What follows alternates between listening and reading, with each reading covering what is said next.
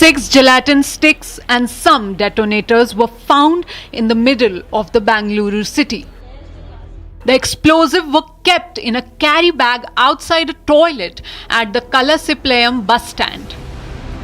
मैं इधर में काम करा रहा था, हाउसकीपिंग का भी काम चलता ना मेरा, तो मैं इधर काम करा रहा था थोड़ा क्लीनिंग का, तो मैं इधर से उधर थोड़ा गया, इधर में एक सामान रख करके टॉयलेट गया कोई, टॉयलेट जाने के बाद जब मैं उधर से आया तो इधर में एक बैग रखा हुआ था, थैली, तो इधर रखा हुआ था, मैं उठा करके उधर रख दिया यहाँ, और रखने के बाद जो है जब वो थोड़ा ज्यादा देर हो गया तो मैं आग ओपन कौन किया?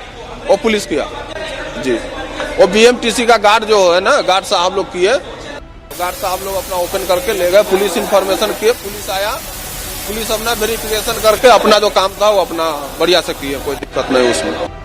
One of the busiest bus stand in the city was gripped with panic.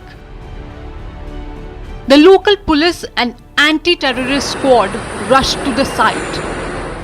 Authorities are investigating who placed the explosives at the bus stand and for what purpose. Deputy Commissioner of Police S. Girish confirmed to Republic and said 6 gelatin sticks and some detonators were found in Kalasiplaya BMTC bus stand. FIR is yet to be registered.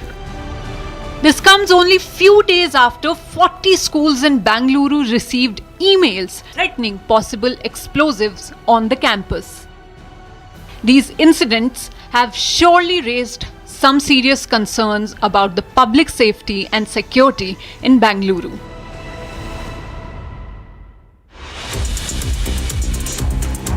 Viewers, we are taking a very short break, but coming up ahead, DGCA sends multiple notices to Air India asking it to respond within 15 days.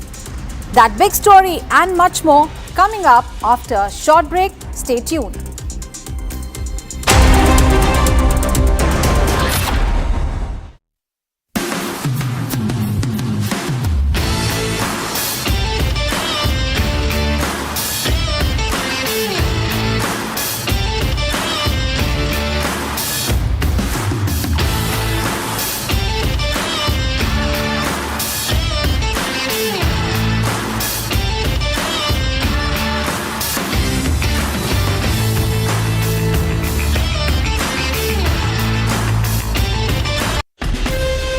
From Asia's largest news headquarters, setting the agenda for Bharat.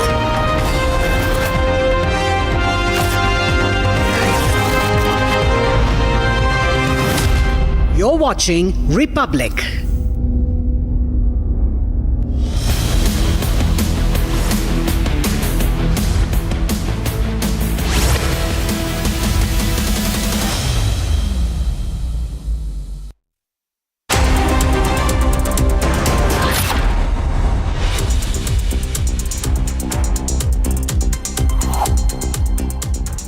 Welcome to the show live this morning. Good morning. Did you sleep well? News isn't always just shared. Sometimes it is also asked about, like, how was your night? How was your morning? Did you sleep well? Well, questions like these are filled with the care of our loved ones. So just like us, you should also ask your dear ones this thoughtful question. Did you sleep well? They'll feel good about it. And now a look at the headlines that we are tracking. Prime Minister Narendra Modi is set to arrive in the UK for a highly anticipated two-day visit.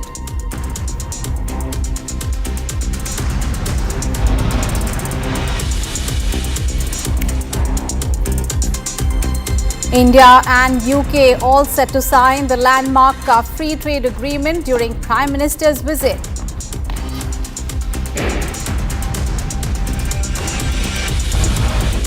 DGCA sends multiple notices to Air India asking to respond within 15 days.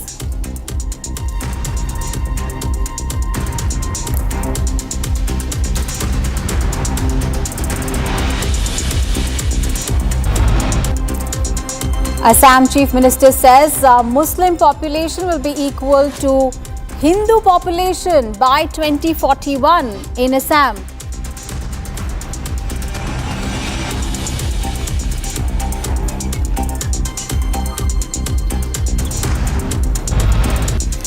Four Al-Qaeda terrorists arrested by Gujarat ATS, incriminating material recovered. Interrogation underway.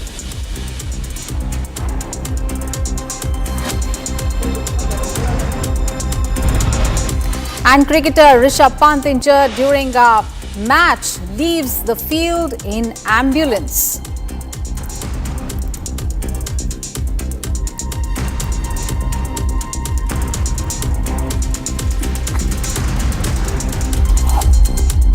Viewers, at the top of 7, the big breaking news that we are bringing to you is Prime Minister Narendra Modi's visit to the UK. And the big story is that he has already reached the UK and he was received at the airport and given a very warm welcome by the members of the Indian community.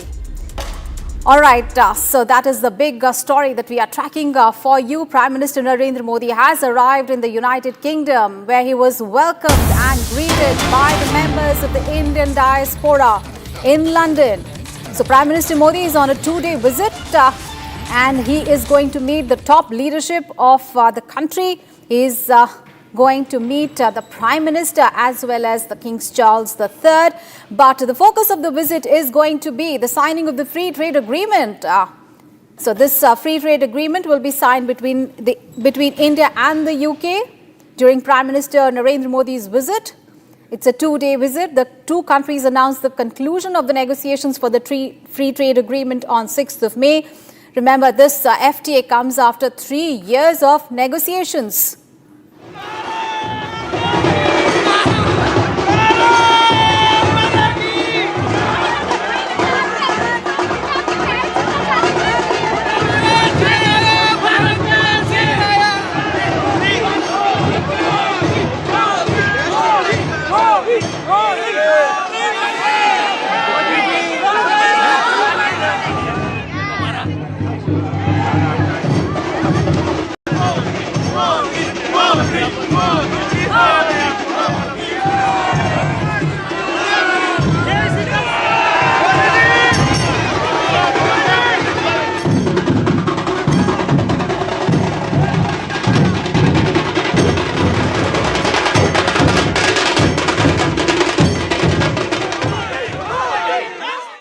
आज बहुत बहुत बहुत ज्यादा खुश हूँ।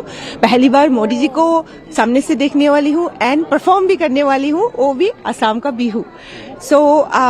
बहुत excitement है और हम लोग ऐसा जो तरीके से प्रिपेयर किया, आप लोगों ने अभी जस्ट देखा। एंड हम लोग, मेरा गुरुजी भी आए हैं असम से और मेरा जो डांस पार्टनर्स है सभी लोग हैं। हम लोग बहुत एक्साइटेड है, देखते हैं क्या होता है। And her her Modi and घर घर मोदी बेसिकली हमारे लिए, to be honest. Modi ji के लिए बहुत एक्साइटेड है। मुझे इतनी खुशी हो रही है कि मोदी जी को मिलने के लिए हम लोग आए हैं और मेरी जो संस्कृति है, मेरी असम की जो बिहू डांस है, आज हम आए हैं। मेरे गुरु भी आए हैं असम से, तो हम लोग बिहू डांस परफॉर्म करने वाले हैं। एंड मतलब मोदी जी के लिए हम लोग बहुत एक्साइटेड है, वही हम बोलेंगे।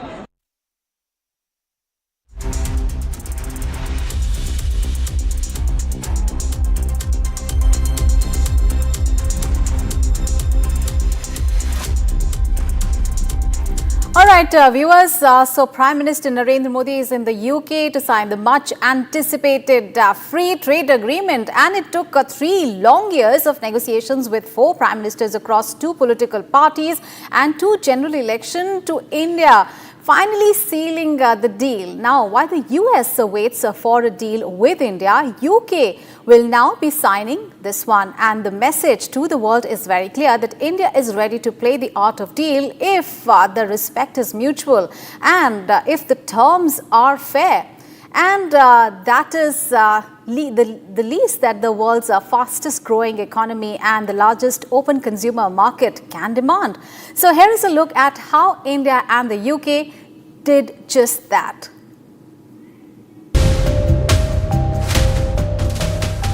(2025), the year of trade, tariffs and negotiations.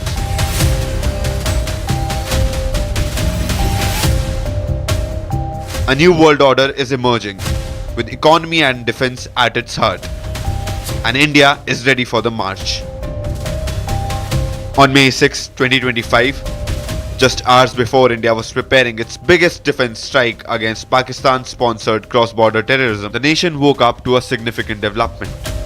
Hello, Excellency. Congratulations, Prime Minister. We've achieved something truly historic today. This is the biggest deal the UK has done since we left the EU, and I think I'm right in saying it's the most ambitious that India has ever done.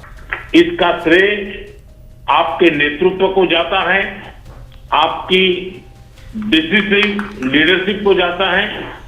यह समझौता भारत और UK comprehensive strategic partnership में एक मील का पत्थर साबित होगा। India and the United Kingdom had just concluded their 3-year-long negotiations for a free trade agreement. It took 4 prime ministers.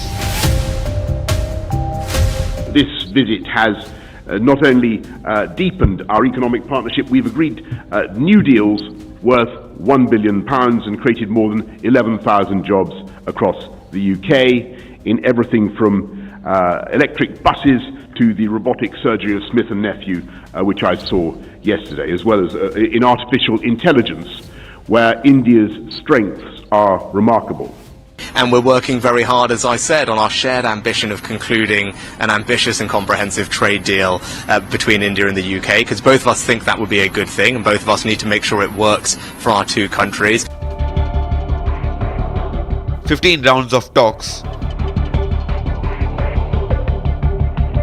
UK's Brexit, a global pandemic, the 2 general elections, to finally settle the negotiations and close the deal.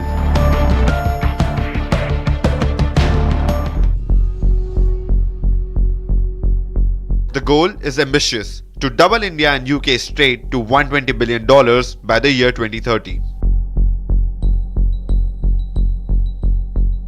To mark the historic moment, Prime Minister has landed in the United Kingdom for a signing ceremony that will seal the free trade agreement, his first visit to London since 2018. The timing of the agreement is quite significant. Post-Brexit in 2020, UK was searching for growth. Meanwhile, India since 2020 has been on the rise, even surpassing UK as the 5th largest economy of the world in 2022 and becoming the 4th largest just this year, surpassing Japan. With India's rise as Asia's new economic titan, a deal for the United Kingdom was a no-brainer.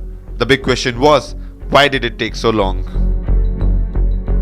Mr. Liam Fox and Mr. Suresh Prabhu here actually started this whole process in identifying product lines, tariff lines, where an agreement is viable. But it's only on the 4th of May 2021 when the Prime Ministers Shri Narendra Modi and Boris Johnson in a virtual meeting decided to really kickstart the negotiations. So serious negotiations towards a trade agreement started 3 years ago. Just in the last financial year, India and UK clocked in bilateral trades upwards of £43 billion, that is nearly 5 lakh crores.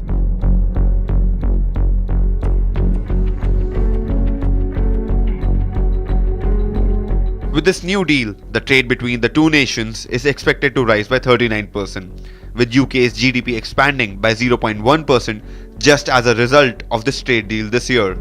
UK-India trade deal is important for us, and it is even more so for UK because UK has exited EU. So the promise to UK electorates was that it will allow UK to fish for new markets on its own, and India is a big market. A free trade agreement hopefully will not only expand the volume. We are supposed to go from $42 billion to 42 billion to 120 billion pounds by 2030. The journey wasn't easy. Both sides negotiated tough. UK wanted massive cuts on Scotch, cars, pharma. India pressed for textiles. IT, jewelry and professional services. The UK had its carbon tax and India had its dairies and electronics protections, nobody giving in easily. And then the issue of migration and social security for workers. In the end, who won? I think this new trade deal which is going to happen between India and UK is going to be highly beneficial for India. See, today we are the fastest growing economy amongst bigger nations. Today there is a global slowdown going because of Russia-Ukraine war, other geopolitical situation and because of the tariffs issue. So currently in these days, the trade deal is going to be highly beneficial. Plus, I think this trade deal is going to definitely make India reach faster the target of being the third biggest economy and India's target of being a $5 trillion economy. Out of the deal, the UK will allow 99% of Indian imports duty-free access into the UK. With footwear, textiles and clothing, as well as processed prawns, basmati rice and ready meals set to gain the most. Meanwhile, India on the other hand will immediately lower its 150% tariffs on Scotch whisky and gin to 75% and then to 40% within 10 years. With tariffs on foodstuffs such as lamb, salmon and cheeses will fall from about 30% to zero. Both sides have also agreed to reduce tariff on luxury cars from 100% to 10%, with a lock-in of 0% on industrial machinery, advanced material for use in high-tech industries, and components for electric vehicles. The FTA also makes it simpler for Indian professionals to work in the UK, with employees of Indian companies working temporarily in the UK for up to 3 years now having the option to pay social security contributions in India instead, giving an increased incentive for companies to send Indian workers to the UK. Despite comprehensive negotiations, there are skeptics who think India got away with a lot more than the UK. To them, this reply of Union Minister Piyush Goyal should suffice. First of all, it's not something that we raised after the new government came in. This is something that has been on the table for the last almost 3 years of discussions. And almost 2 years or 2.5 years ago, this was made a non-negotiable part of our discussions to bring balance and equity to a trade deal between two economies. One which has a market of 1.4 billion aspirational young Indians, and the other which is a smaller set of people and largely whose day-to-day needs and whose desires of life have been taken care of. So this was a part of the deal for nearly 3 years now. Meanwhile, India's march continues. On July 19th, Commerce Minister Piyush Goyal announced the closing of EFTA Agreement 2. 16 years in the making, $100 billion investments in promise. In just 1 week, India signs with both EU groupings of Iceland, Liechtenstein, Norway and Switzerland and the UK, outmaneuvering years of stalled talks with the US and rewriting the global script. Experience that India has gained or our negotiators have gained in concluding a deal with UK would certainly form a sort of backdrop to negotiations with other partners including the US and the EU. Timing is excellent, timing is perfect, because seeing the current tariff scenario, it's very important that India diversifies its global trade partners. There was a time when US was our biggest trade partner, China also has been our biggest trade partner, but now clearly seeing the way US has been levying tariffs, US has been giving deadlines to various countries including India, it's very important for us to have diversification in global trade partners. The ball is in the US's court. As India continues its march for economic cooperation to reach its $5 trillion economy target and surpass Germany, with the India-UK and India EFTA deals done, the signal is clear. To work with India, you need patience, grit and mutual respect. from countless hurdles to the ultimate handshake. The India-UK FTA is not just a piece of paper. It's a promise for millions of jobs, billions in trade, and infinite opportunity. As the world watched PM Modi land in Britain, it witnessed India's mastery in the art of deal.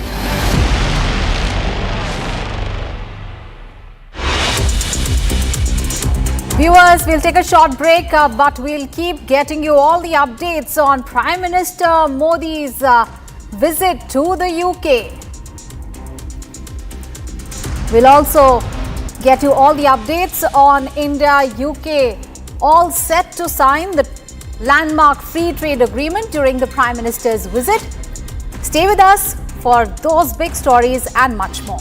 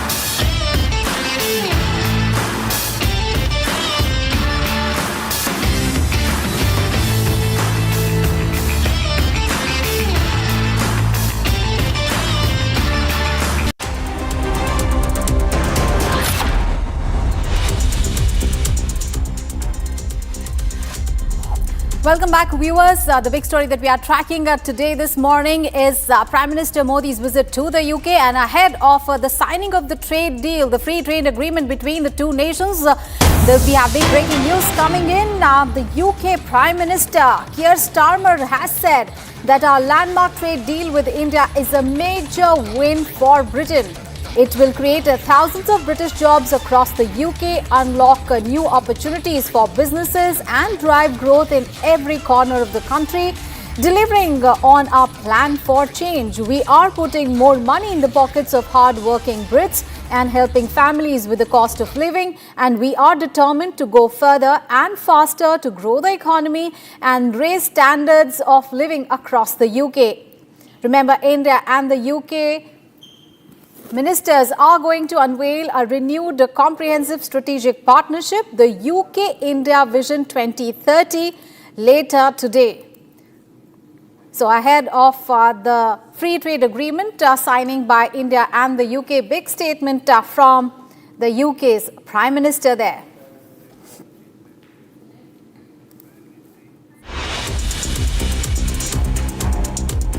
Viewers, we are taking a very short break.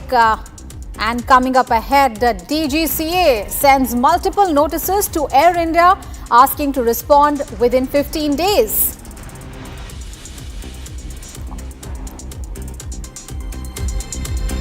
Also, the big story that we are tracking from Gujarat, the 4 Al-Qaeda terrorists have been arrested by the Gujarat ATS and incriminating material has been recovered from them. Interrogation is currently underway. Those big stories and much more lined up after a short break.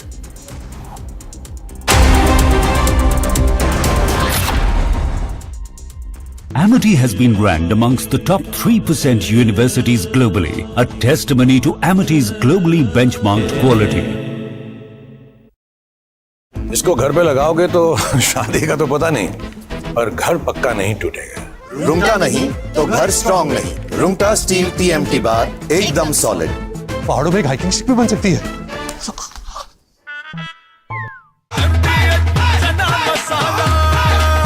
अब छोलिया हो या लोबिया, सफेद चने या काले चने, सब कुछ मजेदार बने। MDH।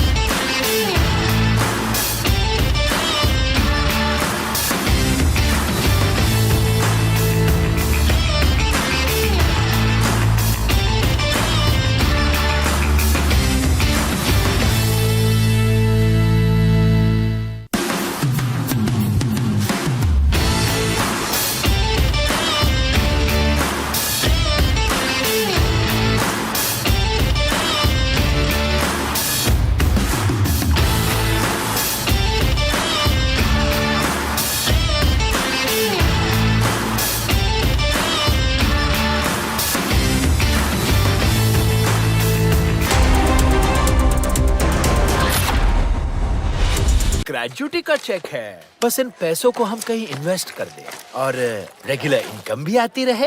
तो फिर फिक्स्ड इनकम म्यूचुअल फंड्स में डाल दीजिए। फिक्स्ड इनकम म्यूचुअल फंड्स चुने हुए interest bearing company bond, government bond और मनी मार्केट में पैसा डालते हैं और सिस्टमैटिक विड्रॉल प्लान के जरिए आपको on the dot fixed amount भी मिलती रहेगी। म्यूचुअल फंड्स में फिक्स्ड इनकम वाली बात सही है। म्यूचुअल फंड निवेश बाजार जोखिमों के अधीन है। योजना से जुड़े सभी दस्तावेजों को ध्यान से पढ़ें। MDH की हल्दी मिर्ची धनिया करे कमाल, ये रंग दे, ये खुशबू दे, ये तीखा, ये कम पड़े, क्या निराला MDH masala.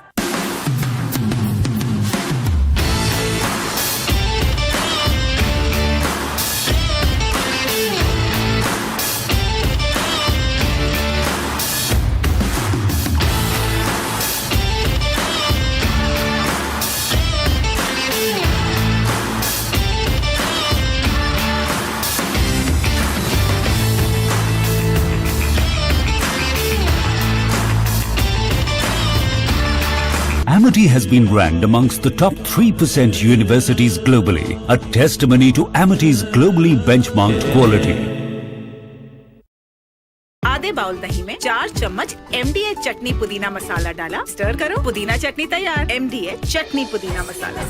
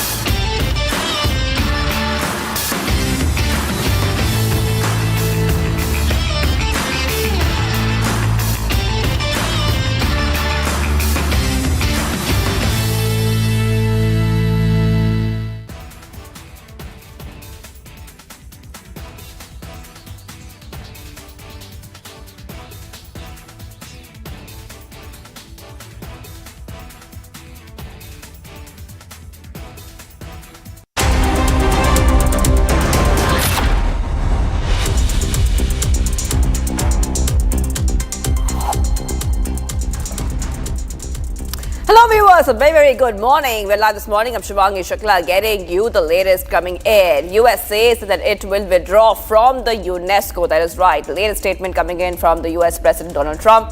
We are also tracking many more international stories, but the headlines first.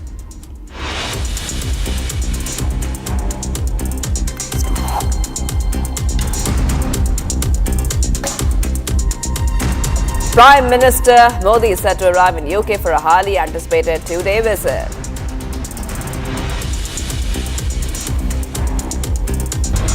India and UK all set to sign a landmark free trade agreement during PM's visit.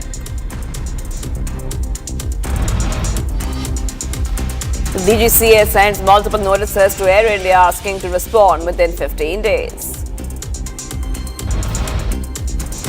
Assam CM says Muslim population will be equal to Hindu population by 2041 in Assam.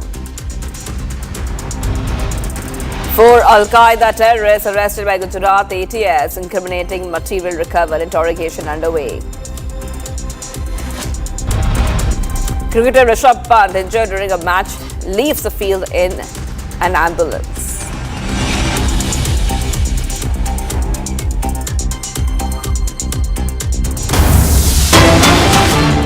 Getting some big breaking news coming in right now, viewers. Aam Aadmi Party MP Sanjay Singh has given suspension of business notice in Rajya Sabha under Rule 267 and demands discussion on the constitutional and electoral implications of SIR or the special intensive revision of the voter list. That's right. Back-to-back comments coming in here on Republic TV, viewers. And this is coming in as we see that the Aam Aadmi Party is wanting a discussion on the SIR, as is a lot of opposition MPs as well. SIR becoming one of the top key updates and debates that the opposition wants answers on and a debate on. And this has been an ongoing demand of the opposition for a very long time now. So the Aam Aadmi Party MP Sanjay Singh seeking a discussion on the SIR. The back-to-back is coming in right now. Remember, already we have seen a lot of ruckus in the Bihar Assembly over SIR as a Parliament monsoon session has kicked off.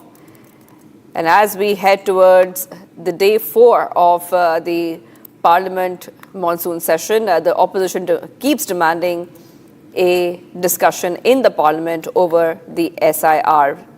Okay, let's move ahead right now to some of the other stories that we are tracking. A sharp response to the US-China termed Washington's decision to withdraw from the UNESCO, the United Nations Educational, Scientific and Cultural Organization, irresponsible. And the decision to pull US funding and participation from the UNESCO comes 2 years after the Biden administration rejoined following a controversial 5-year absence that began during President Trump's first term. Take a look at this report for more.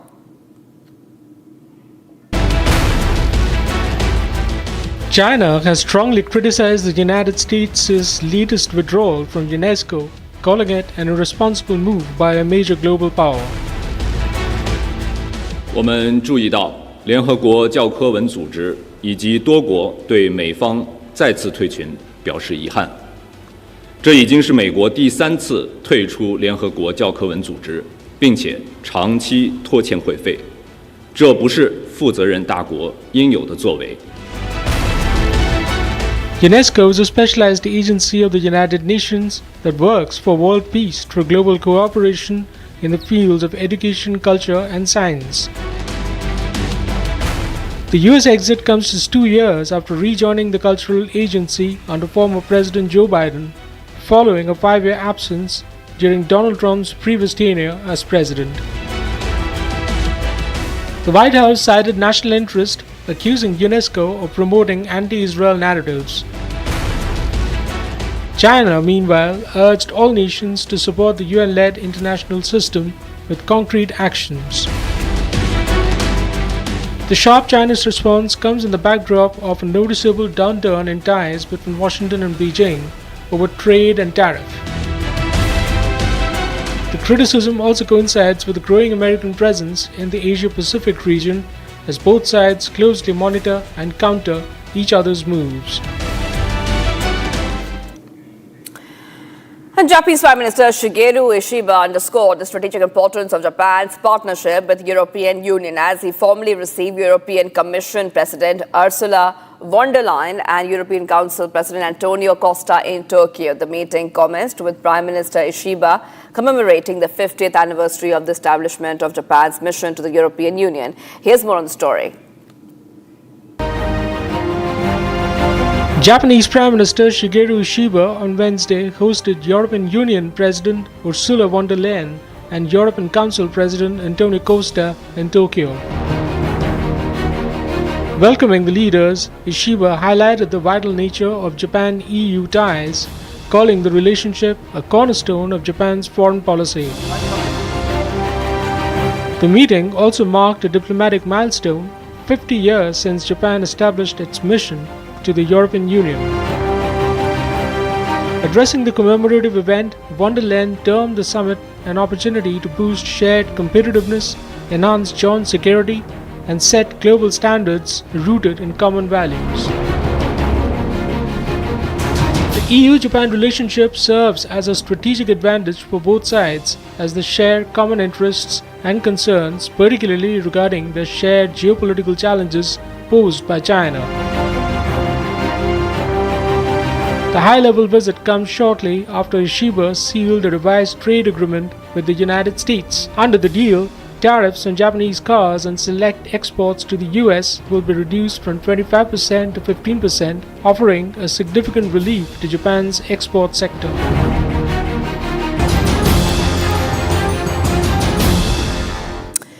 US President Donald Trump, Director for National Intelligence Tulsi Gabbard have touted the release of a White House report on the 2016 presidential elections. Addressing reporters at the White House, Gabbard claimed that report helps undercut the reality of Russian interference in the 2016 presidential elections. Take a look at this report for more.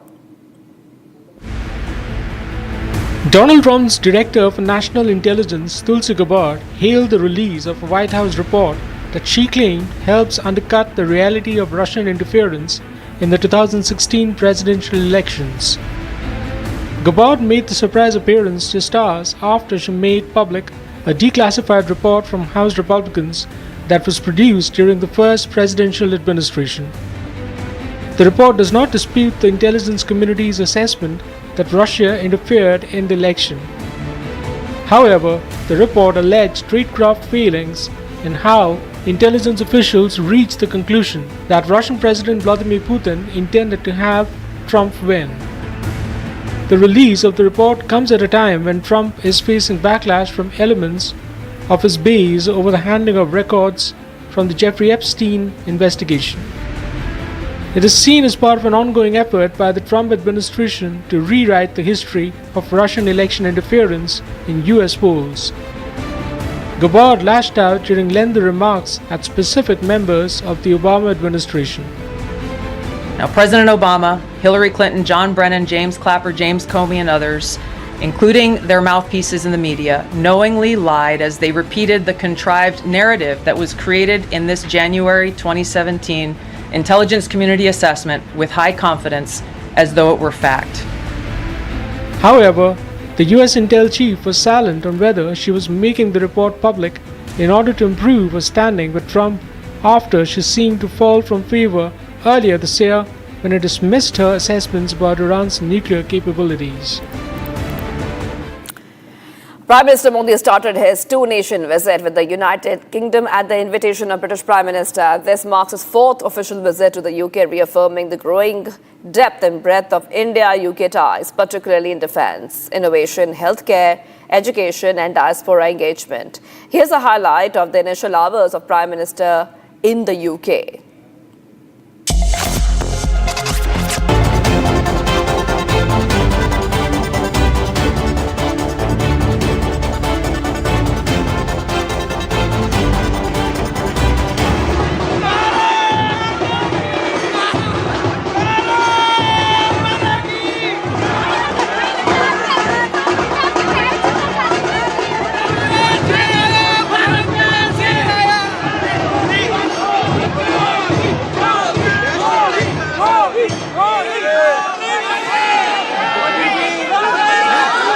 We're incredibly excited to welcome Prime Minister Modi to the UK. Incredibly excited. I think India's at the forefront of the global economy and politics as a whole. Yeah, there's not a better time to be seeing Modi ji in person. बहुत ज़्यादा excitement है. मैं तो हमेशा ये सोचती हूँ कि हम यहाँ रहते हैं यूके में, हमें ऐसी फैसिलिटी होनी चाहिए कि हम यहाँ रह के भी इंडिया में वोटिंग कर सकें, क्योंकि मोदी आने के बाद बहुत ज़्यादा बदलाव हुए हैं और हम चाहते हैं कि ये बदलाव रहे और हमेशा रहे. मुझे मोदी जी से मिलने का अवसर मिल रहा है. मैं इतनी ज़्यादा एक्साइटेड हूँ कि मैं आपको बता नहीं सकती. अब मोदी जी हमारे देश को जिस ऊंचाइयों पर ले जा रहे हैं उसे विश्व गुरु बनने से कोई नहीं रोक सकता. पहली बार मिलने का मौका मिल रहा है यहाँ पे. बहुत ज़्यादा खुशी हो रही है और खुशी इस बात की है क्योंकि वो ऐसे प्रधानमंत्री देश के जो देश को एक ऐसी ऊंचाई पे लेके गए, चाहे वो आर्थिक हो, सामाजिक हो या सुरक्षा हो. एक ही बात कहना चाहूँगा, मोदी है तो मुमकिन है.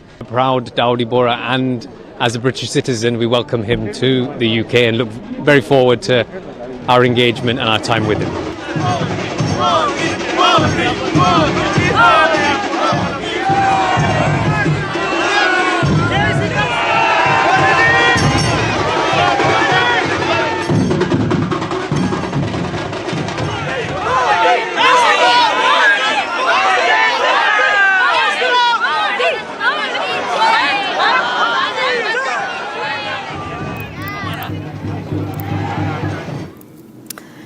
UN-backed World Food Programme, WFP, has informed reporters on Wednesday that it was closing its operations in Nigeria due to a funding shortfall. WFP representative Margot van der Velden, the regional director for West and Central Africa, said resources to fund the program were facing a shortfall, which in turn was forcing the agency to withdraw from the region. Worryingly, she said that over 1.3 million people stand to lose life-saving food assistance and nutritional support due to suspension of the WFP operation. Here's a detailed report. Viewers, take a look. In a move that is said to have a crippling impact on food funding programs for the needy in Nigeria, the UN-backed World Food Programme said it was closing its operations in the country. The WFP informed reporters at a United Nations briefing that its operations in northeast Nigeria will be suspended starting August. WFP representative Margot van der Velden, the regional director for West and Central Africa, said resources to fund the program were facing a shortfall, which was why the organization was pulling back from the region. She said over 1.3 million people, including 300,000 children battling malnutrition, will lose life-saving food assistance and nutrition support as a result of this move. Due to the severe funding cuts that the World Food Programme is facing, we have exhausted our food and nutrition resources. And in the beginning of August, we will have to face the heartbreaking reality of having to suspend our operations for the populations in northeast Nigeria. And so our teams will have to tell the populations that they no longer will receive aid, not because there is no need, but there is no resources for that assistance. So over 1.3 million people will lose life-saving food assistance and nutrition support. 300,000 children will be at risk of severe malnutrition, and more than 700,000 displaced populations will be left with no means of survival.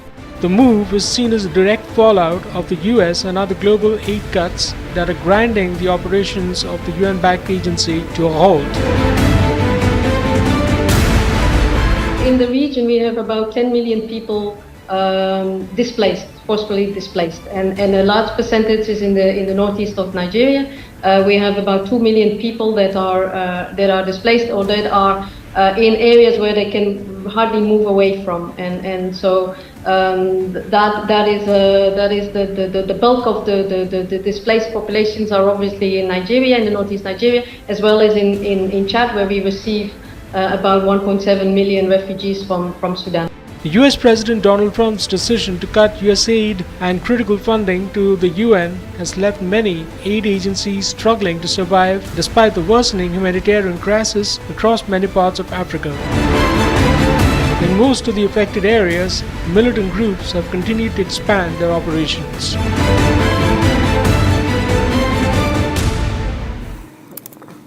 Citizens gathered across Kiev and other Ukrainian cities in a rare public demonstration urging President Volodymyr Zelensky to veto a contentious piece of legislation that, according to critics, poses a serious threat to the country's anti-corruption institutions. Here's a brief report, viewers. Take a look.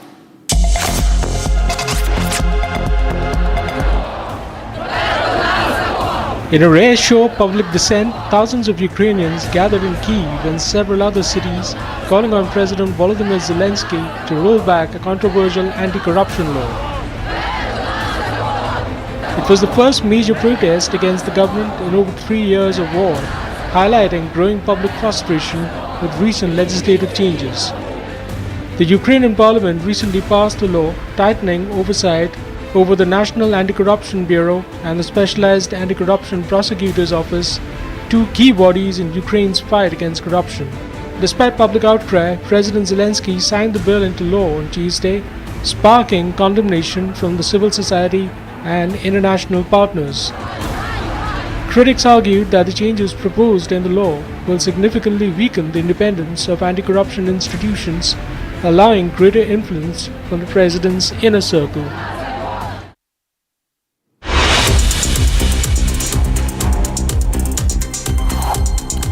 DGCA sends multiple notices to India asking to respond within 15 days, viewers. This is coming up. Plus 4 Al-Qaeda terrorists arrested by Gujarat ATS. Incriminating materials have been recovered. Interrogation is underway. Stay tuned. We are live this morning.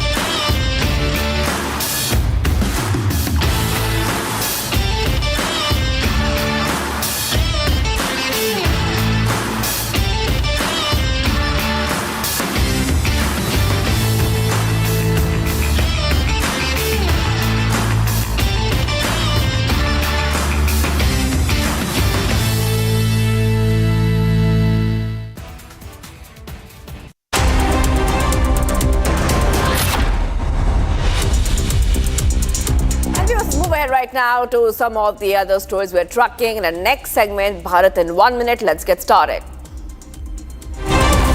Bharat 1 Minute brought to you by Canara Bank.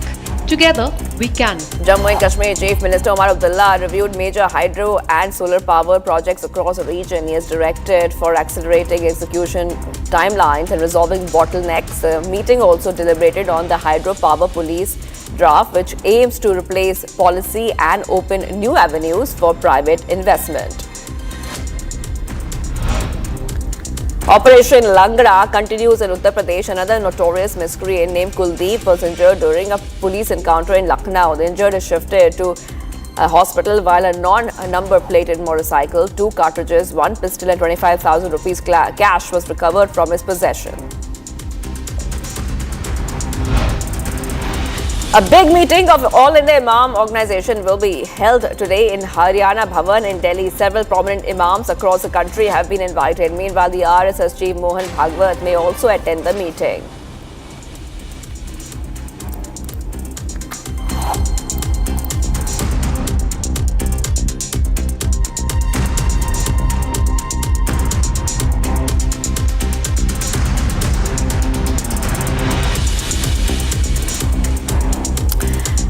A delegation from Russia and Ukraine arrived in Ankara to spearhead the crucial third round of talks to bring a halt to the devastating war that has dragged on for over 3 years. The third direct meeting between Russian and Ukrainian delegation in as many months is not expected to make much progress on ending the war and would likely focus on further exchanges of prisoners of war. Here's a report. Take a look. Ukrainian and Russian delegations arrived in Turkey on Wednesday for a crucial third round of peace talks. The talks come in the back of a fresh upsurge in the 3-year military conflict, with both sides pushing for a decisive tactical advantage. However, not much hope is riding on the latest round of peace talks in a neutral country. According to sources, the third direct meeting between Russian and Ukrainian delegations in as many months wasn't expected to make much headway on ending the war and would likely focus on further prisoner exchanges. Ukrainian President Volodymyr Zelensky said the Ukrainian delegation in Istanbul will again insist on the need for an immediate and complete ceasefire, including strikes on civilian infrastructure. Meanwhile, Zelensky said Russian drone strikes knocked out power to more than 220,000 customers in Ukraine's northeastern Sumy region. Ukrainian and Western officials have accused Kremlin of stalling amid the talks in order for its bigger army to capture more Ukrainian land.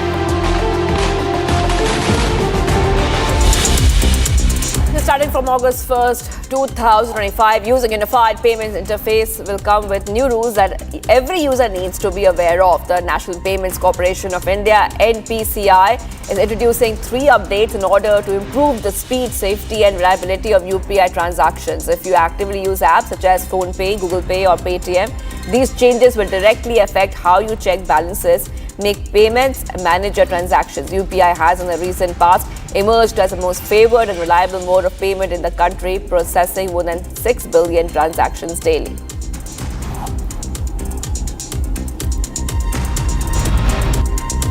India's GDP projections for the fiscal year 2025 and 2026 have been slashed to 6.3%, which is 30 basis points lower as compared to its earlier forecast of 6.6% in December by India Ratings Research.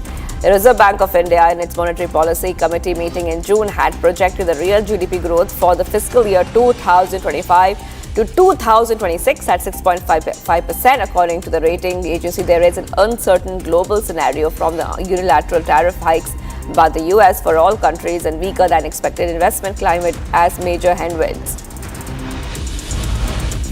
Infosys, India's second largest IT service exporter, reported its financial results for its first quarter of its financial year 2025-2026, showing steady growth compared to the same period last year.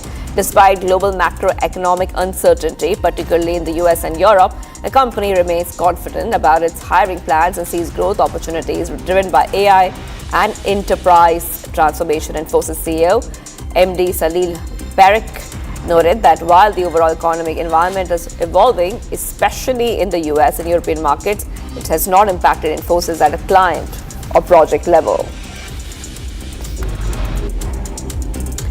As Tesla prepares to announce its second quarter earnings, anticipation is building. Investors and fans are eager to hear whether CEO Elon Musk will finally confirm the arrival of a long-promised affordable electric vehicle, a move that could redefine the global EV markets in January. Musk indicated that production of cheaper models would begin in the first half of 2025.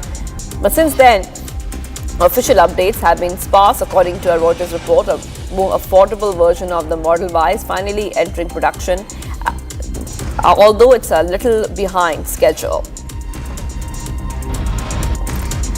And Tata Capital Limited is preparing to go public with an ambitious valuation target between $18 billion and $20 billion. According to a Bloomberg report citing people familiar with the matter, the Tata Group's financial services arm is likely to file an updated draft red herring prospectus as early as this week. The sources added that this new valuation marks a significant jump from the company's earlier IPO target of around $11 billion. Upward revision is reportedly driven by strong investor interest in recent Indian public offering and a recent rights issue that bolstered the firm's financial position.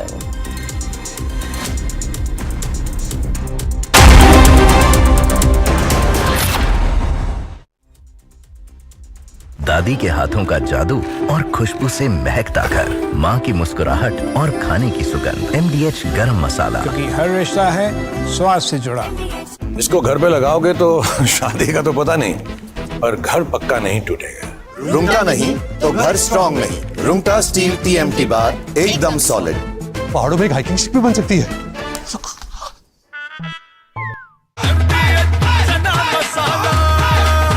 अब छोलिया हो या लोबिया, सफेद चने या काले चने, सब कुछ मजेदार बने। MDH।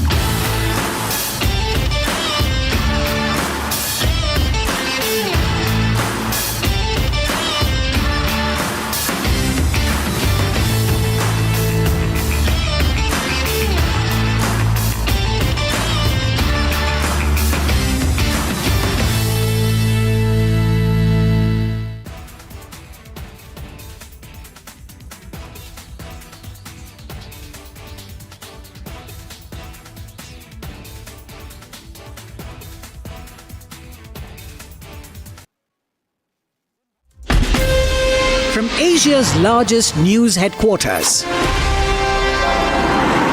setting the agenda for Bharat.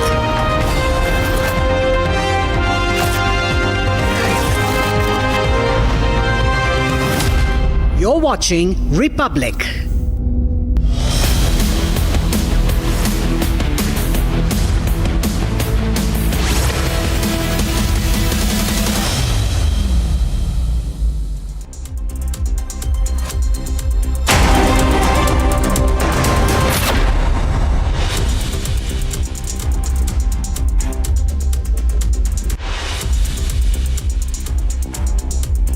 Hello and a very good morning. You're watching live this morning at 8 a.m. with me, Tanisha Avasthi. The spotlight today stays on the Prime Minister's visit to the United Kingdom with the historic free trade deal agreement that is on cards, that is to be sealed today.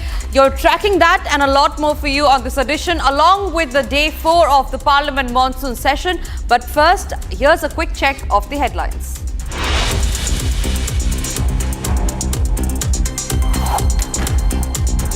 Prime Minister Modi in the United Kingdom for a 2-day visit. Bilateral meetings on card today.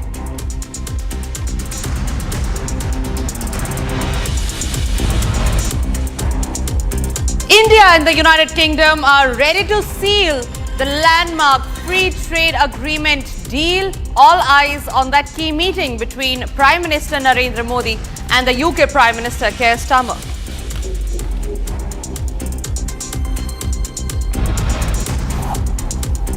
DGCA sends multiple notices to Air India asking to respond within 15 days.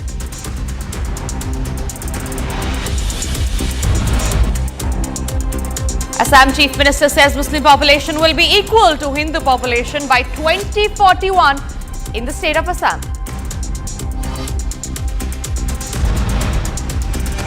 4 Al-Qaeda terrorists arrested by Gujarat ATS, incriminating material recovered. Interrogation is underway.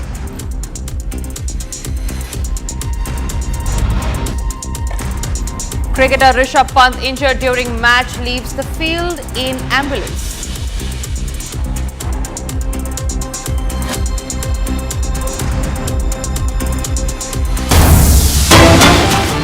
And we start this edition at 8 a.m. with some breaking news that's coming in, where we learn that the Pakistan Prime Minister Shehbaz Sharif has now batted for talks with India. He says that Pakistan is willing to have a meaningful dialogue with India to resolve all outstanding issues between both the countries. Rattled Pakistan is now looking for talks with India. They first begged for a ceasefire, and after realizing that they have been cornered by the world, that they are now sidelined by the world, they are now begging for talks with India. This is the Pakistan Prime Minister Shehbaz Sharif, who after begging for a ceasefire is now wanting a talk with India. Remember, it was just few days back when the United States had labelled the terror organization that was responsible for the Pahalgam attack as the terrorist group, a world-recognized terrorist group. Pakistan's role had then become undeniable. It had been completely cornered by the same ally that they considered would be their friend, the United States. And now, after being cornered even by the United States, they are now coming with a begging bowl to India, asking for talks. All right, with that, we're getting in some more breaking news that's coming in, and this is in regard with the big statement that the Assam Chief Minister Himanta Biswa Sarma has made. He has made a huge claim where he said that over the state's demography, he said that there will be a huge change in population. Assam's population, he says, and I quote, may equal Hindus by the year 2041. Himanta further added that Muslim population in Assam will be almost equal to Hindus by the year 2041 in the present growth continues. Citing the 2011 census figures, Himanta Biswa Sarma said, as per the 2011 census, Muslim account for 34% of the population. A huge demographic shift, a change that the Assam Chief Minister Himanta Biswa Sarma is pointing towards. Listen in to that statement of the Assam Chief Minister first. 11 census. In Assam, 34% population is minority. So if you remove 3% indigenous Assamese Muslim, then 31% is the Muslim who migrated to Assam. And if you projected that on the basis of 2021, 31 and 41, you come to a almost 50-50 position. So there is no my take. I am just stating you what is the statistical census report. Today, as per 2011 census, in Assam, 34% population is minority. So if you remove 3% indigenous Assamese Muslim, then 31% is the Muslim who migrated to Assam. And if you projected that on the basis of 2021, 31 and 41, you come to a almost 50-50 position. So there is no my take. I am just stating you what is the statistical census report. Moving on, a bizarre diplomatic scam has come to light in Ghaziabad. This is in Uttar Pradesh. Now, authorities have busted a man who was posing as a diplomat, not to a real country, but of a fictional nation like West Africa and Sabroga. He was operating fake embassy out of a rented house, complete with bogus diplomatic plates, doctored photos, alongside with world leaders, and even a full-blown visa and a hawala racket. This is the story that you must watch. 12 diplomatic passports, forged documents bearing Ministry of External Affairs seal, 34 seal of various countries and companies, rupees 44 lakh in cash. All of this was found from a luxury house disguised as Embassy of West Africa. A man named Harshvardhan Jain, the man who scammed so many innocent people for 3 long years. This bizarre diplomatic scam has been busted in Ghaziabad. Accused posed as an ambassador of fictional nations like West Africa and Sabroga was running a fake embassy. He used fake diplomatic plates, morphed photos with top leaders, and ran a visa and hawala racket. He was running and posing himself as a counsel and ambassador of fictitious micronations like West Africa, Sabroga, Polvia and Ladonia. He used vehicles with diplomatic number plates and morphed photos with prominent figures like the Prime Minister and President to deceive and influence people. Now, his primary activities included brokering deals for companies and individuals under the pretext of securing overseas work and operating a hawala racket through shell companies. Further investigations revealed Harshvardhan's prior connections with Chandraswamy and international arms dealer Arnab Goswami.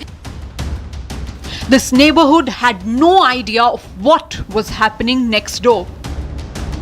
हमने गाड़ियाँ बहुत खड़ी देखी थी यहाँ पे 5-6 गाड़ियाँ और उनके ऊपर एक फ्लैग और उनका नंबर भी अजीब सा था जैसे कोई आरटीओ जैसे गाजियाबाद का है या किसी उसका है तो वो ऐसा लगता था जैसे कहीं बाहर का नंबर है या कुछ ऐसा नंबर है हमको भी ऐसा लग रहा था कि जैसे कोई फॉरेनर शायद यहाँ आए हुए होंगे या रहते होंगे ये उनकी गाड़ियाँ होंगी लेकिन ऐसा कभी ऑब्जर्व नहीं हुआ कि भाई ये कोई ऐसा एम्बेसी का भी मामला हो सकता है जैसे अब सुनने में आया है कि भाई यहाँ कोई एम्बेसी चल रही थी. During interrogation, the police also found out about Harshvardhan's connections with controversial godman Chandraswamy and international arms dealer Arnab Goswami. Not just this, the accused was arrested once in 2011 as well for carrying an illegal satellite phone.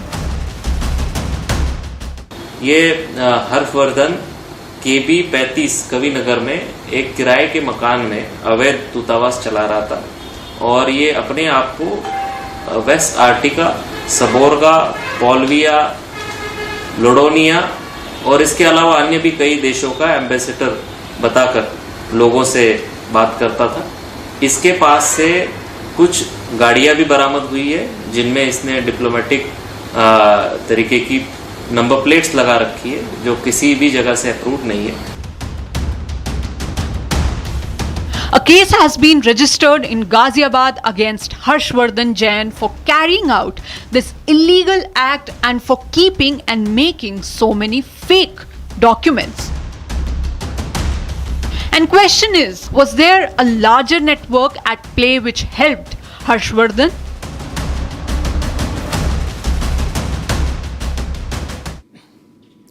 Moving on to some other stories that we're tracking. Abdul Rahman, the alleged mastermind behind the Agra conversion racket, has been remanded to 10 days of police custody by a local court, and this happened yesterday on Wednesday.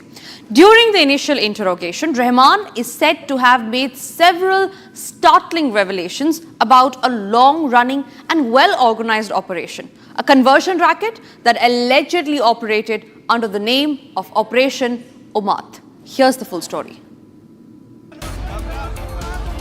Abdul Rahman, the prime accused in connection with Agra conversion racket, has been sent to 10 days of police custody by a local court on Wednesday.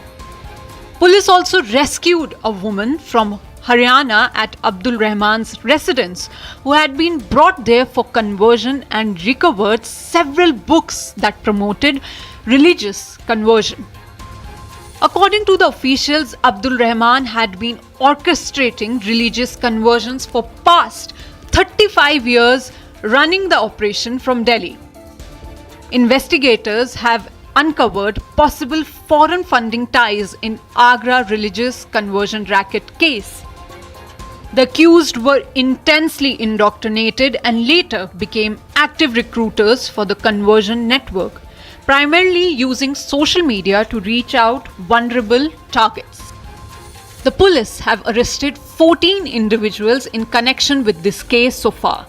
Investigations are underway to dismantle the remaining network and uncover the full scale of the operations.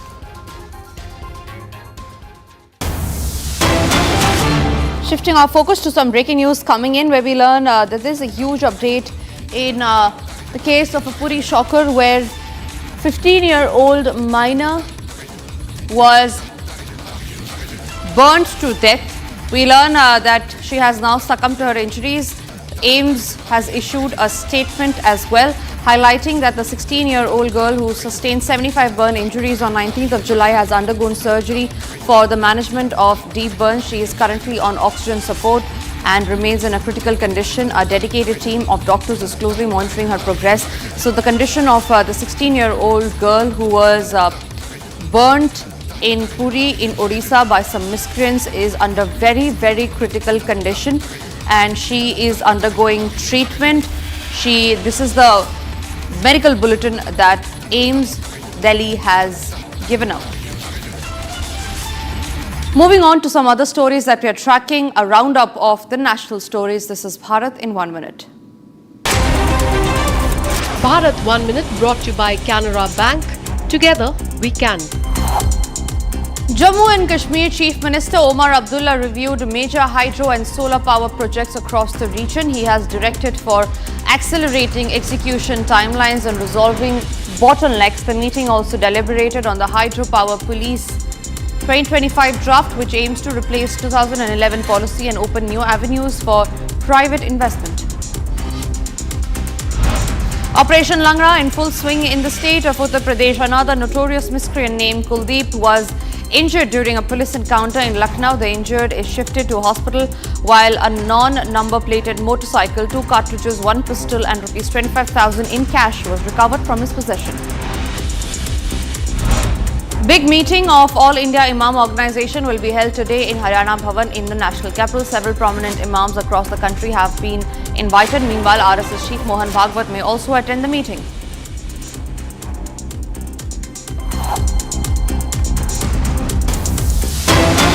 Alright, moving across to some breaking news that is making international headlines. Donald Trump once again dominating the headlines, and now in a fresh statement, Donald Trump has threatened the United States companies working in India and China. Once again, he says that several United States tech companies are building factories in China, hiring workers in India, and under President Trump, these days are over.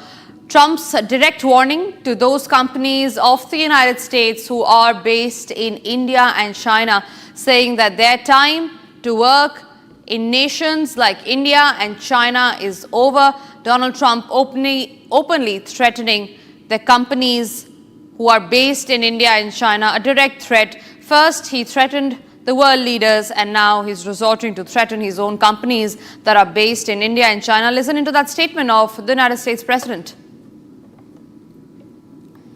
For too long, much of our tech industry pursued a radical globalism that left millions of Americans feeling distrustful and betrayed. And you know that. Everybody knows that. Everybody in this room certainly does. Many of our largest tech companies have reaped the blessings of American freedom while building their factories in China, hiring workers in India, and slashing profits in Ireland. You know that. All the while dismissing and even censoring their fellow citizens right here at home. Under President Trump, those days are over. We need U.S. technology companies to be all in for America. We want you to put America first. You have to do that. That's all we ask. That's all we ask. All right, moving on to some stories that are making headlines from the world of sports. Arjuna awardee, Asian gold medalist and former pro kabaddi captain Deepak Hooda had a near-death experience after he was trapped in a strong current of the Gangas. However, alert personnel from the provincial arms PAC swung into action and pulled the kabaddi champion to safety. Here's a report on that.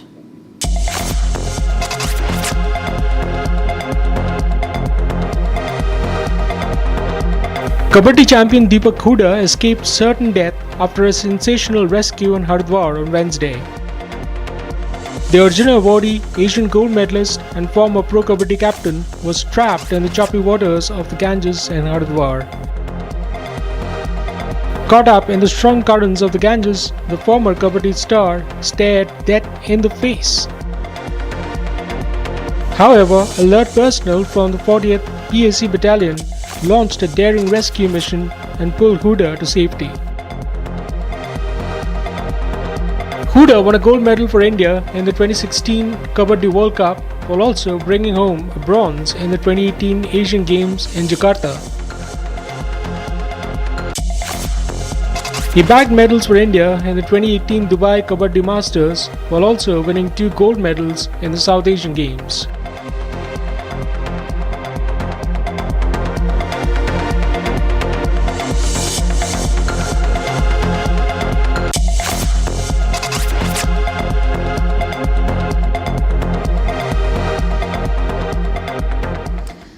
India is facing intense scrutiny as the DGCA cracks the whip, issuing 5 show-cause notices to the airline.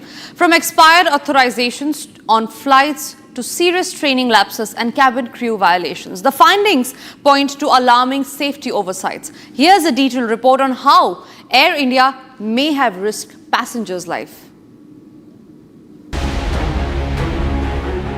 Massive safety lapses, blatant regulatory violations, and now 5 separate show-cause notices issued to Air India by the DGCA. The national carrier is in the dock for serious discrepancies across flight operations, crew training and fatigue management. The first exposes shocking violations in cabin crew certifications. Crew members operated flights with expired competency cards. One even flew for 3 months without valid credentials. Another operated post-flight deployment without mandatory inspection. DGCA has flagged this as a systemic safety oversight. The second notice highlights serious breaches in crew training. A supervised line flying check was conducted 114 days after 0 flight time training.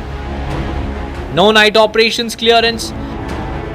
No KTM training, resulting in a complete breakdown in training governance and oversight. The third notice speaks on rest rule violations. Captain Basant Datta, Captain Manoj Kumar and FO Faizan Beg operated flights without weekly rest, breaching mandatory civil aviation requirements. The DGCA has questioned deficient scheduling and operational planning in this notice. The fourth show-cause notice raises red flags over ultra-long range operations. Air India operated 4 international flights with inadequate augmented cabin crew. It is now accused of compromising fatigue management and in-flight safety on critical sectors. The DGCA has given Air India 15 days to respond to all 5 show cause notices. Failure to reply could trigger enforcement action under aircraft rules and civil aviation requirements. With each notice pulling back the curtain on safety negligence, Air India is now under the strictest scrutiny from India's top aviation regulator.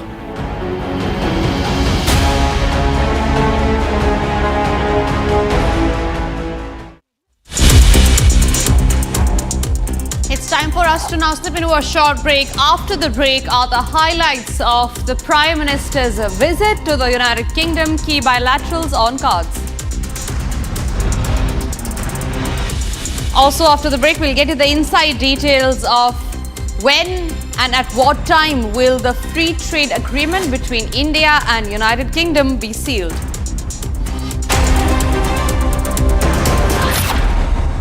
Amity has been ranked amongst the top 3% universities globally, a testimony to Amity's globally benchmarked quality. ये है secret recipe MDH का जीरा SIP जल जीरा मसाला। SIP SIP जीरा SIP MDH का जल जीरा सिप MDH का जल जीरा सिप। भारत की अपनी दुकान इंडिया सोना, अपने देश का सामान इंडिया सोना, इंडिया सोना, इंडिया सोना। अब छोलिया हो या लोबिया, सफेद चने या काले चने, सब कुछ मजेदार बने। MDH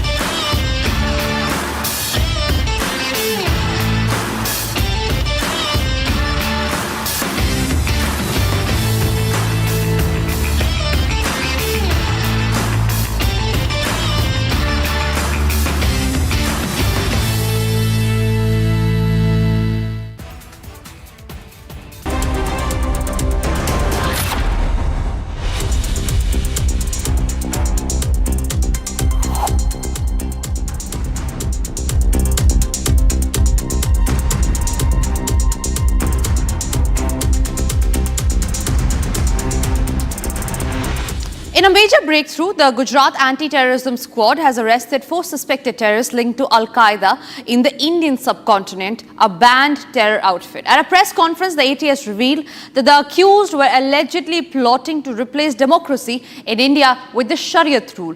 Investigators say the group was actively spreading Al-Qaeda's radical ideology online using social media as their key tool. Here was their modus operandi and their agenda.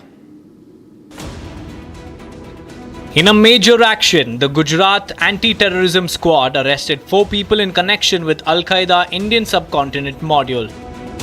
The accused have been identified as Mohammad Faiq from Delhi, Mohammad Fardeen from Ahmedabad, Saifullah from Modasa in Aravali and Zishan Ali from Noida. Confirming the arrest, the Gujarat ATS said all 4 accused were under surveillance for activities suspected to be connected to Al-Qaeda. The 4 came in the ATS's radar after they were detected discussing terror activities in the state.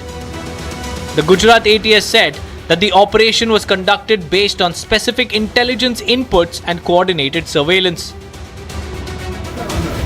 The operatives who have been arrested were allegedly involved in fake currency racket and also spread terror organization Al-Qaeda's ideology.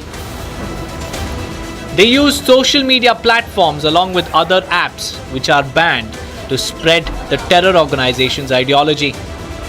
5 Instagram accounts हैं जो शरीयत या शहादत, फरदीन 3, मुजाहिद 1, मुजाहिदीन 3, सैफुल्ला मुजाहिद 313। ये जो 5 account हैं ये al Qaeda जो एक प्रोस्क्राइब टेररिस्ट ऑर्गेनाइजेशन है इसकी विचारधारा का प्रचार प्रसार देश में कर रहे हैं। बहुत लोगों को धार्मिक आधार पे डेमोक्रेसी के विरुद्ध, भारत के विरुद्ध इनकी उश्केरनीजनक जो साहित्य है वो इन पे बारंबार शेयर कर रहे हैं। इन 5 जो इंस्टा अकाउंट हैं इनको रिजॉल्व करवाया गया और इसमें से पता चला कि ये मुजाहिदीन 1 और मुजाहिदीन 3 एक ही आरोपी के द्वारा यूज किया जाता है। टोटल 4 आरोपियों को आइडेंटिफाई किया गया जिसमें फरदीन शेख जो है वो अहमदाबाद का रहने वाला है, मोहम्मद फैक चांदनी चौक दिल्ली का रहने वाला है, जिशान अली नोएडा का रहने वाला है और सैफुल्ला कुरैशी जो है वो मोडासा अरवली का रहने वाला है। According to sources, the accused used an auto-delete app to get rid of their communication footprint and dodge suspicions. They were allegedly linked with Al-Qaeda for a long time and had come in touch with it through social media.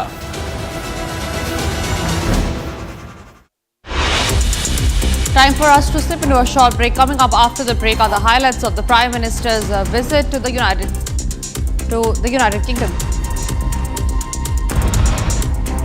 Also after the break are the details of the free trade agreement deal that will be locked today.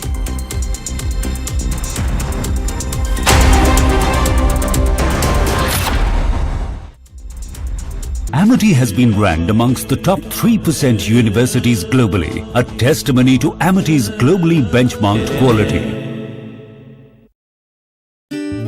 Bharat की अपनी दुकान India सोना, अपने देश का सामान India सोना, India सोना, इंडिया सोना। MDH की देगी मिर्च, देगी मिर्च का तड़का, अंग अंग फड़का। MDH की देगी मिर्च। केसरिया से मन जोगी हुआ रे, दिल झूमे देखो मतवारा हुआ रे। केसरिया से मन जोगी हुआ। हर पल मनाओ केसरी त्योहार। विमल, बोलो जुबान Kesari.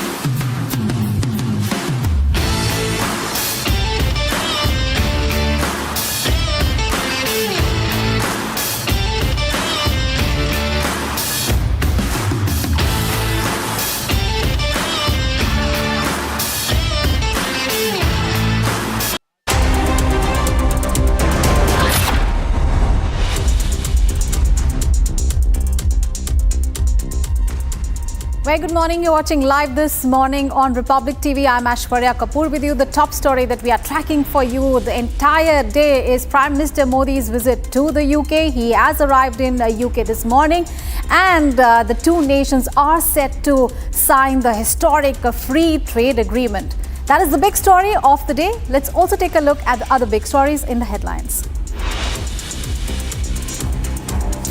Prime Minister Narendra Modi arrives in the UK for a highly anticipated two-day visit.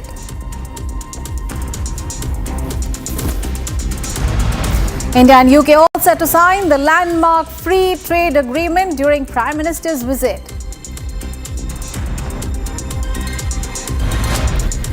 DGCA sends multiple notices to Air India asking to respond within 15 days.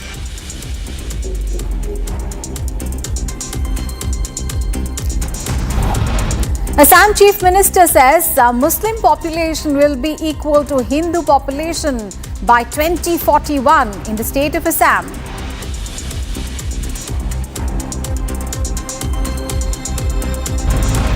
Four Al-Qaeda terrorists arrested by Gujarat ATS, incriminating material recovered, interrogation underway. And cricketer Rishabh Pant, injured during match, leaves the field in ambulance.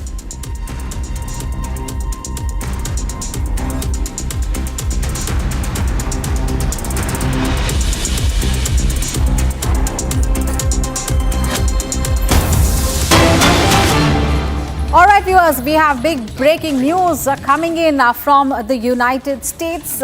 Now, the U.S. Director of National Intelligence, Tulsi Gabbard, has said that there is irrefutable evidence that details how President Barack Obama and his national security team directed the creation of an IC assessment that they knew was false. Tulsi Gabbard further said that the will of the American people was subverted, who elected Donald Trump in that election in November 2016.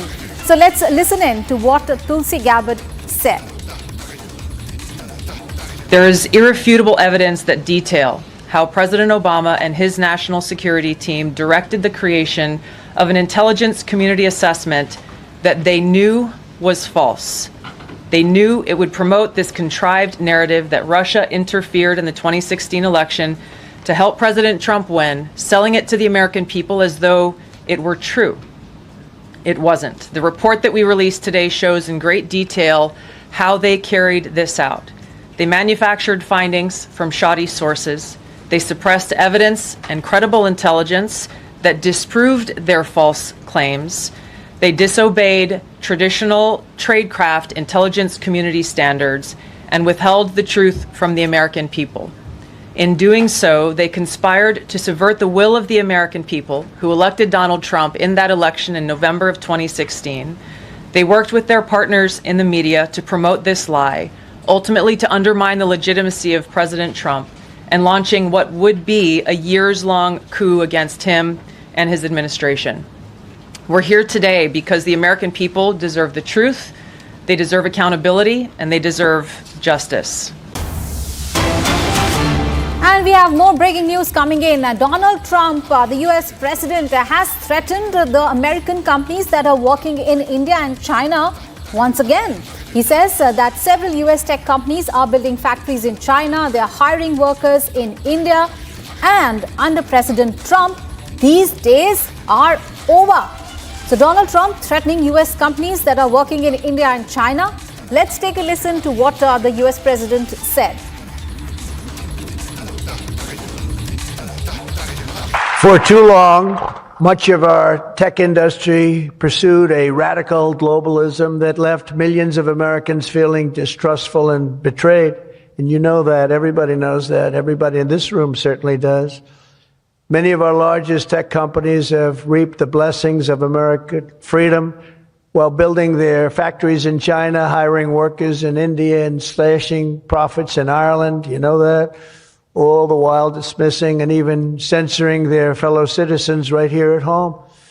Under President Trump, those days are over. We need U.S. technology companies to be all in for America. We want you to put America first. You have to do that. That's all we ask. That's all we ask. All right, let's get you some other international news. In a sharp response to the United States, China termed Washington's decision to withdraw from the United Nations Educational, Scientific and Cultural Organization, that is UNESCO, as irresponsible. The decision to pull U.S. funding and participation from UNESCO comes 2 years after the Biden administration had rejoined following a controversial 5-year absence that began during President Donald Trump's first term. So take a look at this report. China has strongly criticized the United States' latest withdrawal from UNESCO, calling it an irresponsible move by a major global power. 我们注意到，联合国教科文组织以及多国对美方再次退群表示遗憾。这已经是美国第3次退出联合国教科文组织，并且长期拖欠会费，这不是负责任大国应有的作为。UNESCO is a specialized agency of the United Nations that works for world peace through global cooperation in the fields of education, culture and science. The US exit comes just 2 years after rejoining the cultural agency under former President Joe Biden, following a 5-year absence during Donald Trump's previous tenure as president. The White House cited national interest, accusing UNESCO of promoting anti-Israel narratives. China, meanwhile, urged all nations to support the UN-led international system with concrete actions. The sharp Chinese response comes in the backdrop of a noticeable downturn in ties between Washington and Beijing over trade and tariff. The criticism also coincides with the growing American presence in the Asia-Pacific region as both sides closely monitor and counter each other's moves. In more international news, citizens gathered across Kiev and other Ukrainian cities in a rare public demonstration urging the President Zelensky to veto a contentious piece of legislation that, according to critics, poses a serious threat to the country's anti-corruption institutions. Here is a brief report.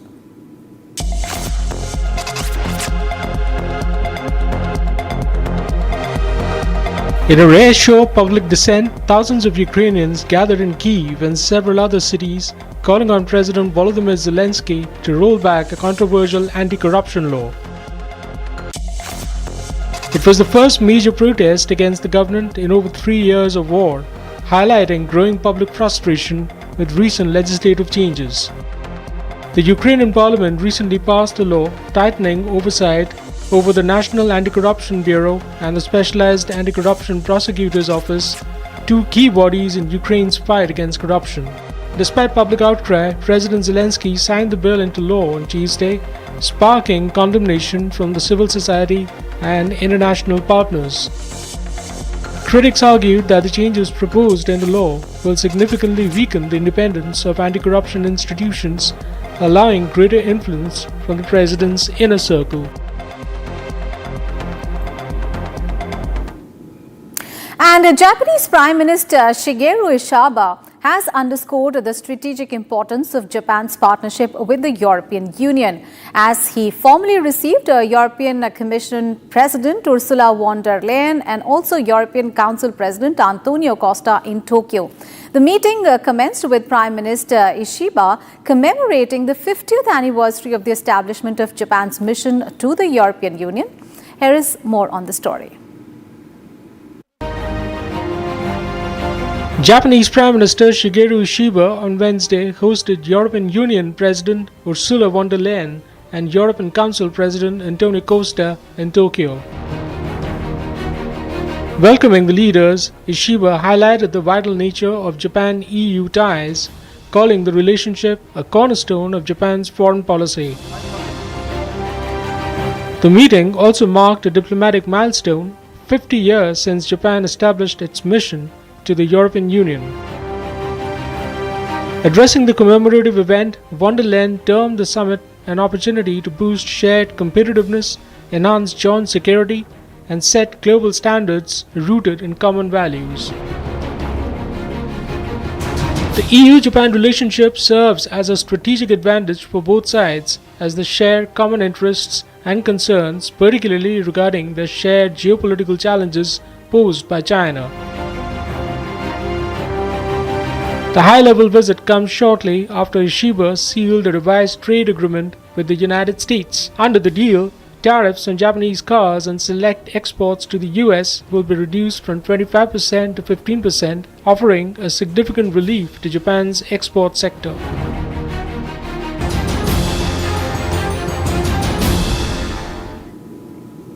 Big story from the United States, where President Donald Trump's Director of National Intelligence, Tulsi Gabbard, is making headlines after touting the release of a new White House report on the 2016 presidential elections. Now, speaking to reporters, Gabbard said that the report challenges the widely accepted claims of Russian interference in that election. Here is more on what she had to say. Donald Trump's Director of National Intelligence, Tulsi Gabbard, hailed the release of a White House report that she claimed helps undercut the reality of Russian interference in the 2016 presidential elections. Gabbard made the surprise appearance just hours after she made public a declassified report from House Republicans that was produced during the first presidential administration. The report does not dispute the intelligence community's assessment that Russia interfered in the election. However, the report alleged tradecraft failings in how intelligence officials reached the conclusion that Russian President Vladimir Putin intended to have Trump win. The release of the report comes at a time when Trump is facing backlash from elements of his base over the handling of records from the Jeffrey Epstein investigation. It is seen as part of an ongoing effort by the Trump administration to rewrite the history of Russian election interference in US polls. Gabbard lashed out during lengthy remarks at specific members of the Obama administration. Now, President Obama, Hillary Clinton, John Brennan, James Clapper, James Comey, and others, including their mouthpieces in the media, knowingly lied as they repeated the contrived narrative that was created in this January 2017 intelligence community assessment with high confidence as though it were fact.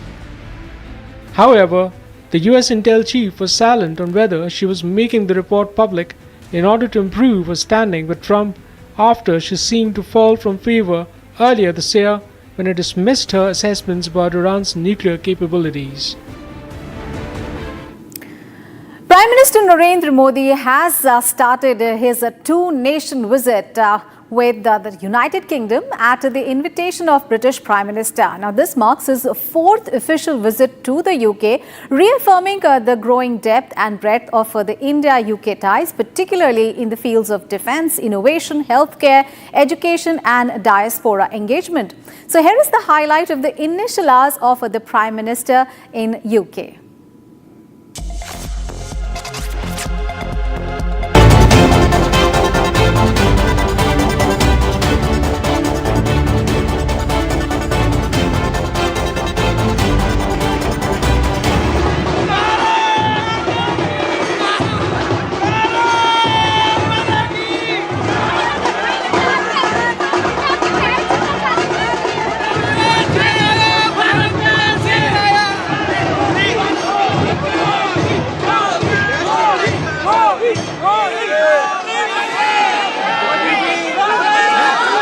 We're incredibly excited to welcome Prime Minister Modi to the UK. Incredibly excited. I think India's at the forefront of the global economy and politics as a whole. Yeah, there's not a better time to be seeing Modi ji in person. बहुत ज़्यादा excitement है. मैं तो हमेशा ये सोचती हूँ कि हम यहाँ रहते हैं यूके में, हमें ऐसी फैसिलिटी होनी चाहिए कि हम यहाँ रह के भी इंडिया में वोटिंग कर सकें, क्योंकि मोदी आने के बाद बहुत ज़्यादा बदलाव हुए हैं और हम चाहते हैं कि ये बदलाव रहे और हमेशा रहे. मुझे मोदी जी से मिलने का अवसर मिल रहा है.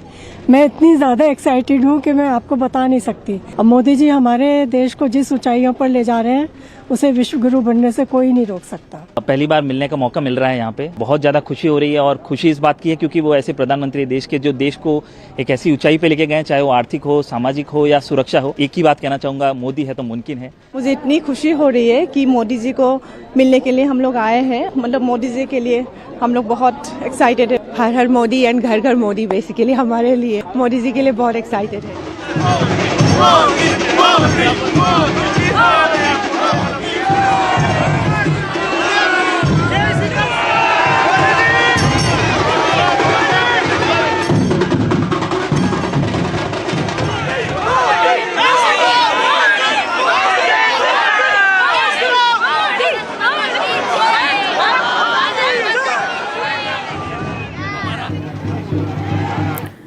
All right, let's move on in the bulletin. The United Nations-backed World Food Programme, or the WFP, is pulling out of Nigeria, citing a crucial funding shortfall. On Wednesday, WFP Regional Director for West and Central Africa, Margot van der Velden, told reporters that the agency simply doesn't have the resources to continue its operations in the country.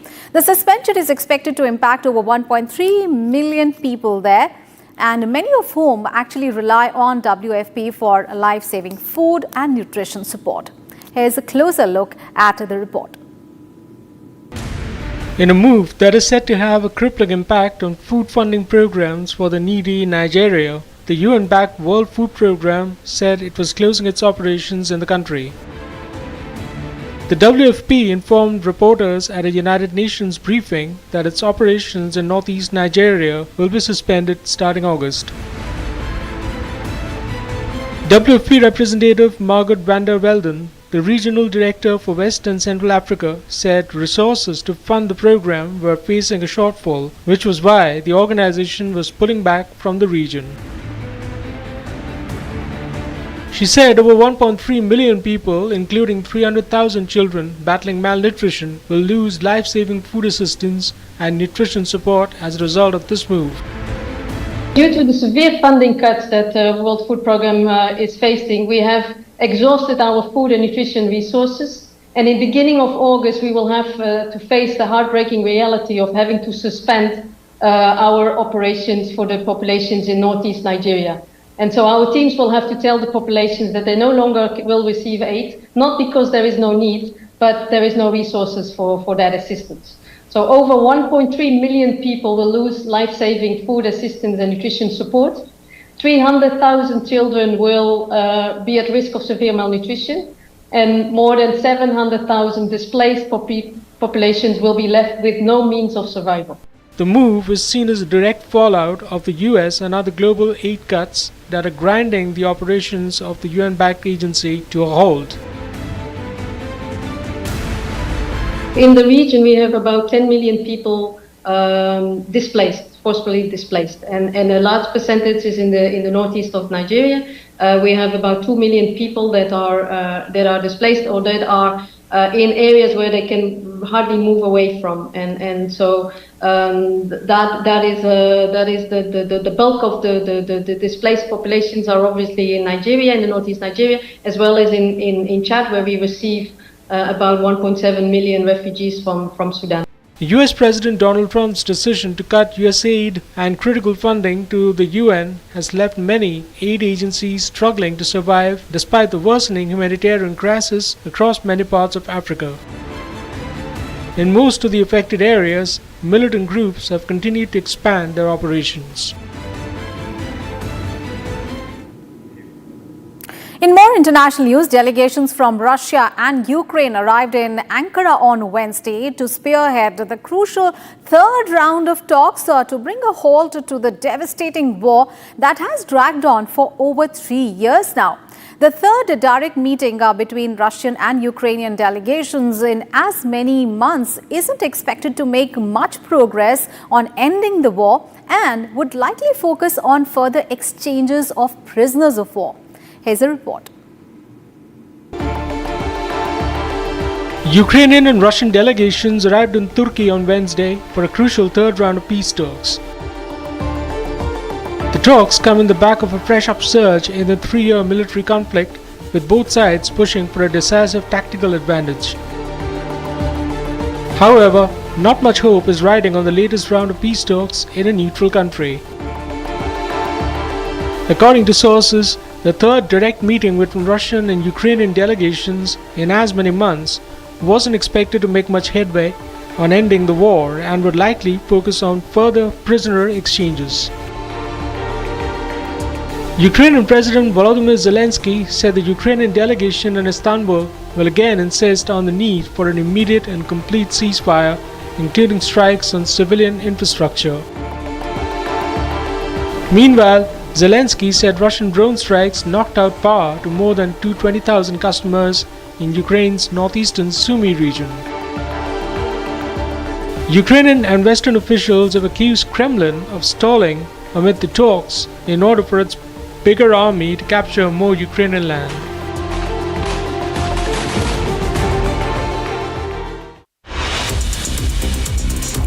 You're watching live this morning, and coming up ahead, DGCA sends multiple notices to Air India asking it to respond within 15 days.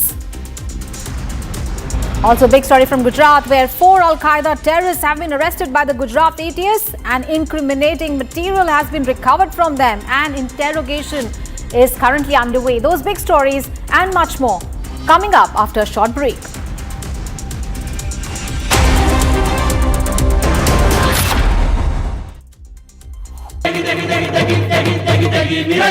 MDH की देगी मीरज, देगी मिर्च का तड़का, अंग अंग फड़का। MDH की देगी मीरज। मैं तेनू क्या सी कि अब हमें सेकंड इनकम बिल्ड कर लेनी चाहिए, और तुमने वापस म्यूचुअल फंड में पैसे डाल दिए। ये फिक्स्ड इनकम म्यूचुअल फंड्स है। मतलब फिक्स्ड इनकम म्यूचुअल फंड्स मतलब चुने हुए interest bearing company bonds, government bonds और मनी मार्केट विच इन्वेस्टमेंट, मतलब regular income which we can withdraw from time to time. मतलब म्यूचुअल फंड में फिक्स्ड इनकम वाली बात सही है।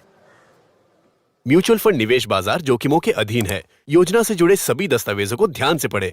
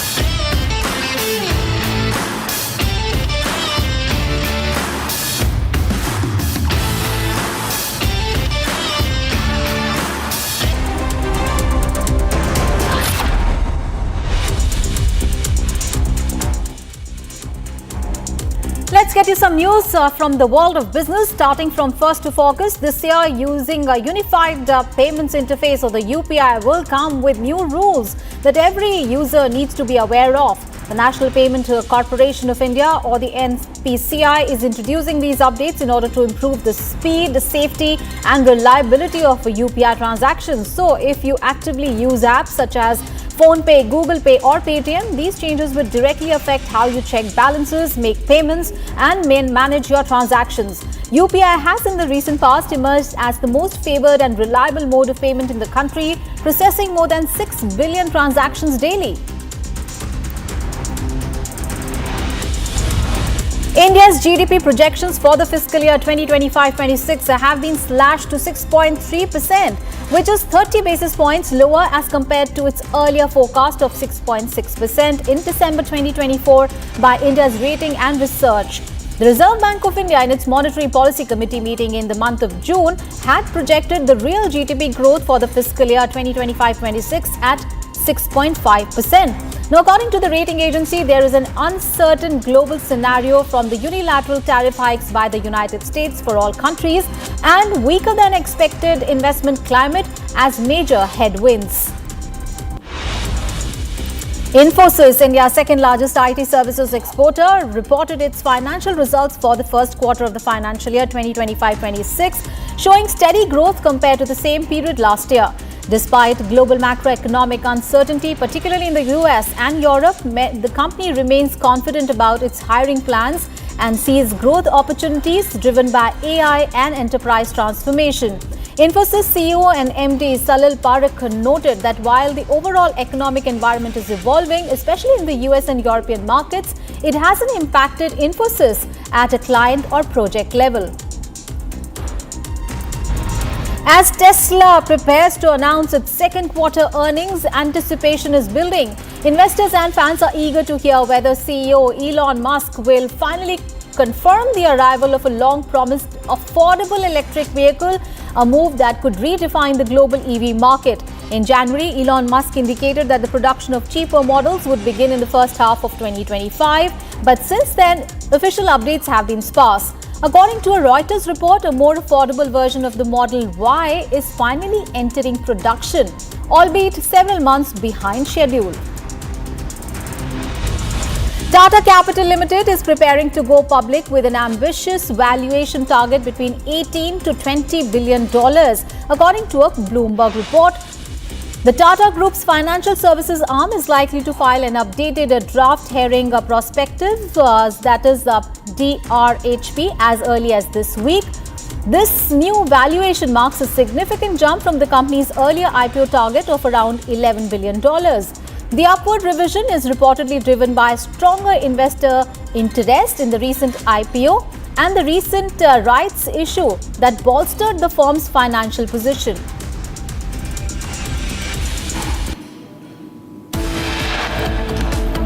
Viewers, we are taking a very short break, and coming up ahead, we'll get you all the updates on Prime Minister's UK visit.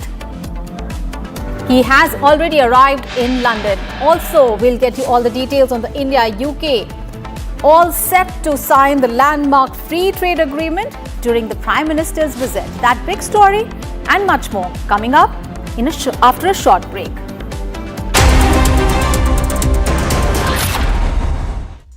इसको घर पे लगाओगे तो शादी का तो पता नहीं, पर घर पक्का नहीं टूटेगा। रुंगटा नहीं तो घर स्ट्रॉन्ग नहीं। रुंगटा स्टील TMT बार एकदम सॉलिड। पहाड़ों में एक हाइकिंग शिप भी बन सकती है। भारत की अपनी दुकान इंडिया सोना, अपने देश का सामान इंडिया सोना, इंडिया सोना, इंडिया सोना। MDH की हल्दी मिर्ची धनिया करे कमाल, ये रंग दे, ये खुशबू दे, ये तीखा, ये कम पड़े, क्या निराला MDH मसाला। केसरिया से मन जोगी हुआ रे, दिल झूमे देखो मतवारा हुआ रे, केसरिया से मन जोगी हुआ। हर पल मनाओ केसरी त्योहार। विमल, बोलो जुबान Kesari.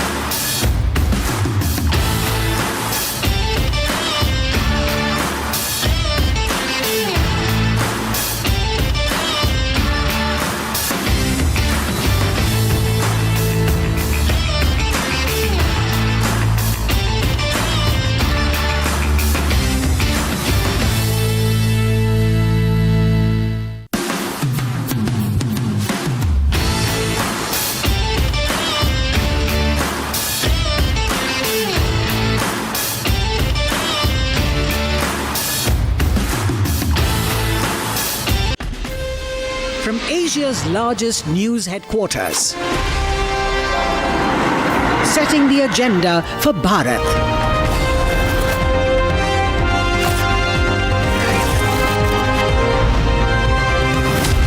You're watching Republic.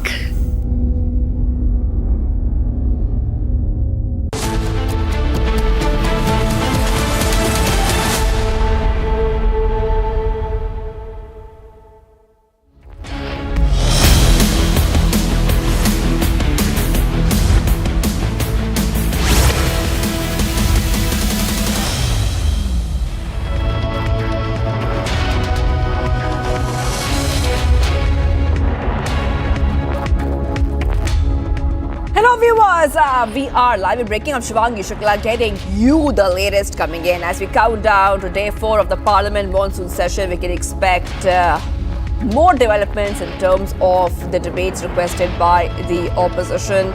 And as usual, we see the opposition creating ruckus, leading to the adjournment of both the houses of the Parliament multiple times for the past 3 days. All this and much are coming right up, but as usual, the headlines first. Let's get started.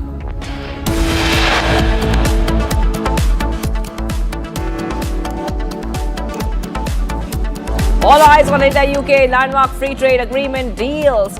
Starmer hails FTA deal with India, calls it a major win for Britain.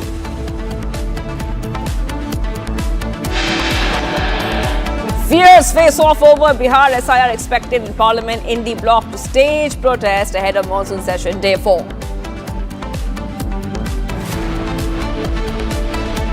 If you projected that on the basis of 2021, 31 and 41, you come to a almost 50-50 position. Assam CM says Muslim population will be equal to Hindu population by 2041 in Assam.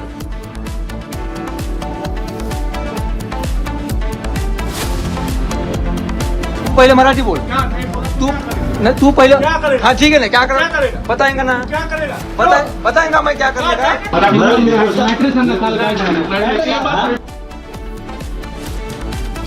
Another incident of Gundaism reported in Maharashtra. MNS workers assault man in public toilet for not speaking Marathi. 4 Al-Qaeda terrorists arrested by Gujarat ATS, incriminating material recovered. Interrogation underway.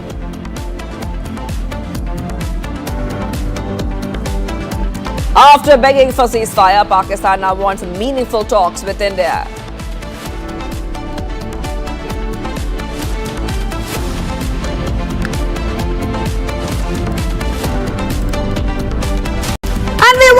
Let's go starting off with the breaking news. That is right. Opposition moves adjournment motion over Bihar, SIR in Rajya Sabha. Aam Aadmi Party MP Sanjay Singh, Congress leader Ranjit Ranjan, Congress leader and many other of these leaders have sent the adjournment notice over the Bihar's SIR issue in Rajya Sabha. Meanwhile, Indy bloc key meeting ahead of monsoon session day 4, and the opposition is also set to stage a protest at Makar Dwar before the proceedings of both houses begins. That is right, viewers. Once again, opposition wanting to stage a protest over Bihar SIR in Parliament. They've been doing that ever since the Parliament session has kicked off, the monsoon session has kicked off. And there has been a lot of stalemate on the demand of the opposition for a debate on the special intensive revision exercise in Bihar.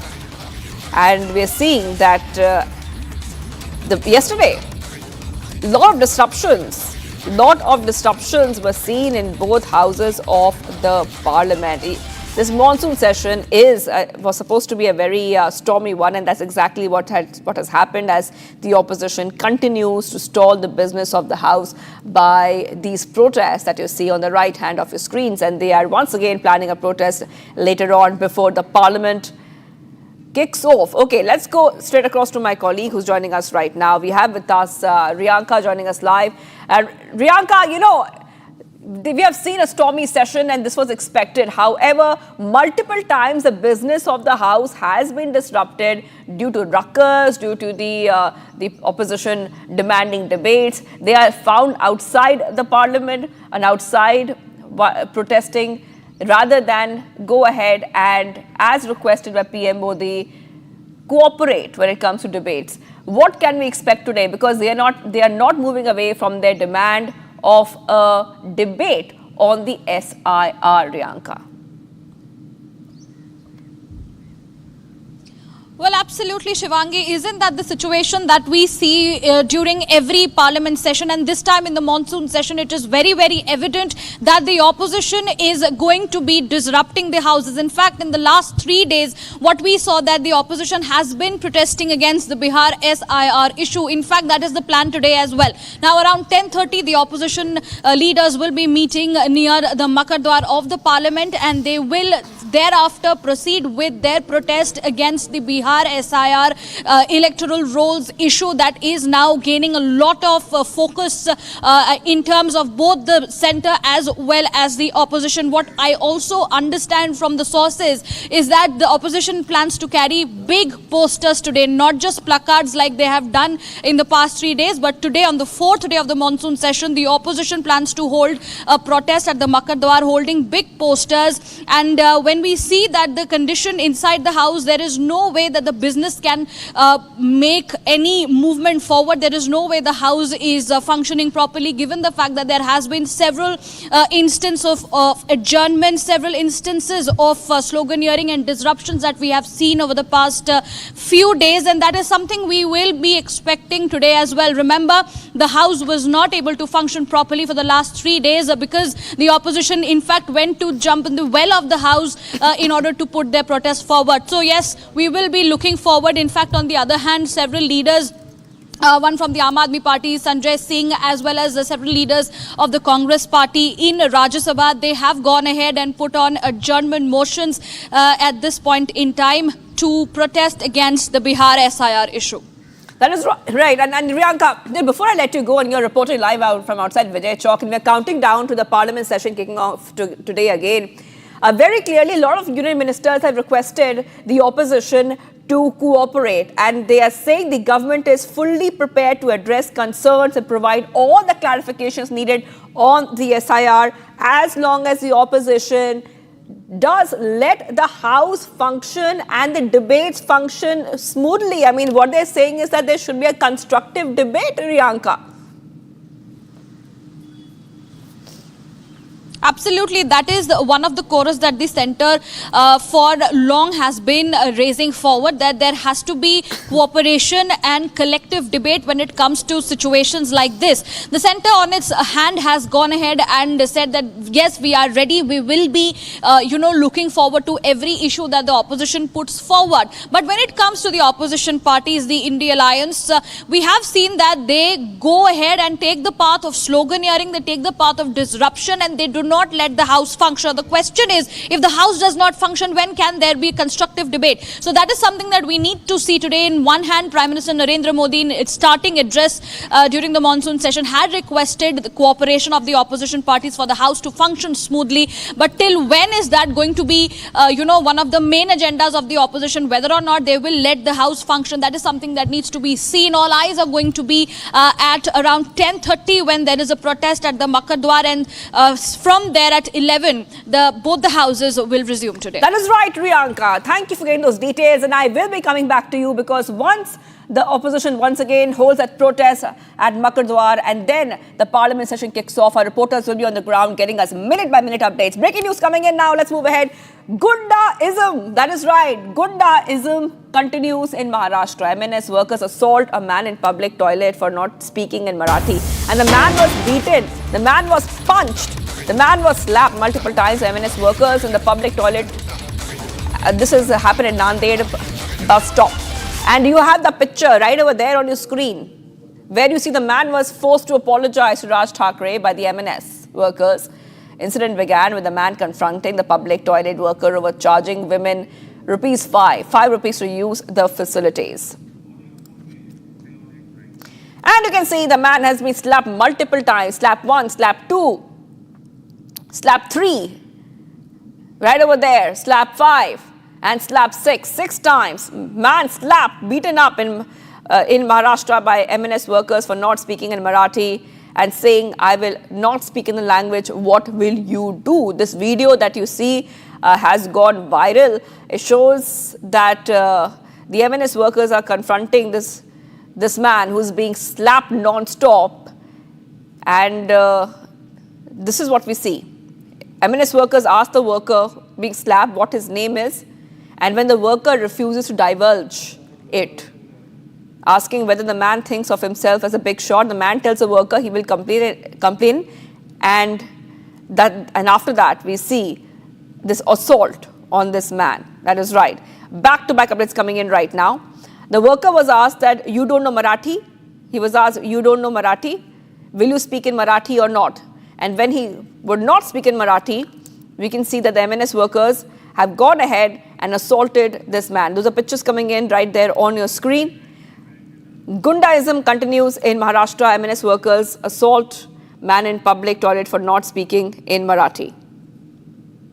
And joining us right now, we have with us Shaina NC, who's joining us. Thank you for joining us, Shaina. I just want to ask you, we have seen this time and again where for not speaking in Marathi, we have seen MNS workers really force them to speak in Marathi. If they don't speak in Marathi, they are assaulted. And this is not the first video. There are multiple videos like this. Most unfortunate, because Maharashtra prides itself in its Marathi asmita, its Marathi language and its Marathi people. But does that pride mean you take yourself to this low-lying level where you take law into your hands? Look, the Ubata Sena has lost its ideology. The Manse is struggling to stay relevant in a state for years and years, and the timing and motive are both suspect. As far as aggressiveness is concerned and push for Marathi identity, what have you done to ensure that the Marathi Manus has got better livelihood, better homes, better infrastructure, and better genuine cultural awakening? So the sincerity and intentions are in question here.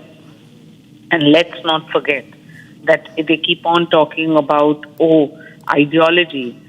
When you left the ideology of Hindu Hriday Samrat Adarniya Balasaheb Thackeray and joined the Congress and NCP only for lust of power, it questions your authenticity and commitment to the cause. As far as we are concerned, our leader Eknathji Shinde and the Shiv Sena have clearly said, Marathi is in our blood, Marathi is in our pride, Marathi is a non-negotiable. But we have not gone like this, taking to the streets, going into bathrooms and beating up people, making people walk barefooted. People know that we champion the cause, and that's why the Honorable Chief Minister and the Deputy CM have come up with the Dr. Narendra Jadhav Committee, which is endeavoring to take all stakeholders into the scheme of things, and that's why Hindi has been withdrawn. And its optionality is known to one and all, and we are committed to the Marathi cause, but not at the cost of law and order. Before I let you go, I just want to take our viewers back to one of the incidents where Raj Thackeray has said that slap but do not make a video. This was advice given to MNS workers when we had seen a string of non-Marathi speakers being slapped, assaulted, and he said slap but do not make a video. However, we see a video right over there. Isn't it ironical that these are the same people who did nothing for the Marathi people for years, and now their need is to come onto the streets? The Marathi Manus is extremely intelligent and has rejected them in the assembly elections too. If you see, the Shiv Sena fought 80 seats and won 20. The Ubata Sena fought 100 and 120. So it shows you where the people are and what the people feel is relevant or not. People want progress. They want development. We are never going to compromise on Marathi because it is in our blood, as I said. And as a citizen of this state, a state that has given you so much, we encourage people to speak Marathi. But that does not mean a law and order situation where it becomes a problem for the police, it becomes a problem for the state machinery, and your actions will be dealt with severely because the people of Maharashtra will boot you out in the Sthanik Swaraj election.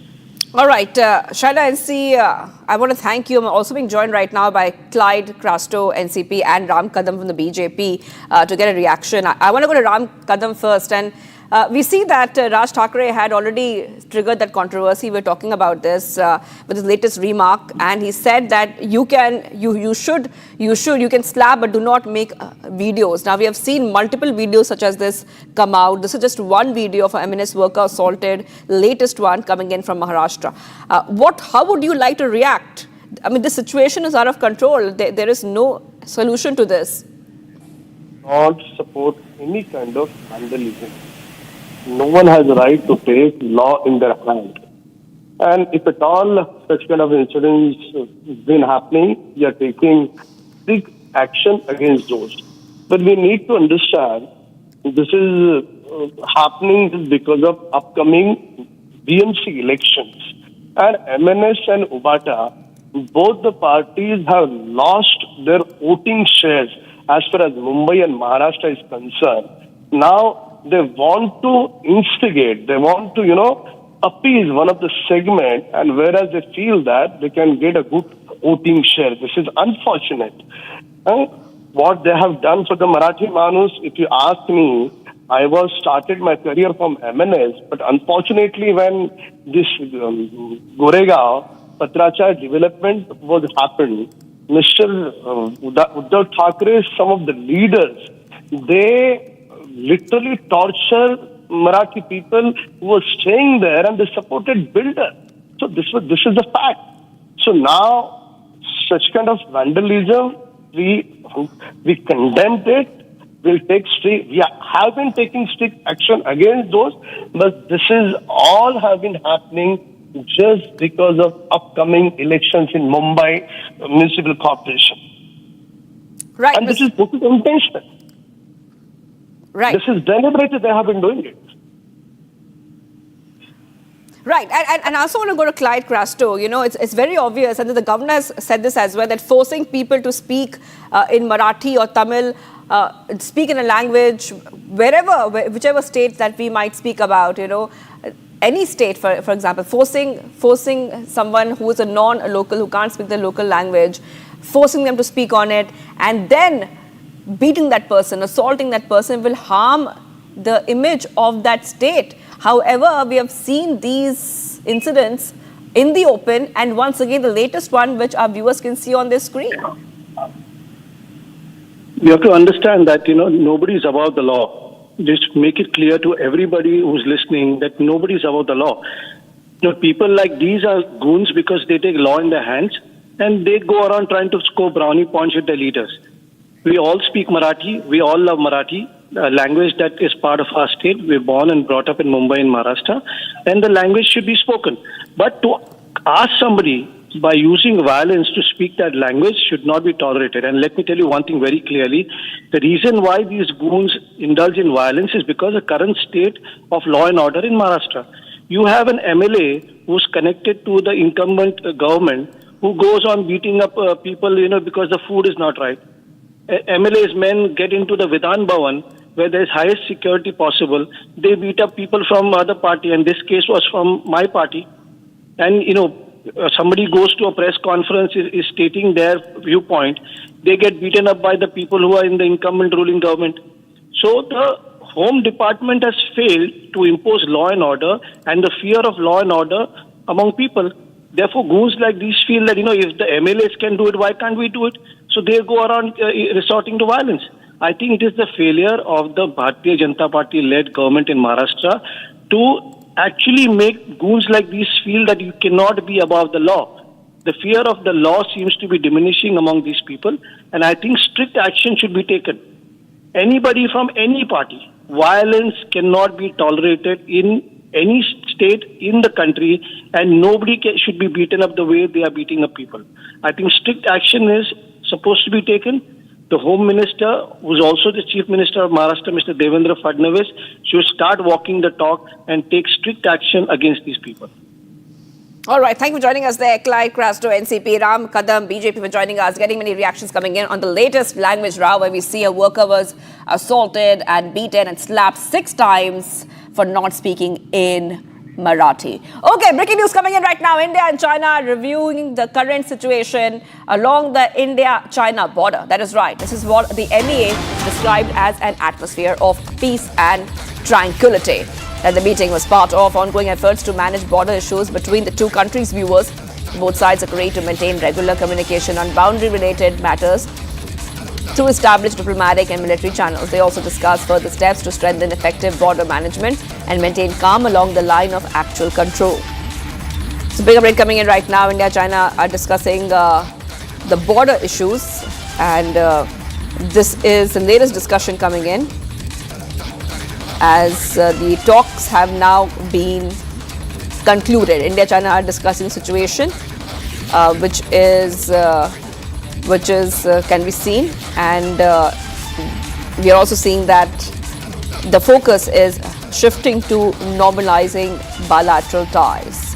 The two sides are discussing measures aimed at advancing effective border management and sustaining peace and tranquility, building on understanding reached during the 23rd round of the Special Representatives talks held in 2024.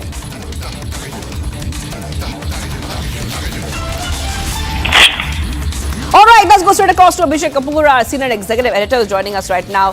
Abhishek, big movement there.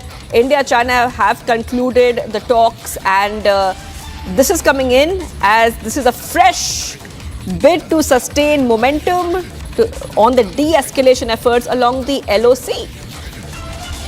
Well, you are right. This is essentially to build momentum or continue with the momentum, and to make sure that insofar as peace and tranquility on the borders is concerned, the status quo remains, as also, of course, as was underscored by External Affairs Minister S. Jaishankar during his recent visit to Beijing and Tianjin in his meetings with his Chinese counterpart, that efforts should now be made to de-escalate and pull back troops from their frontline positions. So obviously that boundary question remains, and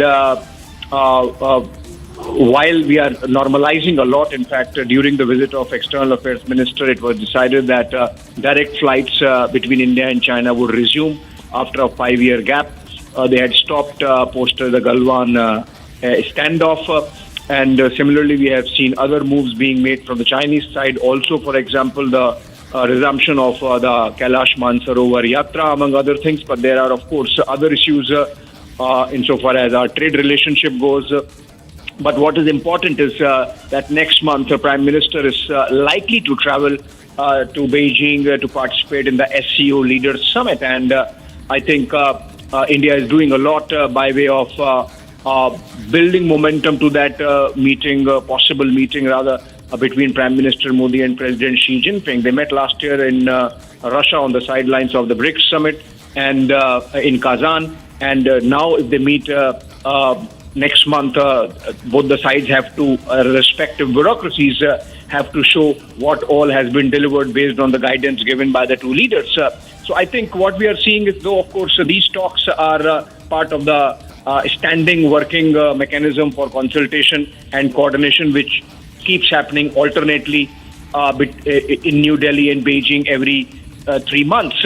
What is important is that this keeps the momentum going, and I think that's the objective, because apart from that, if you go by the statement that's coming from the Ministry of External Affairs and, of course, the Chinese Ministry of Foreign Affairs, you see only consolidation there and not any further move insofar as the border situation is concerned. So that de-escalation obviously will happen when the two leaders decide to do it, and perhaps that's why momentum, a lot of things being done to build momentum in the direction of that meeting that's likely to take place next month.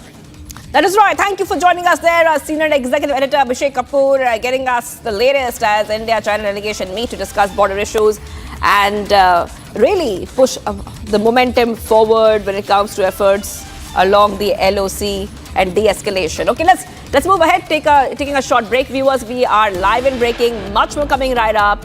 We'll put our focus on the big story, all eyes on the India-UK landmark free trade agreement deal. Starmer hails the FTA deal with India, calls it major win for Britain. After begging for ceasefire, Pakistan now wants meaningful talks with India. Stay tuned, viewers. We are live and breaking.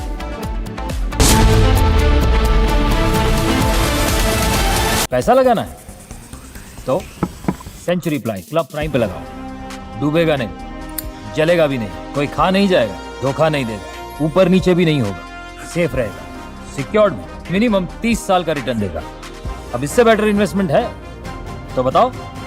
Century ply club prime, रहो बेफिक्र। ये है secret recipe MDH का जीरा SIP जल जीरा मसाला। SIP SIP जीरा SIP जीरा सिप MDH का जल जीरा सिप MDH का जल जीरा सिप। भारत की अपनी दुकान इंडिया सोना, अपने देश का सामान इंडिया सोना, इंडिया सोना, इंडिया सोना।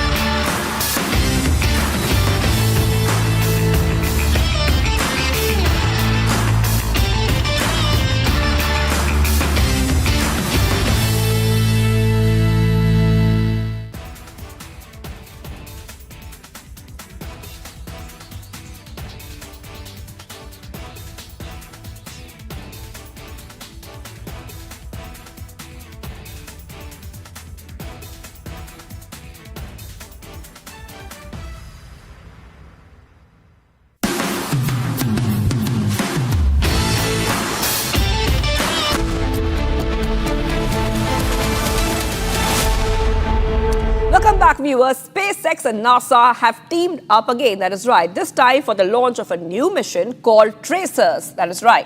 TRACERS. The mission includes a pair of satellites that will watch how solar storms affect Earth's magnetic field. Here is a 1-minute report on this.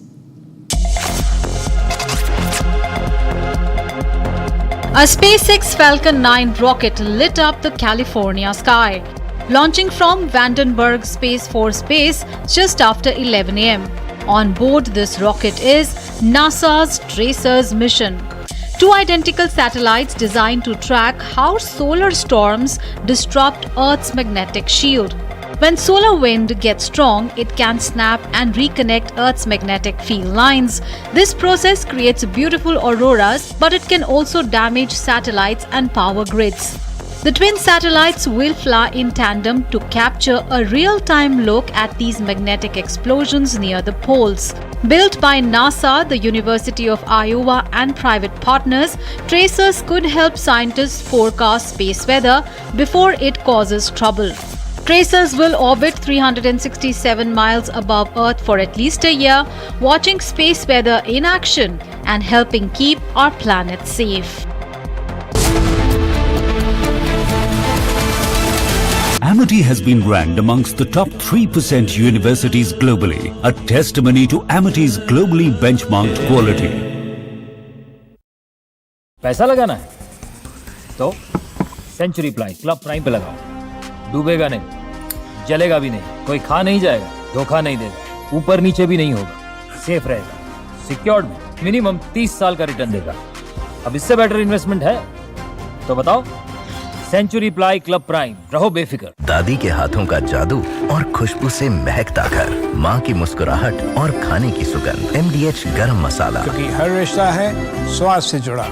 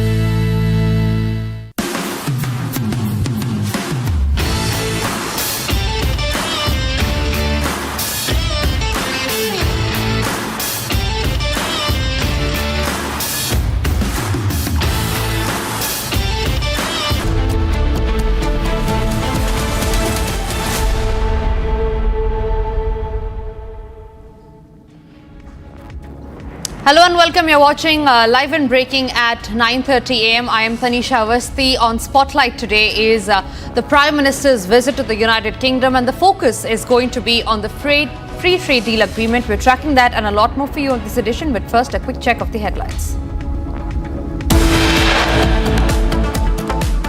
All eyes on India-UK landmark free trade deal. Starmer hails FTA deal with India, calls it major win for Britain. Fierce face-off over Bihar SIR expected in Parliament. Indy bloc to stage protests ahead of the monsoon session, day 4. If you projected that on the basis of 2021, 31 and 41, you come to a almost 50-50 position. Assam Chief Minister Hemanta Biswa Sarma says Muslim population will be equal to Hindu population by 2041 in the state of Assam. Marathi बोल, तू पहले मराठी बोल, तू पहले, हाँ ठीक है ना, क्या करेगा, बताएंगा ना, क्या करेगा, बताएंगा मैं क्या करने का।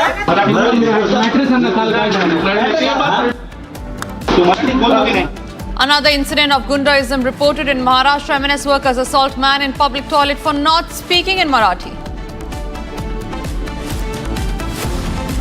4 Al-Qaeda terrorists arrested by Gujarat ATS. Incriminating material recovered. Interrogation is underway. After begging for ceasefire, Pakistan now wants meaningful talks with India.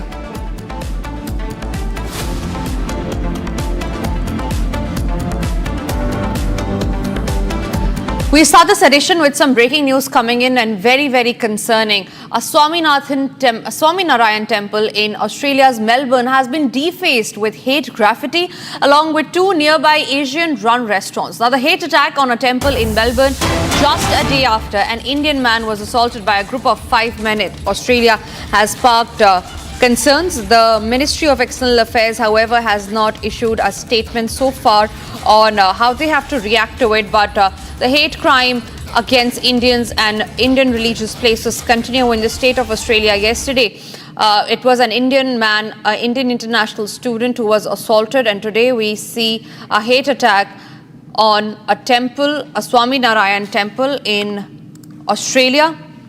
Indian embassy have not reacted yet to how they have to react, but this has caused a major concern as far as the hate crime against India is concerned. We're being joined by Jay Bhardwaj. He is the editor-in-chief of Australia Today. So thank you very much for speaking to Republic Today this morning. How do you see this? The hate crime back-to-back. Yesterday it was an Indian international student who was attacked. Today a hate attack on a temple. Where is it headed to? Well, I'm not surprised the way state governments in Australia have been dealing with these hate crimes. They are increasing by day. We saw last week attack on Indian Australian student. He was bashed brutally, and now we are reporting neo-Nazi graffiti vandalism on a Hindu temple. It's unfortunate. It should be deplored, and multi-faith communities have come forward to kind of stand together with Hindu community in Victoria. Premier of Victoria has issued a statement, a message of solidarity towards the Swaminarayan temple. However, we don't see that it should be the end of it. The Premier should have kind of gone to the temple and repainted it the way it should be. And that would have sent a strong message to these new Nazi thugs that they have no place in modern Australia or modern Victoria here in Melbourne. Right, so thank you very much for speaking to Republic this morning. A huge cause of concern indeed there. With that, we move on to some other breaking news that's coming in, and this is in regard with the Prime Minister's visit to the United Kingdom. The British Prime Minister, Keir Starmer, has hailed the free trade agreement with India, saying that FTA deal with India is a major win for Britain. He also said that this FTA deal will create thousands of British jobs across the United Kingdom, unlock new opportunities for business and drive growth in both countries. Meanwhile, India and the United Kingdom Prime Ministers are set to unveil a renewed comprehensive strategic partnership, the UK-India Vision 2030, later today. Chandrakala is joining me live from the national capital. Chandrakala, the United Kingdom India Vision 2030 is going to be unveiled today. It is a strategic partnership. Talk to us more about what this partnership is looking forward to and what is India going to benefit out of it. Well, the point is that, of course, India and UK is all set to sign the free trade agreement after nearly 3 years of the negotiation talks were underway on the FTA, and finally it is going to be signed today between the two leaders. And the fact that this was approved on May 6th, and now that the cabinet has given a clearance, and both the countries are going to sign up FTA, which is going to be beneficial for both the countries as far as the trade relation is concerned. The British Prime Minister has clearly stated that it would boost bilateral relations as well as boost trade British trade as $25.5 billion. And the fact that this also comes at a time when India and US is also eyeing to sign a trade deal, and also when EU has put a sanction on India. This is a very crucial trade deal. We are looking forward to this trade deal as both the countries are going to be benefited, and the concessions that has been provided by India as well as UK is something that would really benefit both the countries. countries, as we know that India has given concession on certain products like alcoholic drinks and other automobiles when it comes to UK, and UK has also given free import duties when it comes to India. So yes, the India-UK trade deal is definitely going to boost bilateral trade between the two countries, and also that this would also help the India-US trade relation, the trade pact to come into this, because it is also important for the India-US trade pact as well as when it comes to the bilateral relations between the two countries. Well, yes, Chandrakala, also take us through about the Prime Minister's itinerary that's there today in the United Kingdom. We learned that 2 p.m. is the time that has been given for bilateral meetings. What are the other things on cards today as far as the Prime Minister's visit to the United Kingdom is concerned? Well, he has already landed in United Kingdom right at this moment. He has met the Indian diaspora there, and now today we look forward as to to the trade deal. This is the primary focus of today's agenda, and also by certain bilateral meetings are also slated. He will be meeting the UK Prime Minister as well. So yes, he was welcomed by our Indian High Commissioner in UK as well as the UK High Commissioner in India. Who is there with him at this point of time. And yes, we look forward. It's a very crucial visit when it comes to India-UK relations. Also comes at a time where we have seen the defense cooperation between the two countries. So yes, trade and defense would be on the agenda for these crucial meetings. Over to you. Right, Chandrakala, thank you very much for getting us those details. Meanwhile, Prime Minister Narendra Modi has started his two-nation visit, ladies and gentlemen, with the United Kingdom at the invitation of the British Prime Minister. This marks his fourth official visit to the United Kingdom, reaffirming the growing depth and breadth of India-United Kingdom ties, particularly in defence, innovation, healthcare, education and diaspora engagement. Here are the highlights of the initial hours of the Prime Minister, who is in UK.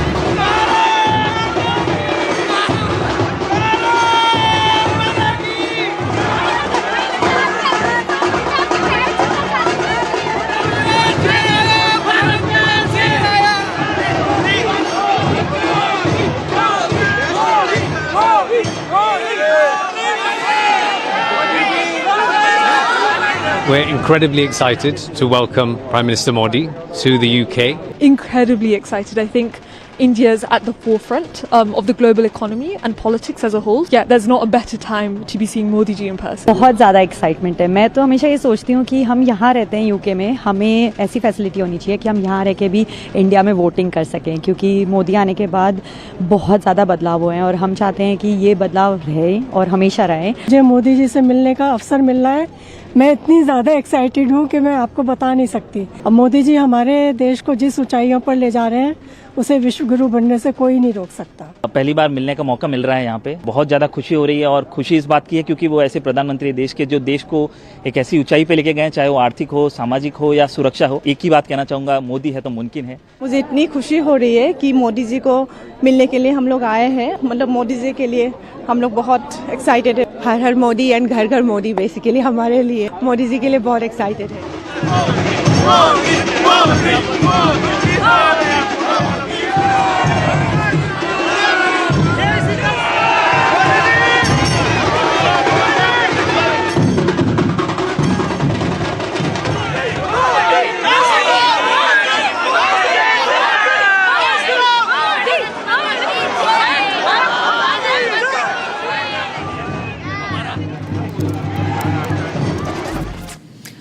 And moving across to some more breaking news that's coming in, and this is in regard with Assam Chief Minister Himanta Biswa Sarma's big statement on the demographic change. He has highlighted and given out a huge claim over the state's demography. He said, and I quote, Assam's population may equal Hindus by the year 2041.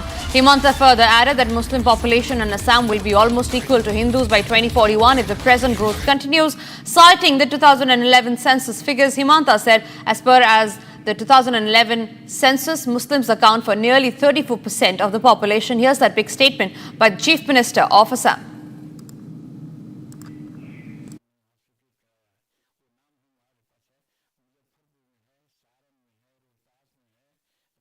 Today, as per 2011 census, in Assam 34% population is minority. So if you remove 3% indigenous Assamese Muslim, then 31% is the Muslim who migrated to Assam. And if you projected that on the basis of 2021, 31 and 41, you come to a almost 50-50 position. So there is no my take. I am just stating you what is the statistical census report. Bharat 1 Minute brought to you by Canara Bank. Together we can. Let's have a quick check of the other stories that we're tracking in Bharat in 1 minute. Jammu and Kashmir Chief Minister Omar Abdullah reviewed major hydro and solar power projects across the region. He has directed for accelerating execution timelessness and resolving bottlenecks. The meeting also deliberated on the hydropower Police 2025 draft, which aims to replace the 2001 policy and open new avenues for private investment.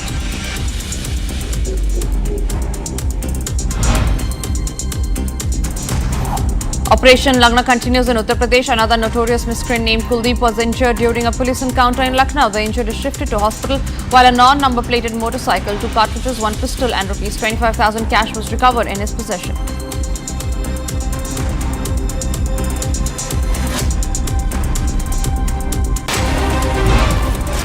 A big meetings of All India Imam Organization will be held today in Haryana Bhavan in the national capital. Several prominent imams across the country have been invited. Meanwhile, RSS Chief Mohan Bhagwat may also attend the meeting.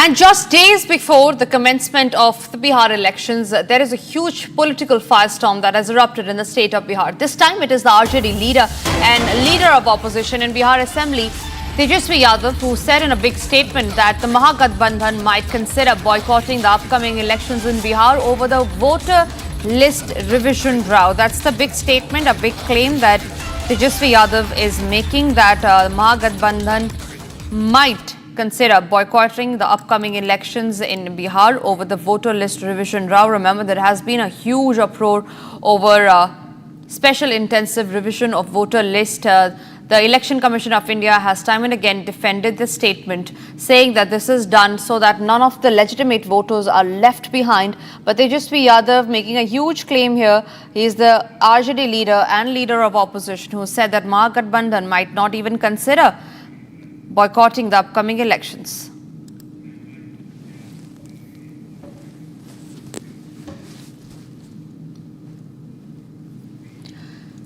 Shifting our focus to some headlines that are making international global news. Citizens gathered across Kiev and other Ukrainian cities in a rare public demonstration urging President Volodymyr Zelensky to veto a contentious piece of legislation that, according to critics, poses a serious threat to the country's anti-corruption institutions. Here's all that you need to know about this.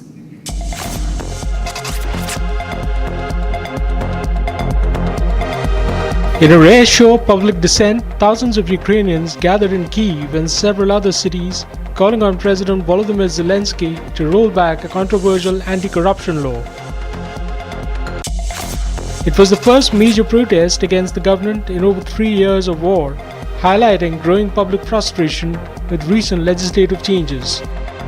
The Ukrainian parliament recently passed a law tightening oversight over the National Anti-Corruption Bureau and the Specialized Anti-Corruption Prosecutor's Office, 2 key bodies in Ukraine's fight against corruption.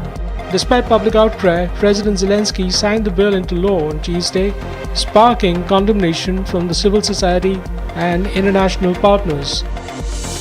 Critics argued that the changes proposed in the law will significantly weaken the independence of anti-corruption institutions, allowing greater influence from the president's inner circle. Breaking news now coming in, and this is in regard with the Al-Qaeda module that had been busted in Gujarat yesterday.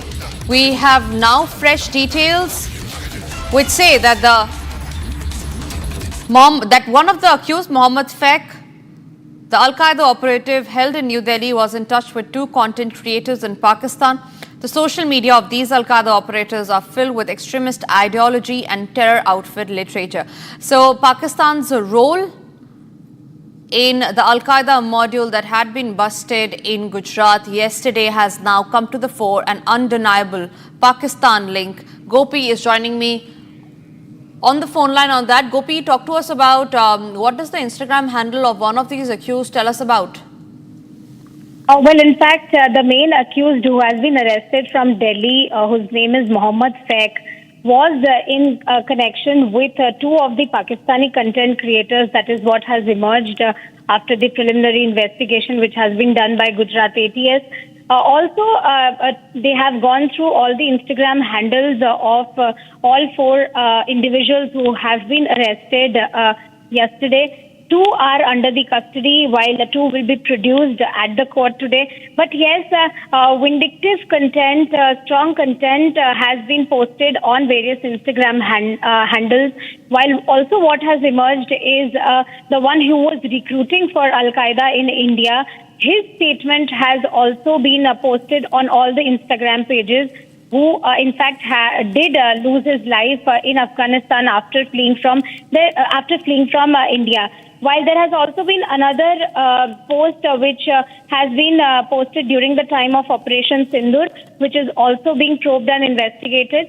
And if you speak of Sambal connection, the person who was recruiting for Al-Qaeda belongs from Sambal. So there's also a link which connects to the youth who have been brainwashed in Sambal. Many more things would be revealed once the investigation is over, as it is underway. We will have to wait and watch what pans out next. Back to you, Tanisha.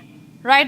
Gopi, also talk to us about since when was this Al-Qaeda module operating in Gujarat, and how was it busted? What was the tip-off that was given to the Gujarat police? Well, in fact, Tanisha, it was Mohammad Fardeen who was nabbed from Ahmedabad the day before yesterday. That police got tip of other three individuals who were involved. Now, this is basically a WhatsApp group which four individuals were running, and they were functioning through that particular WhatsApp group. In fact, their social media pages, particularly Instagram pages, had same posts which had content against India, and that's how the Gujarat ATS got tip-off from Mohammad Fardeen, who has been picked from Ahmedabad the day before yesterday. And after arresting Mohammad Fardeen, they had in fact seized one sword as well from Mohammad Fardeen. And after that, one more was arrested from Modasa, which is again based in Gujarat, while two arrests have been made from Chandni Chowk in Delhi and Noida Sector 63 of Uttar Pradesh. We will have to wait and watch. Two accused will be produced at the Gandhinagar court today. We will have to see whether they are getting 14 days remand, which the other two accused have already been granted. We will have to see what happens during the day. Back to you, Tanisha. Right, Gopi, thank you very much for getting us those details. Remains to be one of our top story on how the probe proceeds further. It's time for us to now slip into a short break. And coming up after the break are all the details on the landmark free trade deal agreement. Also after the break on how Pakistan, after begging for a ceasefire, now wants talks with India.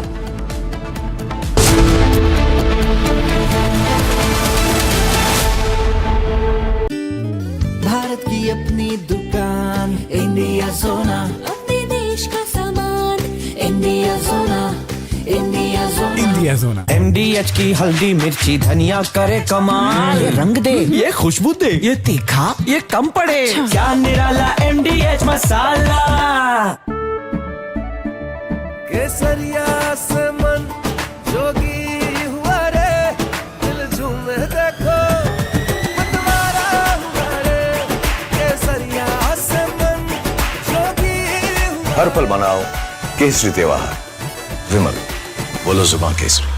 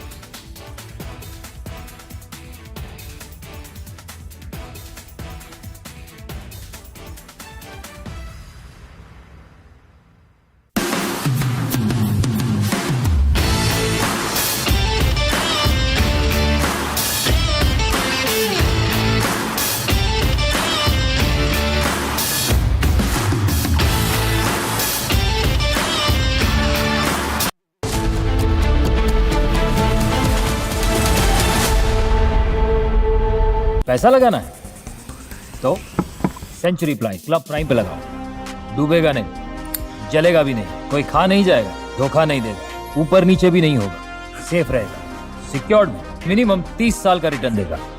अब इससे better investment है तो बताओ। Century ply club prime, रहो बेफिक्र। आधे bowl दही में 4 चम्मच MDH चटनी पुदीना मसाला डाला, स्टर करो, पुदीना चटनी तैयार। MDH चटनी पुदीना मसाला।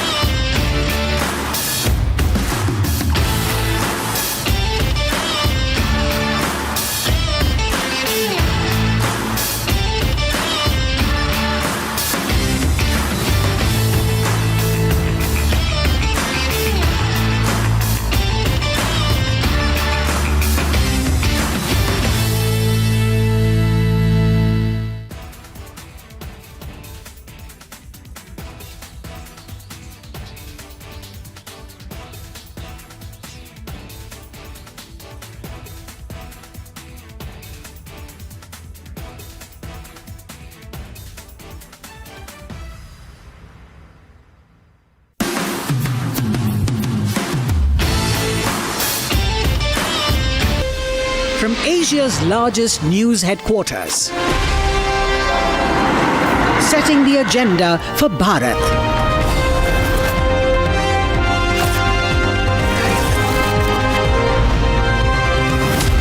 You're watching Republic.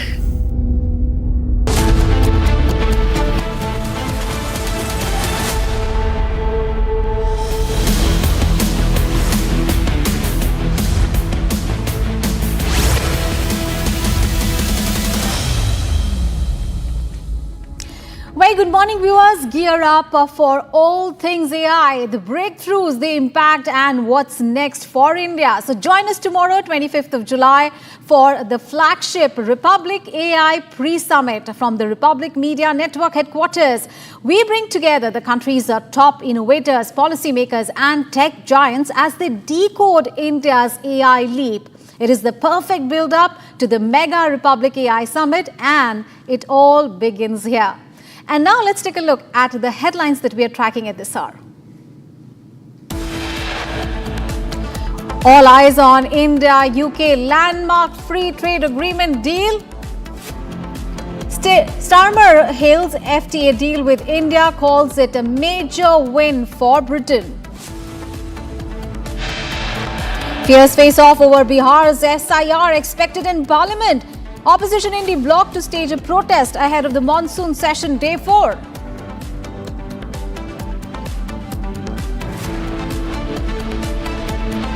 Projected that on the basis of 2021, 31 and 41, you come to a almost 50-50 position.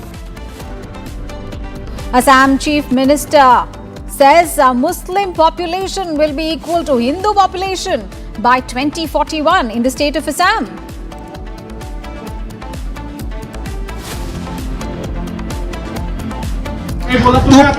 तू पहले हाँ ठीक है ना क्या करेगा बताएंगा ना क्या करेगा बताएंगा मैं क्या करने का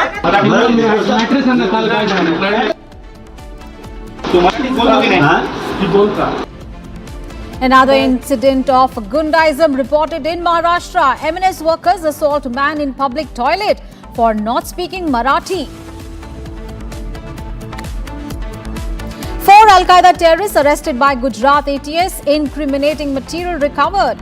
Interrogation underway.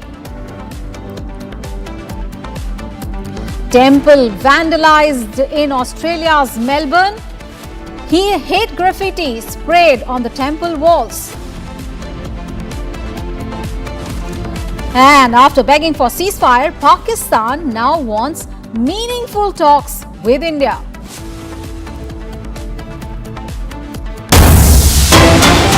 All right, viewers, we are getting you breaking news, and this is that the opposition has moved the adjournment motion over Bihar's SIR exercise in the Rajya Sabha.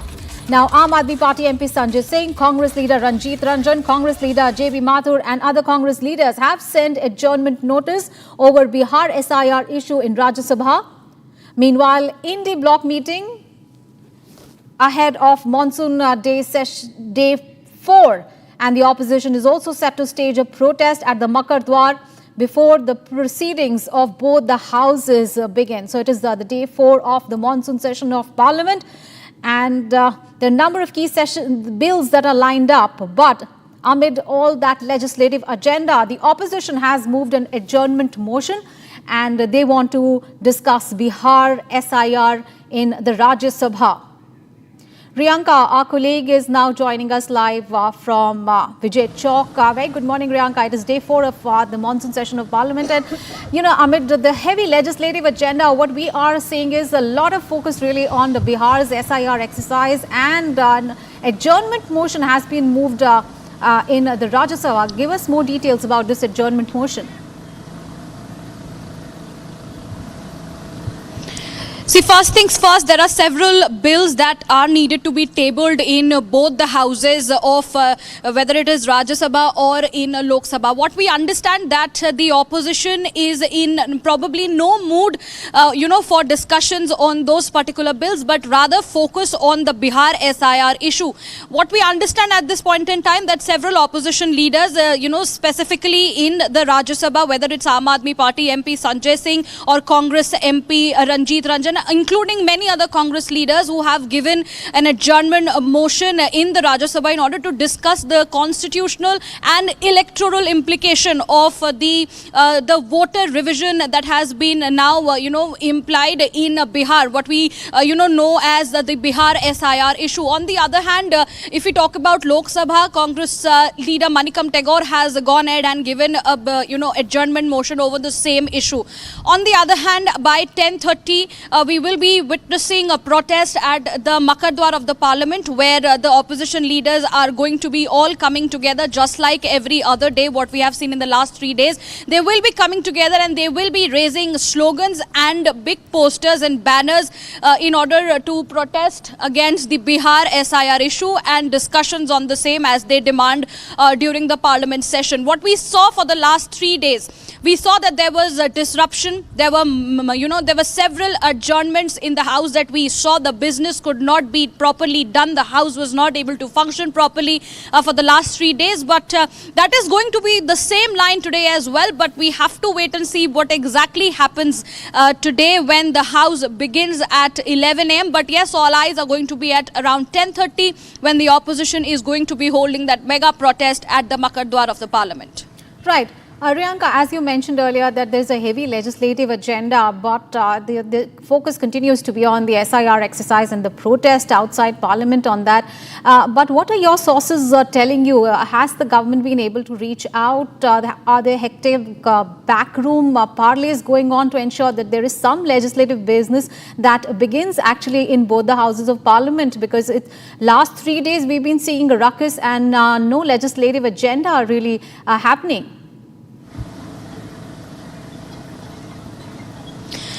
Well, see, what we have seen previously also, before every parliament session, there is a meeting that take place when it comes to the ministers of the BJP or the ministers of the opposition. There are meetings to chalk out the strategy, whether or not and how to make the house function. That is being decided there, which is very clear at this point in time that the India Alliance has very well decided that they are going to be focusing on the Bihar SIR issue, and they will be somewhere cornering the government at this point in time, which means that we are going to be seeing several disruptions and more sloganeering in the upcoming days. Today, it is very, very likely, given that they are already starting with the protest at the Makardwar. Prime Minister Narendra Modi also in, the first day, he had requested and urged the opposition to come together, cooperate with the government so that there is productive business that happens in the house. But as we see that the proceedings are marred by protest, the proceedings are marred by disruptions and sloganeering, and that is why we have to keep all eyes on the discussions. Whether or not it happens in the parliament, that is something that needs to be witnessed today. Absolutely. We have to wait and watch what really happens in Parliament. But last 3 days, we've been seeing a ruckus in both houses. And however, there has been a suspension notice in Rajya Sabha. We have to wait and watch how things unfold there in Parliament. Thank you so much, Priyanka, for joining us and giving us all those details. And viewers, we have big breaking news coming in now from Maharashtra, where Gundaism continues in the state. Now, MNS workers have assaulted a man in public toilet for not speaking in Marathi. The man was beaten, he was punched and slapped multiple times by the MNS workers in the public toilet of Nanded, the bus stop. And this man was forced to apologize to Raj Thackeray by the MNS workers.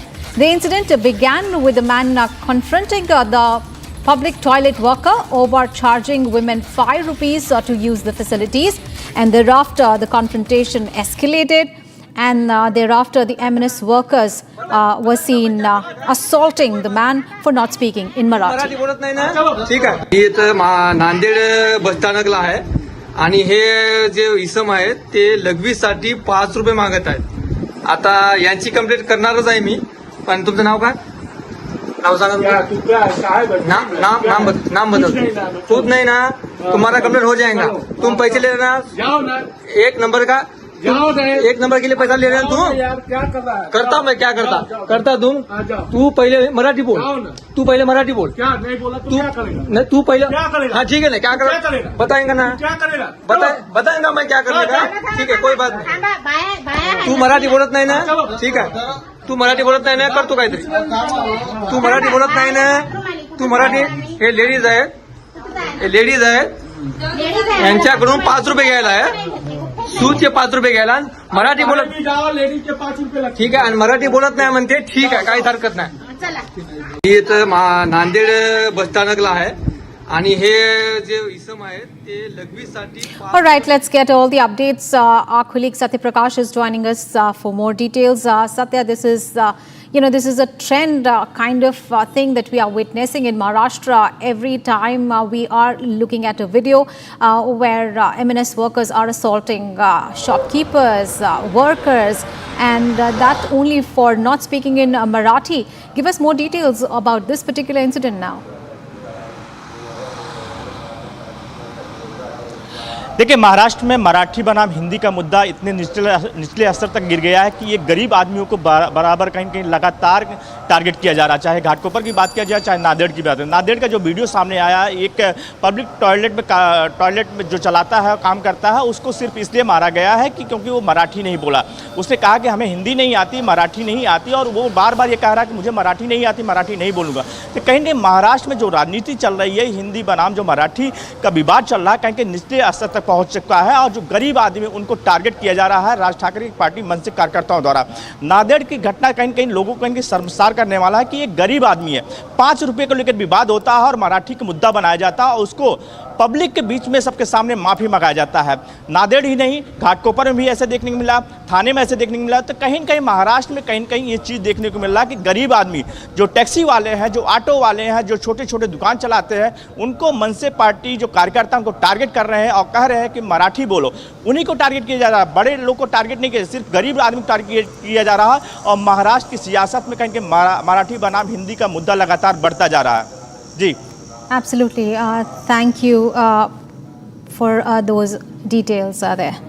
All right, viewers, we have more breaking news coming in, and this is regarding Prime Minister Narendra Modi's visit to the UK. Now, British Prime Minister Keir Starmer has hailed the free trade agreement with India.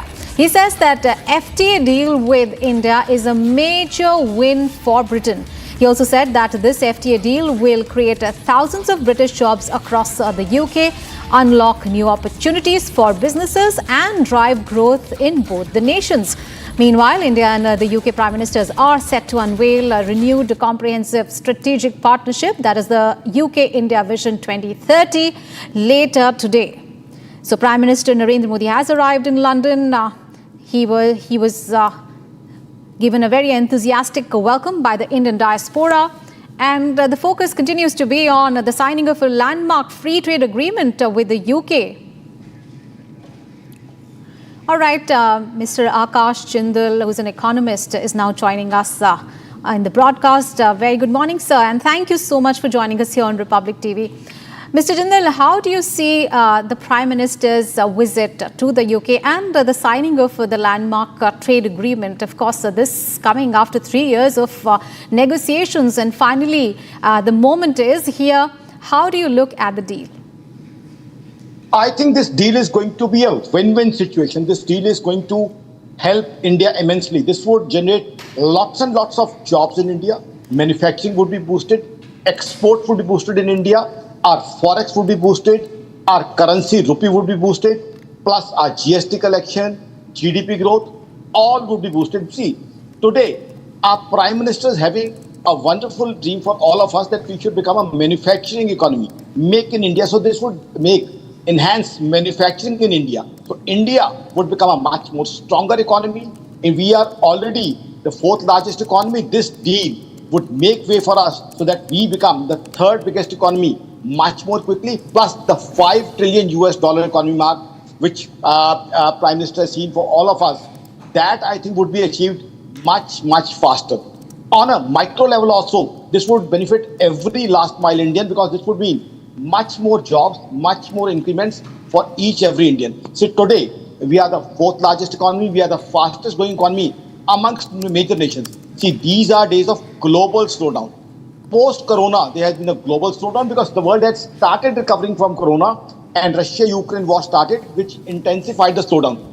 But India has managed to stay as the fastest growing economy, managed a very decent GDP growth. Why? Because this government, Modi government, has been brilliantly and intelligently planning its move.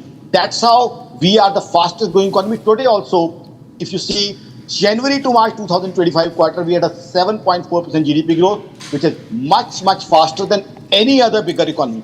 UK, on the other hand, if you talk about September and October 2024, they were minus 0.1%. So I think for UK also, it's going to be great benefit, because they are experiencing a slowdown because of Russia-Ukraine war, because of the geopolitical issues, because of the global things. And today, because of the tariff thing, again, there's a global slowdown which is getting intensified.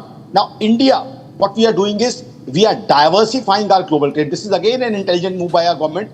Though US has been our biggest trade partner for certain months, China has again been our biggest trade partner for certain months, but we are looking much, much beyond US and China. We are diversifying our trade partner.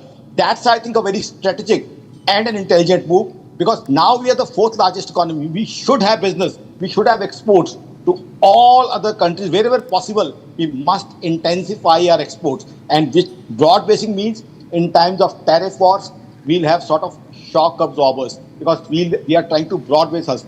Last time also, when Prime Minister visited 5 countries, we had MOUs with many countries.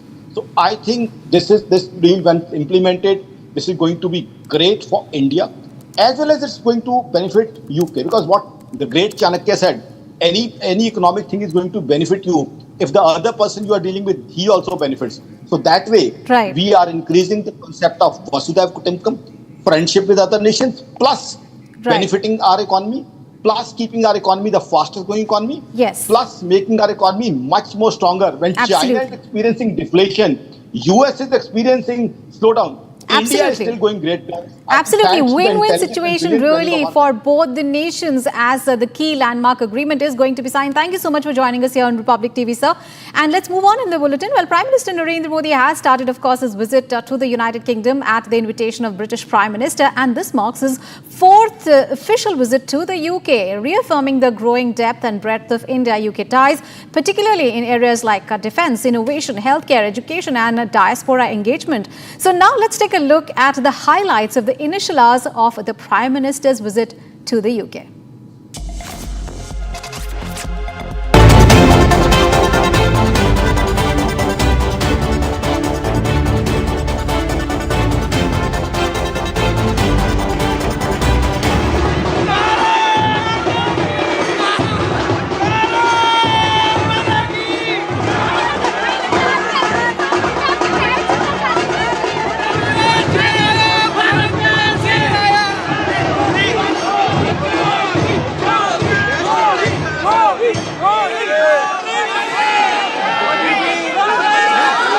We're incredibly excited to welcome Prime Minister Modi to the UK. Incredibly excited. I think India's at the forefront of the global economy and politics as a whole. Yeah, there's not a better time to be seeing Modi ji in person. बहुत ज़्यादा excitement है। मैं तो हमेशा ये सोचती हूँ कि हम यहाँ रहते हैं यूके में, हमें ऐसी फैसिलिटी होनी चाहिए कि हम यहाँ रह के भी इंडिया में वोटिंग कर सकें, क्योंकि मोदी आने के बाद बहुत ज़्यादा बदलाव हुए हैं और हम चाहते हैं कि ये बदलाव रहे और हमेशा रहे। मुझे मोदी जी से मिलने का अवसर मिल रहा है।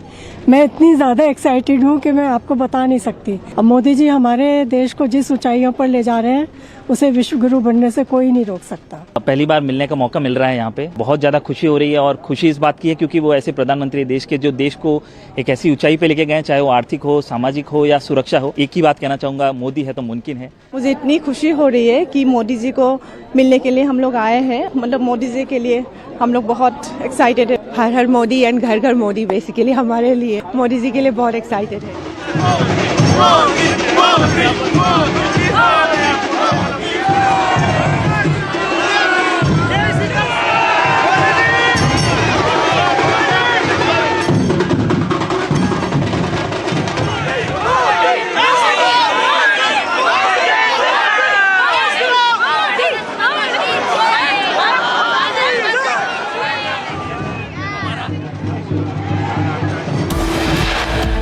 Coming up ahead, Assam Chief Minister says Muslim population will be equal to Hindu population in the state of Assam by 2041.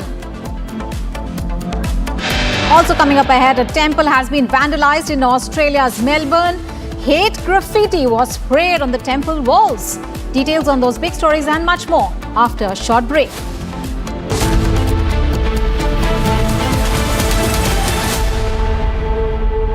इस साल का जो प्रॉफिट है इंटरेस्ट पे डाल देंगे। हर महीने ब्याज का पैसा आता रहेगा। अगर रेगुलर इनकम ही चाहिए तो आप वो पैसे फिक्स्ड इनकम फंड्स में डाल दो। वो क्या होता है? फिक्स्ड इनकम म्यूचुअल फंड्स चुने हुए ब्याज देने वाली कंपनी बॉन्ड्स, गवर्नमेंट बॉन्ड्स और मनी मार्केट में इन्वेस्ट करते हैं। सिस्टमैटिक विथड्रॉल प्लान से आपको on the dot fixed amount भी आता रहेगा। म्यूचुअल फंड में फिक्स्ड इनकम वाली बात सही है। म्यूचुअल फंड निवेश बाजार जोखिमों के अधीन है। योजना से जुड़े सभी दस्तावेजों को ध्यान से पढ़ें। अब छोलिया हो या लोबिया, सफेद चने या काले चने, सब कुछ मजेदार बने। MDH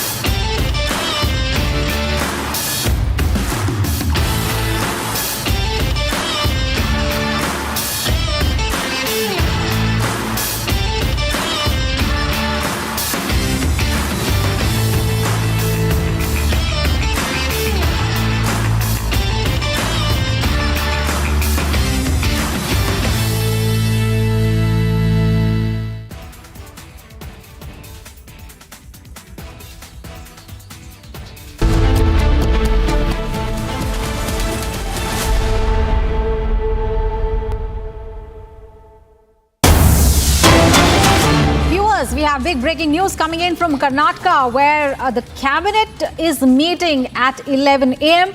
and this Karnataka cabinet will once again deliberate over the Judicial Commission report on the Bengaluru stampede case.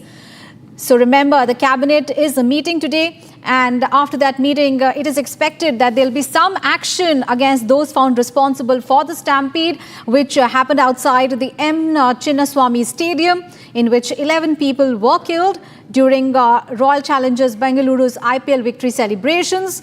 Remember, this meeting coming in after an inquiry.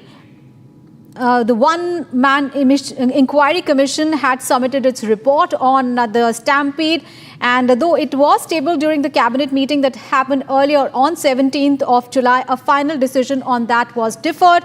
And today, this meeting is going to deliberate on the stampede as well. Remember, the report that was submitted earlier held RCB and the event managers as well as the senior police officers responsible for lapses that led to the tragedy. All right, let's get you some more news from across the nation in Bharat in One. Bharat 1 Minute brought to you by Canara Bank.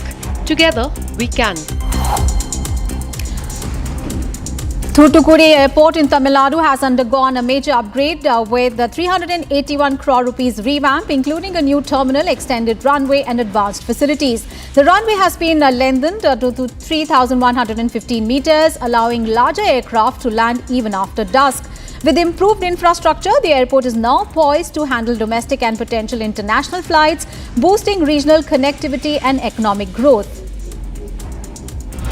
India and China held the 33rd WMCC meeting in the national capital to review the LAC situation and prepare for upcoming special representative talks. Both sides agreed to maintain peace, improve communication and resume cross-border cooperation, including river sharing and the Kailash Mansarovar pilgrimage.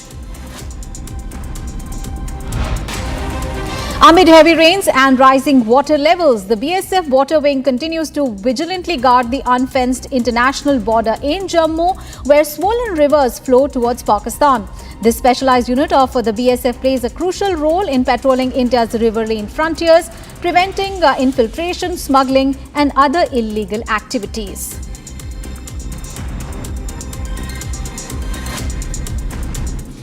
And the other big story that we are tracking, SpaceX and NASA teamed up yet again, and this time for the launch of a new mission called Tracers. Now, this mission includes a pair of satellites that will watch how the solar storms affect Earth's magnetic field. Here's a 1-minute report.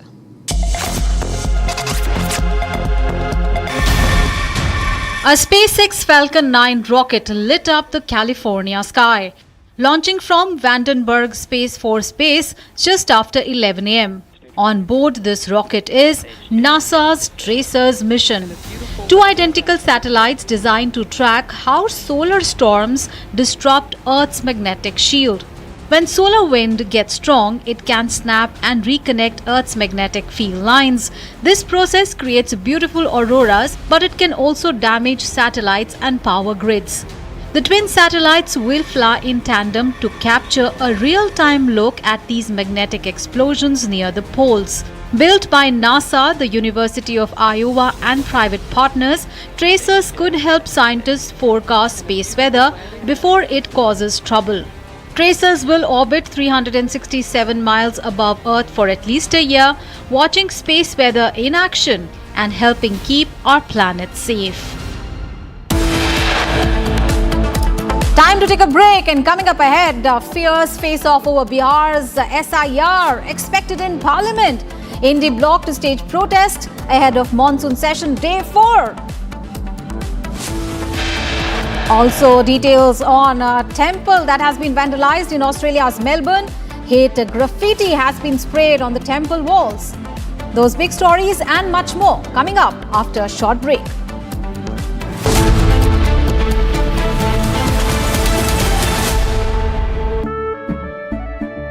केसरिया से मन जोगी हुआ रे दिल झूमे देखो मतवारा हुआ रे हर पल मनाओ केसरी त्योहार। विमल, बोलो जुबान केसरी। MDH की हल्दी मिर्ची धनिया करे कमाल, ये रंग दे, ये खुशबू दे, ये तीखा, ये कम पड़े, क्या निराला MDH masala.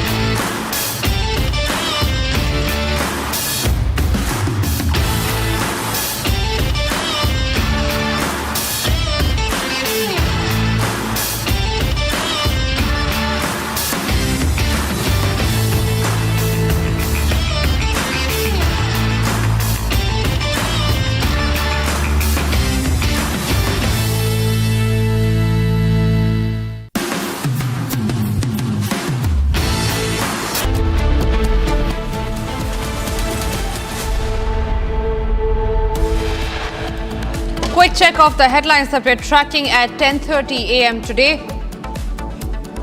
All eyes on India United Kingdom landmark free trade deal agreement. Starmer hails FTA deal with India, calls it major win for Britain.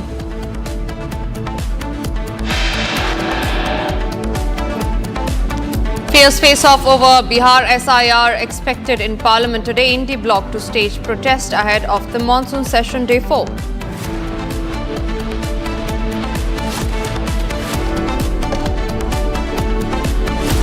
Assam Chief Minister Himanta Biswa Sarma says Muslim population would be equal to Hindu population by 2041 in Assam. Another incident of Gundaism reported in Maharashtra. MNS workers assault man in public toilet for not speaking in Marathi. Temple vandalized in Australia's Melbourne. Hate graffiti sprayed on temple walls. After begging for ceasefire, Pakistan now wants meaningful talks with India.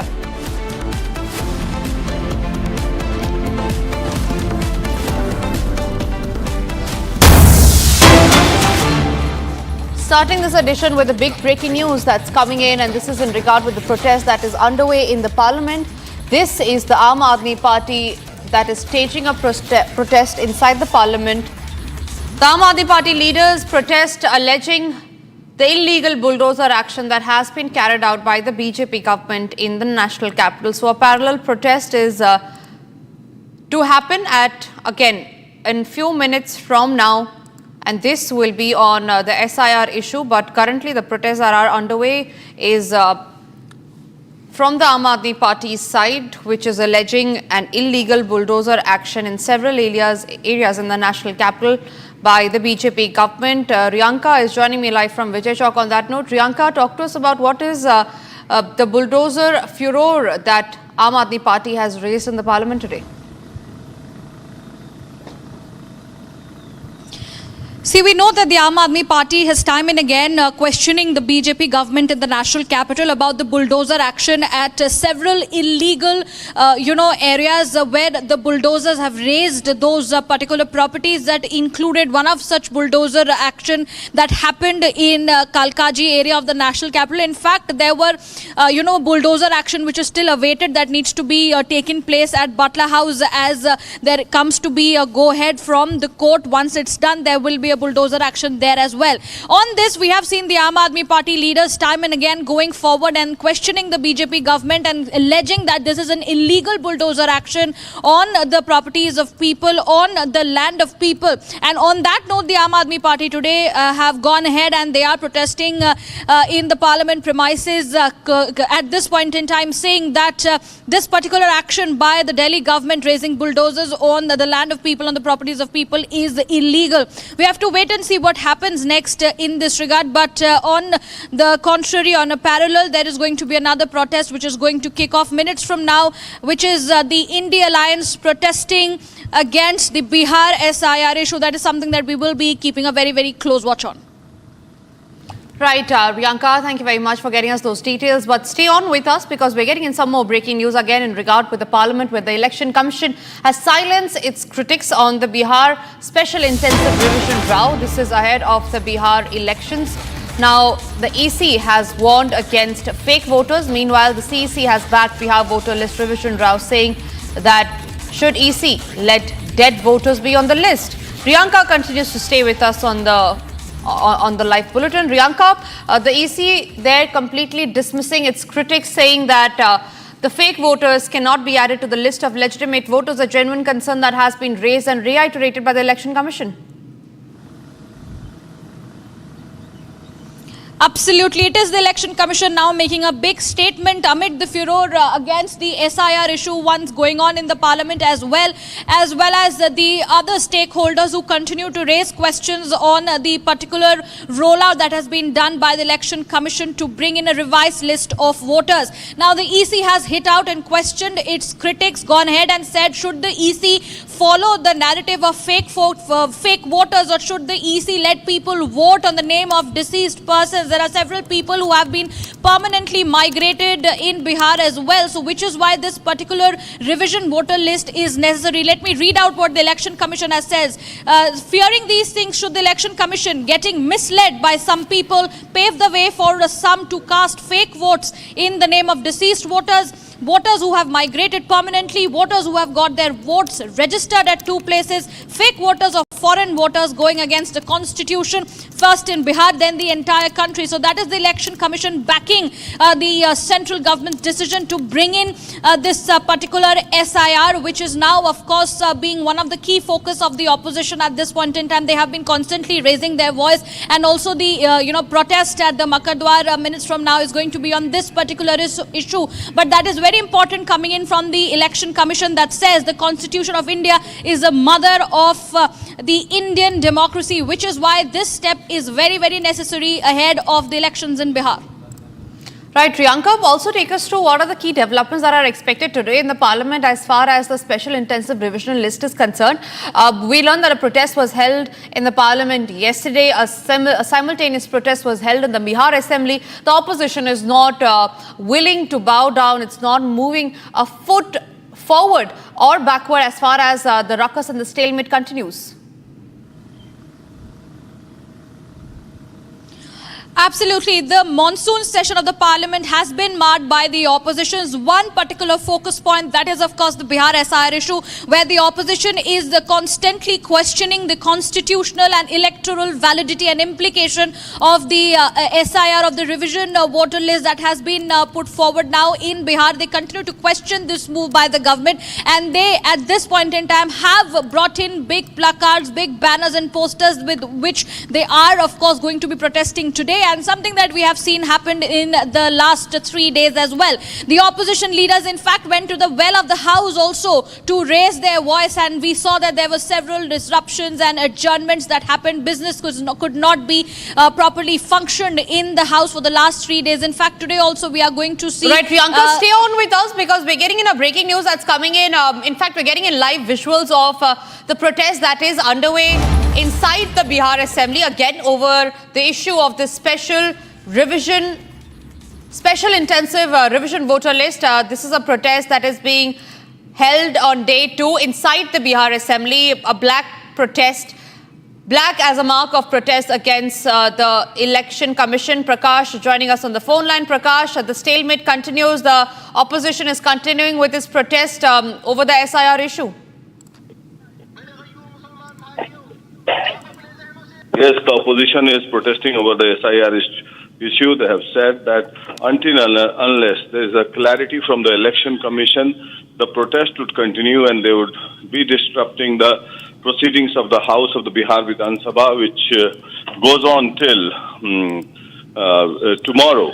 And the monsoon session, the last session of this assembly, and after that Bihar Vidhan Sabha and Bihar goes to the polls. And opposition is demanding that there should be a debate on this, clarity on this from the election commission as well as from the government. And yesterday Tejasvi Yadav has made a statement that if they do not decide on this, he would be talking to all the parties for the boycott of the elections for the forthcoming Bihar Assembly elections. Back to you. Right, these are the live shots that we're getting in as far as the Bihar Assembly is concerned, the protest over the SIR issue. Prakash continues to stay with us on the phone line. Prakash, what is it that we're expecting in the parliament today? Tejasvi Yadav just a few minutes back, he gave a statement where he said that Mahagathbandhan will not boycott the elections because of the SIR issue.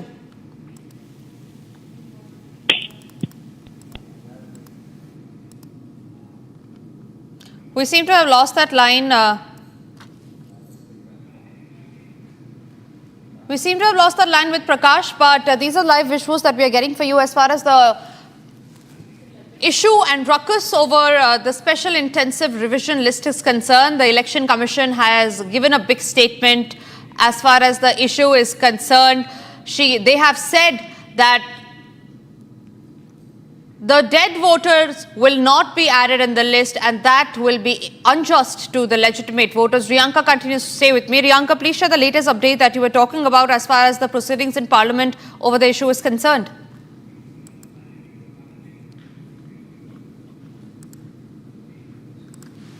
The opposition leaders have started protesting at the Makadwar of the parliament, is what we understand at this point in time. The leaders continue to raise their agitation against the Bihar SIR issue, and they questioned the constitutional and electoral implication of this particular revision in the voter list that has been done. But on the other hand, as we had just told our viewers, that the Election Commission has gone ahead and hit out at the critics and said that it is not possible to give a way or pave a way for those who may go ahead and mislead the people, also cast vote in names of those who have been deceased, or cast vote in names of fake voters. So to control that particular issue, the new revision list has come into being something that is being protested, whether it is in the Bihar Vidhan Sabha or whether it is in the parliament. At this point in time, we have seen that how previously as well, in the last 3 days, the opposition leaders did not let the House function because they wanted to debate this particular revision in the voter list ahead of the Bihar election. So that is something, which is becoming the big issue of this particular monsoon session. Whether, there are several bills that needs to be tabled. There is a lot of business that is being pending that needs to be, done in both the houses, whether it is Rajya Sabha or in Lok Sabha. But several adjournment motions already been given by the opposition leaders in Rajya Sabha as well as in Lok Sabha in order to discuss the Bihar SIR issue. And at this point in time, several leaders have come out at the Makadwar and they are protesting against this particular issue. Right, Priyanka, stay with me. Prakash is also joining us on the phone line on that note. Prakash, yesterday we saw a heated debate in the assembly between Tejasvi Yadav and Nitish Kumar. The House was adjourned within minutes of its functioning. What is expected in the Bihar Assembly today? The opposition will continue to protest against the SIR, and as I was saying earlier, that Tejasvi Yadav has already declared it's a talking point for them because they have been opposing the SIR, the voter revision list, whereas the Election Commission is making it mandatory for the voter revision list in all parts of Bihar. And the opposition says that there is no clarity as far as the elimination process is concerned. Many voters are being eliminated. They fear that the migrant laborers would not be able to submit their papers, as well as they would not be included in the voters list. So that is the concern, and that is why they are hell-bent on protesting in the Bihar Vidhan Sabha, and the protest would continue. Tejasvi Yadav making a statement yesterday that if at all the election commission do not consider their plea, then they would boycott the Bihar elections. Thank you very much for getting us those details. On your screen, viewers, we are going to show you the two protest visuals that we are getting. Number one from the parliament, number second from the Bihar assembly. A simultaneous protest, a parallel protest that is underway regarding the special intensive revision list of the election commission as far as the Bihar assembly is concerned. The opposition alleges that this is an unjust move, a biased move as far as the election commission is concerned. They say that this is being done to favor the BJP.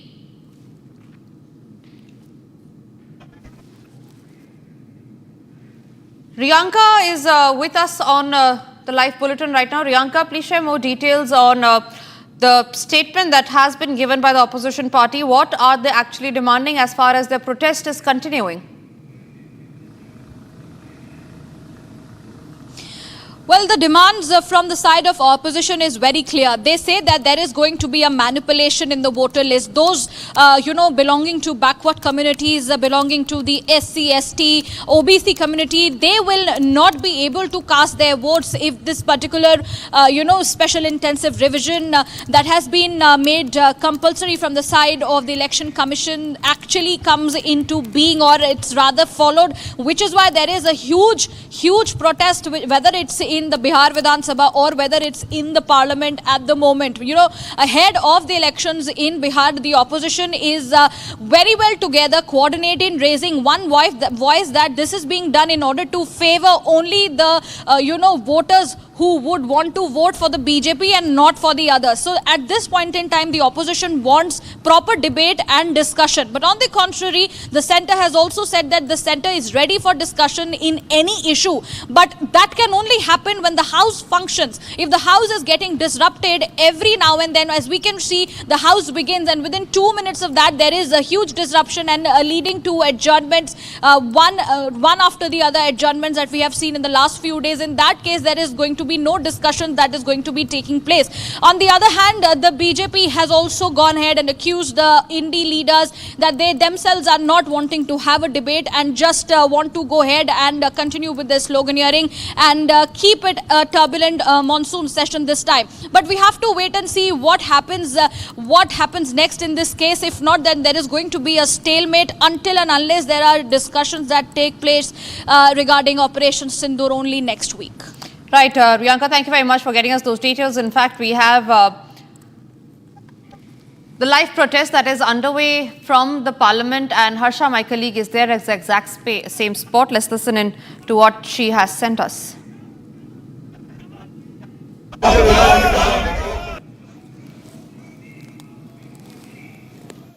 The fourth day of the monsoon session and opposition continues to take up the issue of SIR in the parliament, and as we can clearly see, the opposition have gathered here at the Makar Dwar where they have the placards in their hand, and these are the all opposition party leaders, MP, protesting at the Makar Dwar of the parliament, where they clearly say that SIR is the death of democracy. They clearly is stating that quit SIR. SIR is attack on democracy. SIR is the special intensive revision which was carried out by Election Commission of India in the state of Bihar to ensure that the number of electors in the electoral rolls are there in the list who are the citizens of Bihar. But here are the visuals, all the opposition MPs protesting as they are demanding that debate and discussion on SIR should happen.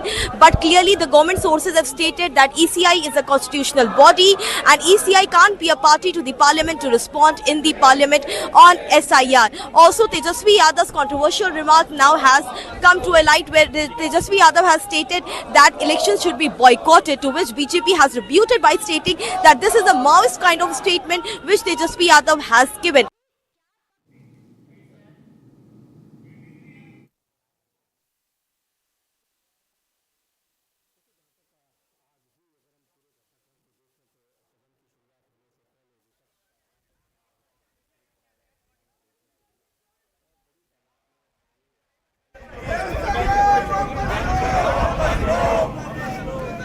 All right, so these are the latest visuals that we are getting to you from the parliament. The opposition is protesting inside the parliament over the special intensive revision list row. On your screen is Priyanka Gandhi along with other members of the other opposition parties all together attacking the government and the Election Commission, asking answers and cornering them over the SIR issue.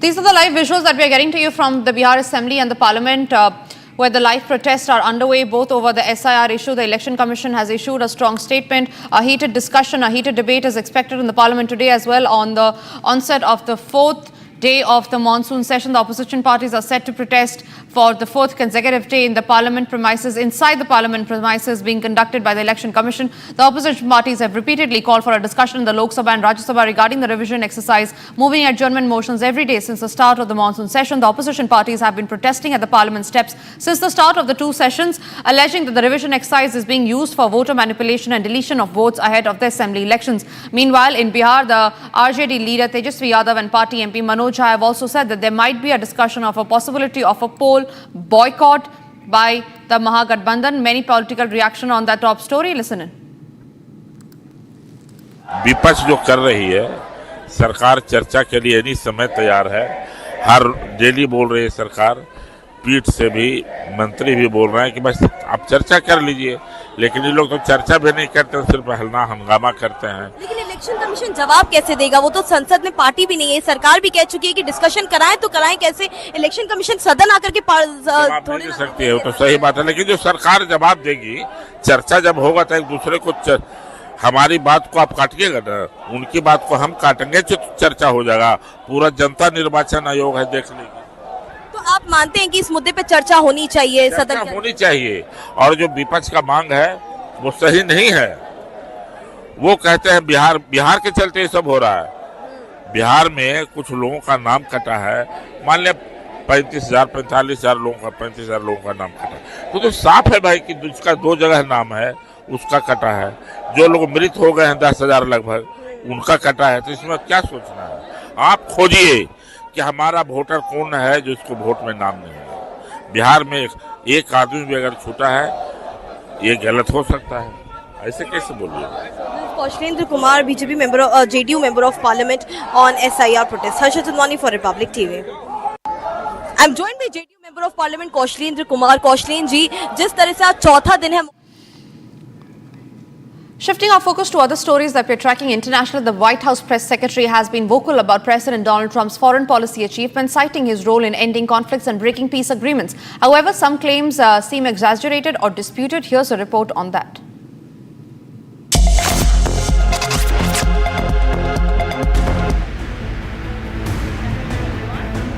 White House Press Secretary Caroline Leavitt has been praising US President Donald Trump's foreign policy actions, highlighting several key developments attributed to his leadership. However, some of her claims seem to be contrary to what has already been cleared by India. For instance, she claimed that Donald Trump ended wars like India and Pakistan and obliterated Iran's nuclear sites. The president has restored America's standing on the world stage, brought back peace through strength, and brokered numerous peace agreements to end wars. Again, all of this in just 6 months. He obliterated Iran's nuclear program to end the war between Israel and Iran, got NATO members to raise their defense spending to 5% of GDP, and secured a ceasefire between India and Pakistan, as well as brokering a historic agreement between Rwanda and the Democratic Republic of the Congo. The president has already received 3 different Nobel Peace Prize nominations for his peacemaking efforts. Again, all of this progress, all of these accomplishments have occurred in just 6 months. We are truly just getting started, and we look forward to working with all of you for the next 3.5 years.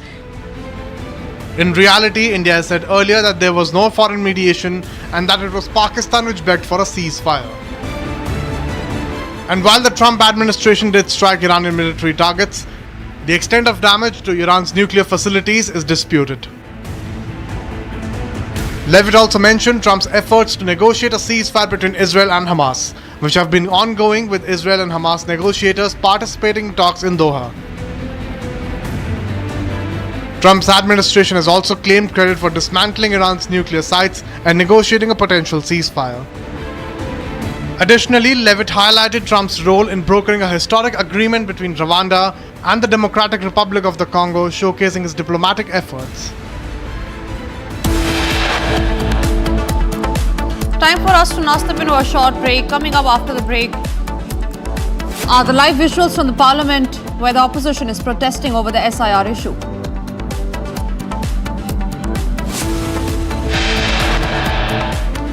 Also coming up after the break, details on the hate attack that has been carried out at a Hindu temple in Australia.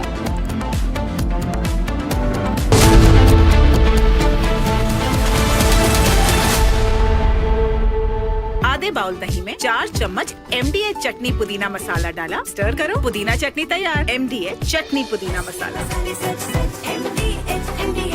दादी के हाथों का जादू और खुशबू से महकता घर, माँ की मुस्कुराहट और खाने की सुगंध। MDH गरम मसाला, क्योंकि हर रिश्ता है स्वाद से जुड़ा।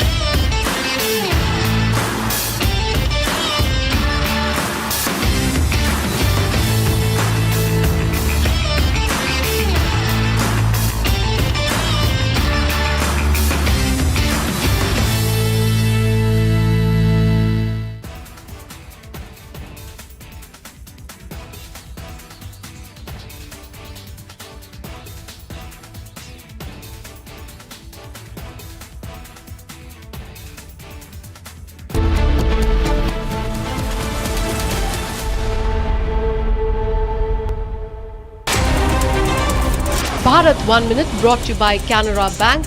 Together we can. Let's have a quick check of the stories that we are tracking in Bharat in 1 minute. The Tuticorin airport in Tamil Nadu has undergone a major upgrade with a rupees 381 crore revamp, including a new terminal, extended runway and advanced facilities. The runway has been lengthened to 3115 meters, allowing larger aircraft to land ever after dusk. With improved infrastructure, the airport is now poised to handle domestic and potential international flights, boosting regional connectivity and economic growth.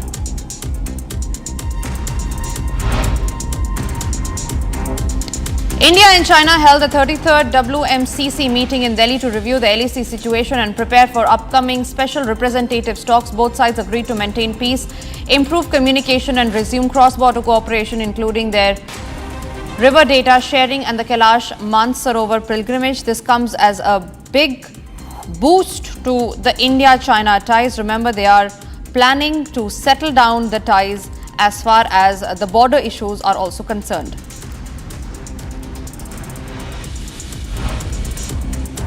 Amid heavy rains and rising water levels, the BSF Water Wing continues to vigilantly guard the unfenced international border in Jammu, where swollen rivers flow toward Pakistan. This specialized unit of the Border Security Force plays a crucial role in patrolling India's riverine frontiers, preventing infiltration, smuggling and other regional activities.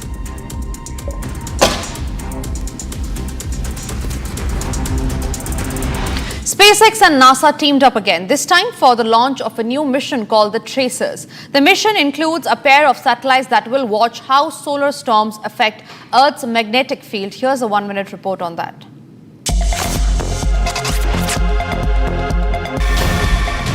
A SpaceX Falcon 9 rocket lit up the California sky, launching from Vandenberg Space Force Base just after 11 a.m. On board this rocket is NASA's Tracers mission. Two identical satellites designed to track how solar storms disrupt Earth's magnetic shield. When solar wind gets strong, it can snap and reconnect Earth's magnetic field lines. This process creates beautiful auroras, but it can also damage satellites and power grids. The twin satellites will fly in tandem to capture a real-time look at these magnetic explosions near the poles. Built by NASA, the University of Iowa and private partners, tracers could help scientists forecast space weather before it causes trouble. Tracers will orbit 367 miles above Earth for at least a year, watching space weather in action and helping keep our planet safe. It's time for us to slip into a short break. After the break is when the Parliament starts and a heated discussion, heated debate is expected. Also after the break are the details of how a temple has been vandalized in Australia's Melbourne. Hate graffiti has been sprayed on the temple walls.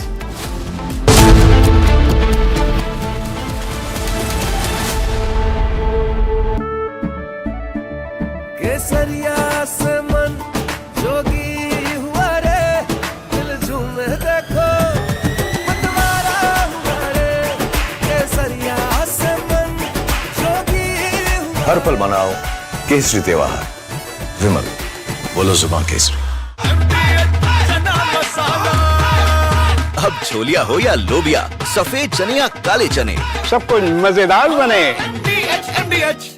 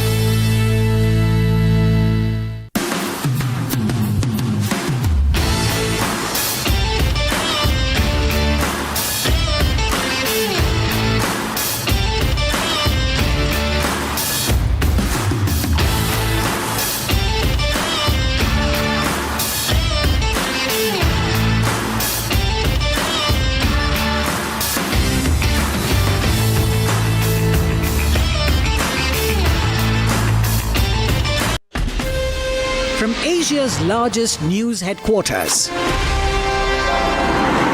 setting the agenda for Bharat.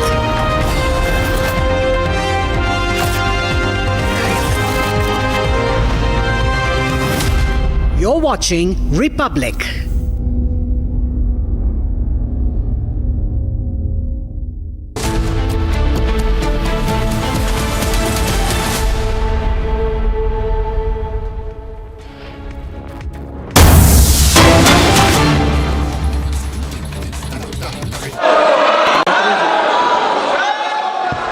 Statement is laid on the table of the House, sir. Sir, through you, sir, I'd like to ask the Minister whether the entire country is covered by the CNG network and what is the government doing to promote CNG in the country, sir? My first supplementary.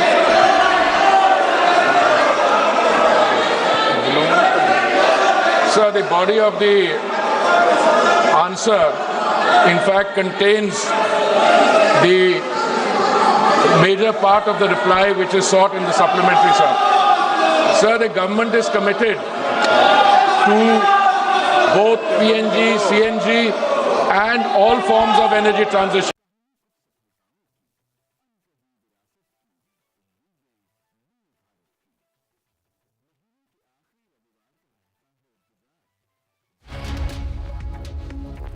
by the bids, sir.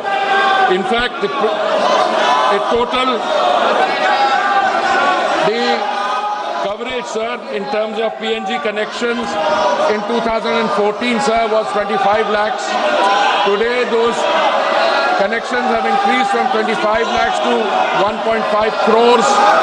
Insofar as CGD stations are concerned, sir, these have also increased in number.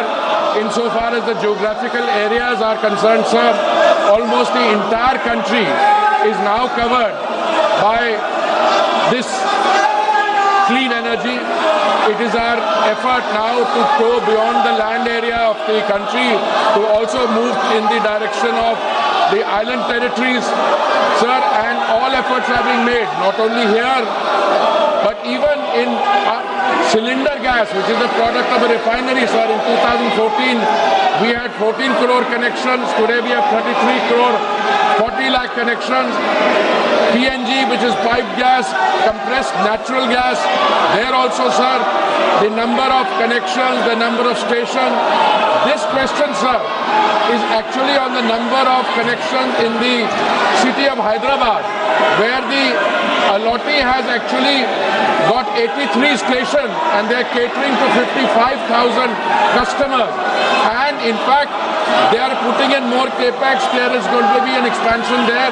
So, sir, on all fronts, piped natural gas, CNG, CGD, and even CBG, sir, biogas, there also, sir, the country is making very remarkable progress, sir. माननीय सदस्यगण, second supplementary question, sir. Second supplementary question. भी कहा है कि प्रश्नकाल महत्वपूर्ण समय होता है. All right, we have breaking news coming in. All right, ED has raided businessman Anil Ambani's residence in Mumbai. All right, the big story, the big breaking news right now, and that is the Enforcement Directorate has raided Anil Ambani's residence in Mumbai today. All right, let's get all the updates.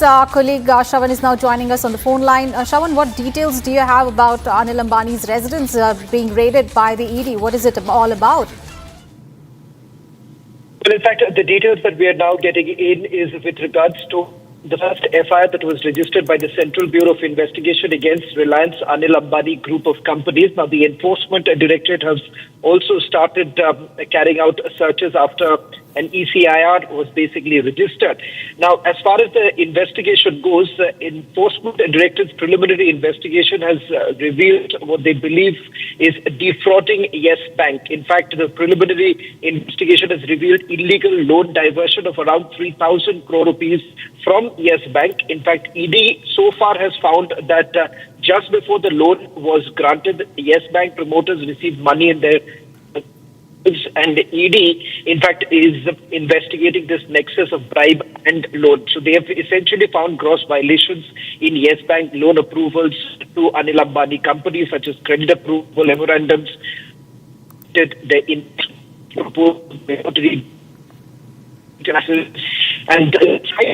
that there was a large amount of loan that was given in companies. In fact, this is in clear violation of the loan. All right. Groups as well as shell companies. Right. Please continue. Well, in fact, the details that we do have right now is that the Enforcement Directorate in its preliminary investigation has found that loan amount that was received by Anil Ambani group of companies was actually being diverted to shell companies. They're looking at roughly about 3,000 crore rupees of loans that have been defrauded.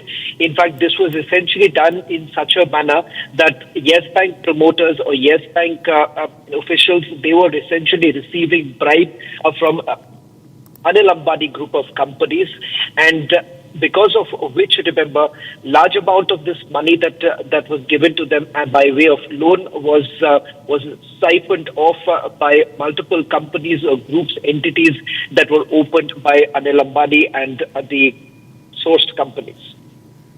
Right. Shravan, in the case earlier, the Enforcement Directorate had grilled Anil Ambani for earlier as well, but it had also spoken to the other accused in the case as well at that time. So as far as these raids are concerned, is it only limited to Anil Ambani's residence, or is it going to be extended to the other accused in the case as well?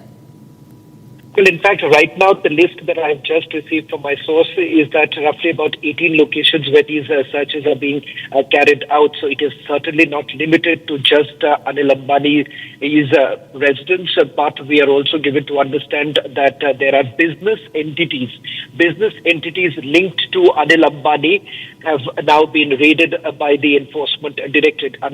Undoubtedly, this is a big move by the Enforcement Director following the first FIR that was registered by the Central Bureau of Investigation. Interestingly, what we are being told is that loans that were received by Anil Ambani, they were given to entities with weak financials. So they did not have enough backing in terms of collateral to actually receive the loan in the first place. So this was with no due diligence that was done. Borrowers had common addresses, common directors, diversions of loan that has taken place. And it turns out that even SEBI, in its findings that they have shared with the Enforcement Directorate regarding this company, had basically indicated that there was a dramatic increase in corporate loans, and a corporate loan that had gone up from 3,742 crore rupees. This was in the year 2017 and 18. It had gone up to 8,670 crore rupees in 2018-2019. And this is what the SEBI has actually shared with the Enforcement Directorate, which is a clear indication of the fact that about there have been irregular expedited approvals that have taken places. Right. And Shravan, has there any been a statement really from the Reliance group on this issue? Because, you know, Anil Ambani in his previous questions that he has answered to the ED, he said that he doesn't really remember all the transactions and that he needs time to respond to them. So has the group issued any statement? Well, in fact, as of now, there isn't any statement that has come in. What we can confirm is that 35 premises where these searches are being carried out, 50 companies that are basically under the scanner, over 25 persons are now being covered under today's searches that are being carried out under various sections of the Prevention of Money Laundering Act. So this undoubtedly is one of the biggest crackdown that we are essentially looking at linked to Anil Ambani's companies. These are multiple companies, as it clearly is pointing out, 50 companies that have been searched at this stage. All right, Shravan, thank you so much for those details there. So, Enforcement Directorate, they're grilling and raiding the residence of Anil Ambani in the Yes Bank crisis case.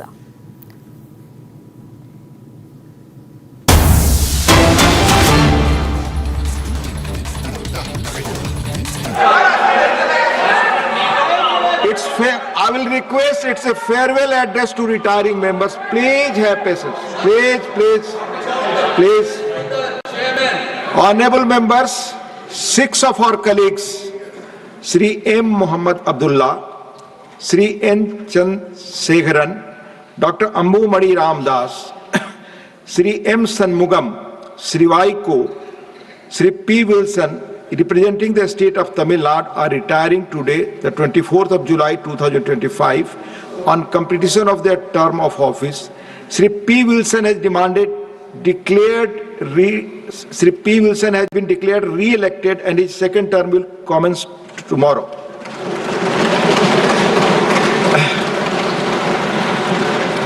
Each one of these members has contributed meaningfully to the deliberations of the House, bringing with them diverse experiences, perspectives, and a deep sense of commitment to public service and democratic values.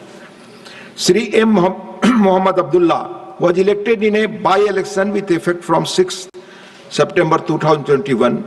During his tenure, the honorable member has made focused interventions on issues relating to youth, welfare and education, reflecting his engagement with the concerns of the younger generation and socio-economic development of the state.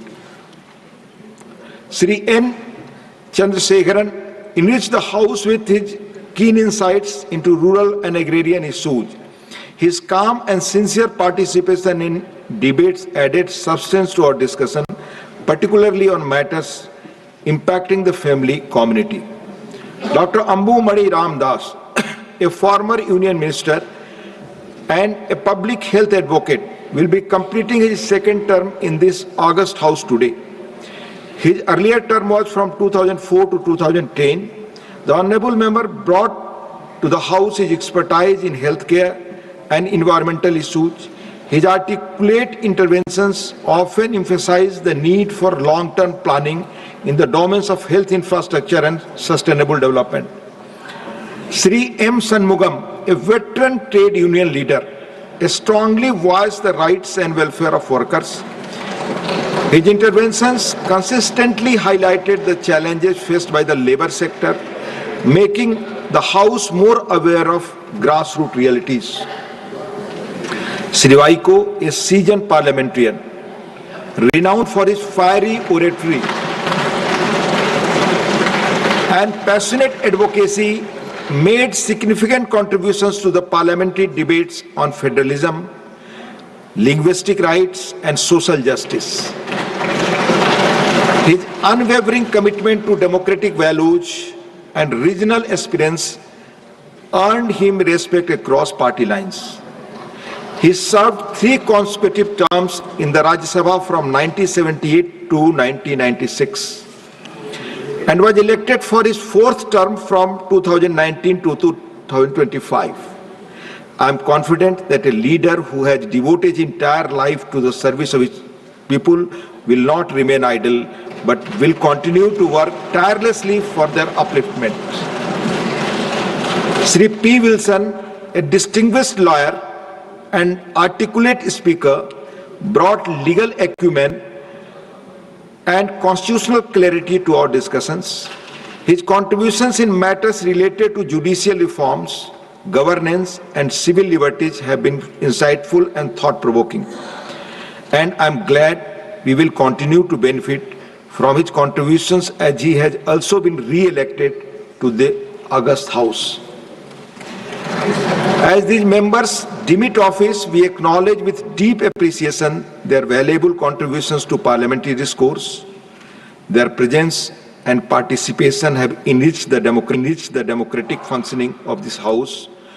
On behalf of the entire House and on my own behalf, I place on record our heartfelt gratitude to the retiring members for their service to the nation and this august institution. We wish them good health, happiness and continued success in their future endeavors. We hope they will continue to serve the people in various capacities and inspire future generations to uphold the ideals of our democratic polity. May I now invite the retiring members to speak briefly. Sri M. Muhammad Abdullah.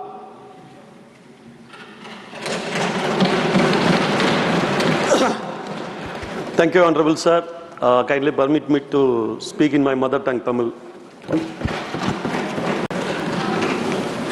மாண்புமிகு அவைத் தலைவர் அவர்களே, மாண்புமிகு உறுப்பினர்களே, ஒரு மிகுந்த நன்றி பெருக்கின் உணர்ச்சியோடு இந்த இடத்தில் நின்று நான் உரையாற்றத் துவங்கின்றேன். நன்றி உணர்ச்சி என்று நான் குறிப்பிடுவது எங்கள் கழகத்தின் தலைவர் மாண்புமிகு தமிழக முதல்வர் மீதும் மாண்புமிகு தமிழ்நாட்டினுடைய முதலமைச்சர் மீதுமான நன்றி உணர்ச்சி. அவர்கள்தான் என்னை இந்த அவைக்கு அனுப்பி வைத்தார்கள். இடைத்தேர்தலில் நான் தேர்ந்தெடுக்கப்பட்டதாக நீங்கள் பேசும்போது குறிப்பிட்டீர்கள். உண்மைதான், நான் பணியாற்றிய காலம் குறுகிய காலமாக இருந்தாலும் கூட எனக்கு கிடைத்த அனுபவங்களும் வாய்ப்புகளும் மிக மிக அதிகம். அதைவிட இங்கு அனைவரிடமும் நான் பெற்ற அன்பு மிக மிக அதிகம். ஆளும் கட்சி தரப்பிலாக இருந்தாலும் சரி, எதிர்கட்சி தரப்பிலாக இருந்தாலும் சரி, ஒவ்வொருவர்களும் என் மீது காட்டிய அந்த அன்பையும் நட்பையும் என்றென்றும் நான் மறவேன். தமிழகத்தின் ஒரு கடைக்கோட்டையில் ஒரு கிராமத்திலிருந்து வந்தவன் நான். தூரத்திலிருந்து நான் பார்த்து வியந்த தலைவர்கள் உடனெல்லாம் நெருங்கி பழகுகின்ற வாய்ப்பை இந்த அவை தந்தது.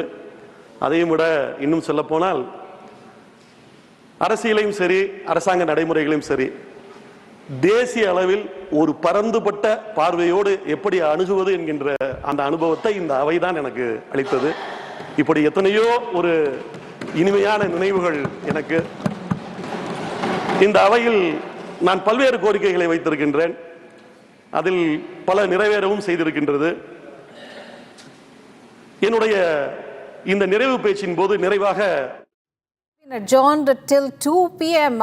And this as the showdown really over Bihar's SIR exercise continues in Parliament. Our colleague Riyanka is now joining us live from Vijay Chowk.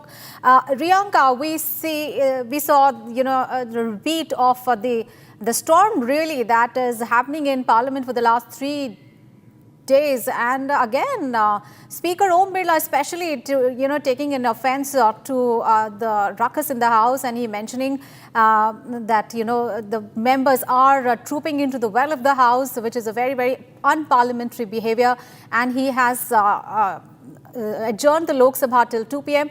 However, thankfully Rajya Sabha continuing the proceedings.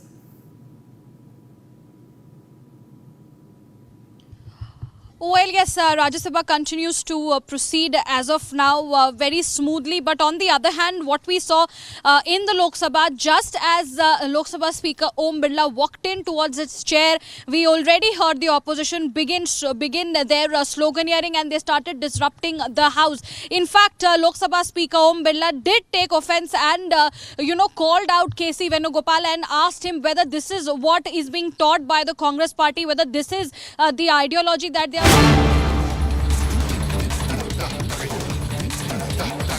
Viewers, we have breaking news coming in. Supreme Court has stayed the Bombay High Court judgment that acquitted 12 accused people in connection with the 2006 Mumbai train blast case. So the Supreme Court has stayed the High Court's order in the case of acquittal of the 12 accused in the Mumbai train blast case. So remember, the High Court had recently acquitted 12 convicts in connection with the 2006 Mumbai train blast case. However, the case also reached the Supreme Court, and the Supreme Court has now stayed the High Court's judgment. So the Bombay High Court had acquitted all the 12 accused in the 2006 Mumbai serial train blast case, and it had overturned a 2015 verdict by a special Makoka court that had sentenced 5 of them to death and 7 to life imprisonment. However, the Bombay High Court had said that there is not enough proof in the case. Let's get all the updates. Rhythm, my colleague, is now joining us for more on that story. Rhythm, the Bombay High Court had acquitted all the 12 accused in the 2006 Mumbai serial train blast case, and now the Supreme Court had stayed that order. Give us more details.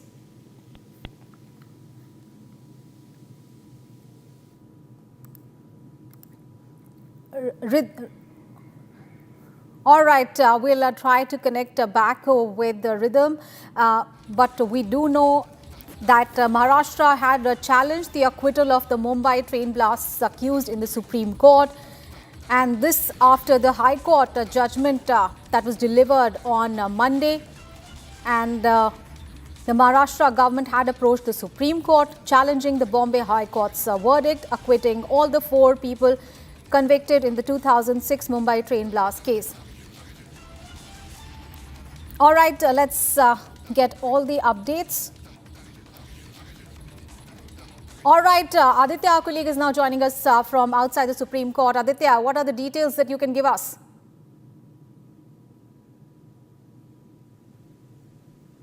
Yeah, first of all, is that the Supreme Court has today stayed the judgment of Bombay High Court up to an extent that the findings of the Bombay High Court will not be applicable in the MCOCA trials pending or the matters which are sub judice. The second, the state has asked for a stay order up to an extent, but there was certain amount of clarification required that whether the accused who has been released by the court order has clarified that the accused were released by the order of the Bombay High Court will not be arrested. This stay order is much like a limited stay order, which limits the stay.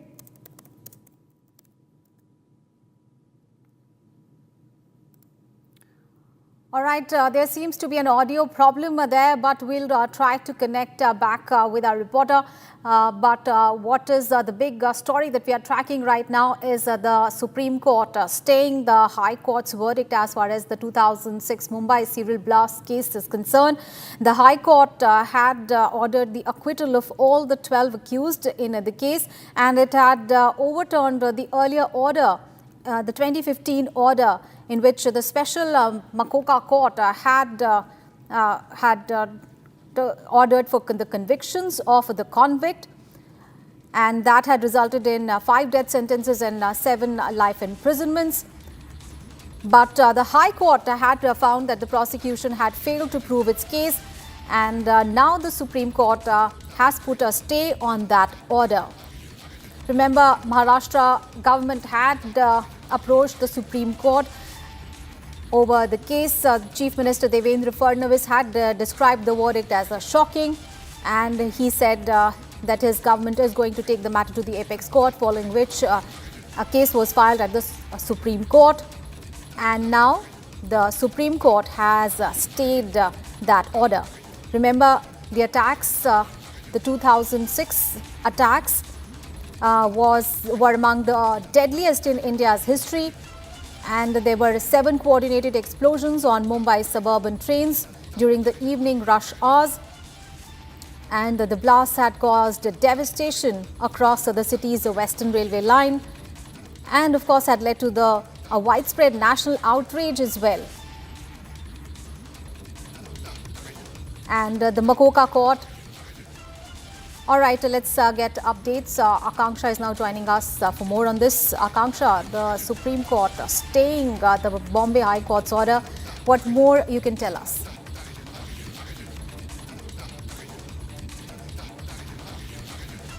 Akanksha, can you hear me? Akanksha, give us the details of the Supreme Court staying the High Court's order as far as the Mumbai blast case is concerned.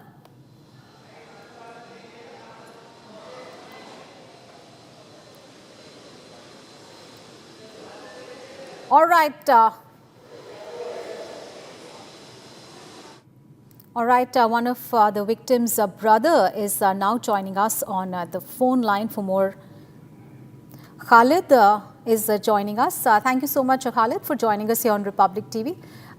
What is your reaction on the Supreme Court today staying the High Court's order? Because the High Court's order was challenged by the Maharashtra government, and the Chief Minister Devendra Fadnavis had also said that it is a very, very shocking verdict, and the Supreme Court order has stayed that order. How would you react? Madam, इससे हमें कोई फर्क नहीं पड़ता है, क्योंकि जो case एकदम फॉल्स केस था, जैसा इनको हाई कोर्ट में जजमेंट मिला है, इंशाल्लाह उससे और अच्छा जजमेंट सुप्रीम कोर्ट देंगे, क्योंकि इन्हें फंसाया गया था। और इसके बारे में और मैं क्या कहूँ? मैं जी, जो वर्डिक्ट आया था हाई कोर्ट की तरफ से, उसमें बहुत जो चीफ मिनिस्टर हैं, महाराष्ट्र गवर्नमेंट हैं, उन्होंने कहा था कि बहुत शॉकिंग वर्डिक्ट है, और ये भी बात कही थी कि काफ़ी साल लग गए इस वर्डिक्ट को आने में। अब क्योंकि सुप्रीम कोर्ट ने इस वर्डिक्ट को स्टे कर दिया है, तो आप किस तरह से इस वर्डिक्ट को देखते हैं?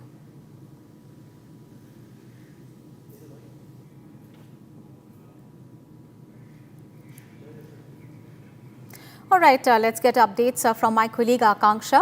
Akanksha, give us the details of what exactly has the Supreme Court said, as far as staying that order of the High Court is concerned. Absolutely, Aishwarya. Let me take you through what has happened till now. On Monday, remember, Bombay High Court had acquitted all the accused, saying that the police has utterly failed to prove the case against the accused and that it is hard to believe that the accused committed the crime. And on Monday, 12 accused and 5 of them were on death penalty. They got acquitted in this case. And that very day, the Maharashtra government had said that they would be challenging that specific order. They moved the Supreme Court. And now what we're learning is that a hearing took place on that matter. And what we're learning so far is that the Supreme Court for now has stayed the Bombay High Court order on the 2006 Mumbai blast. Let me take you what happened during the proceeding today. Supreme Court has issued notice on Maharashtra government's plea against acquittal of 13 accused in this case. They've granted interim stay on the judgment and they have stated that stays on the release of the accused. So accused will not be rearrested now because remember after this, after the Bombay High Court acquitted them, they were released from the prison. But now the Supreme Court has said that they will not be rearrested. Supreme Court noted that all the accused have been released and there's no question of bringing them back. In fact, Solicitor General Tushar Mehta also said that he is not seeking that accused be brought back to the jail. But for now, the update is that there is a stay on the Bombay High Court order of Monday where all these accused were acquitted. And secondly, now a notice has been given to the Maharashtra government as far as their plea is concerned. All right. And Akanksha would like to know from you, what does this stay really... all right. Stay with us, Akanksha. We would also like to know from you, what does this stay by the Supreme Court really mean for all the accused? Because, you know, the High Court's order had overturned a previous order by the Makoka's special court in Maharashtra. And now the Supreme Court has put a stay on the High Court's order. So what does that really mean for the case and how does it go ahead?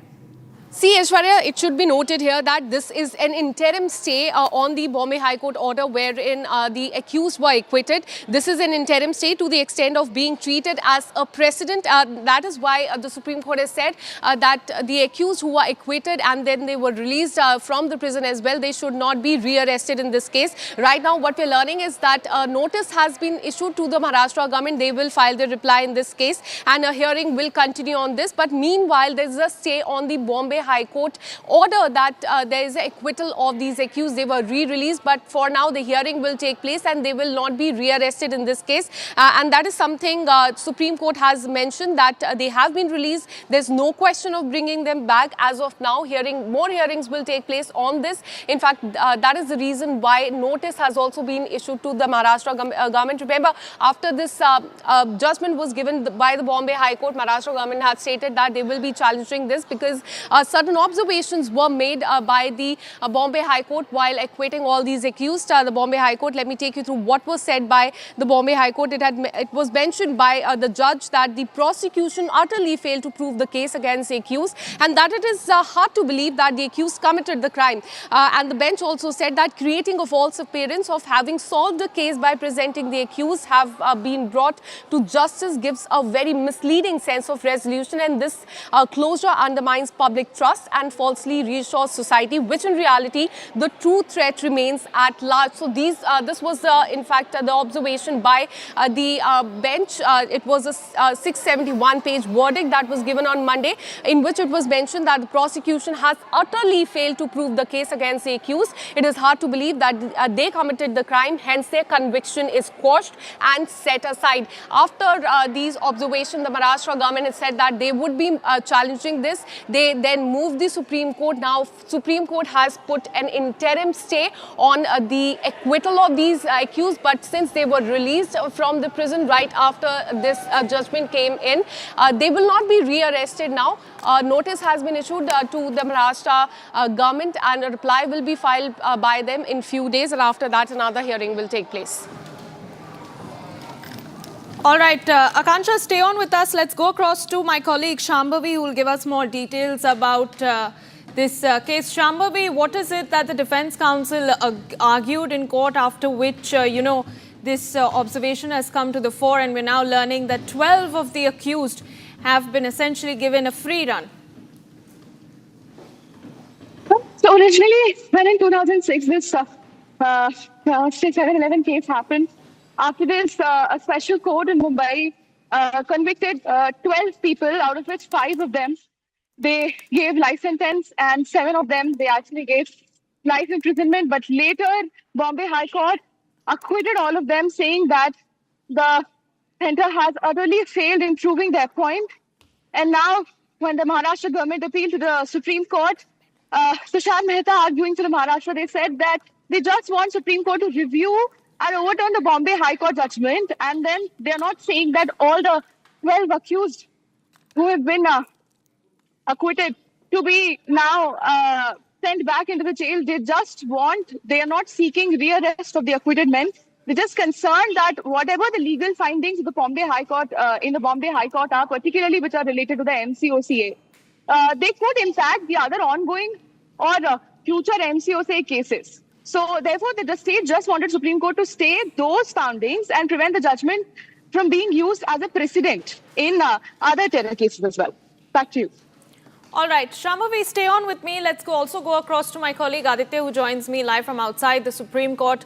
Aditya, what can we expect next, and what more do you have on this case about why these 12 accused who have been, essentially acquitted now after the Supreme Court has stayed the Bombay High Court judgment, and why is it that they cannot be rearrested in this case? If you can just explain that in layman terms to our viewers.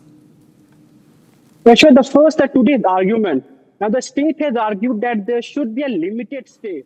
Now, what does the limited stay mean? It means you stay the operation of the judgment up to an extent. Now, up to what extent? In this case, the extent was not to rearrest the accused. In this matter, the Supreme Court observed that there are certain media reports which suggested that accused were released from the jail. In this case, what happened actually, the state and the bench built a consensus, agreed to the point that as the accused have been released from the jail, they should not be rearrested.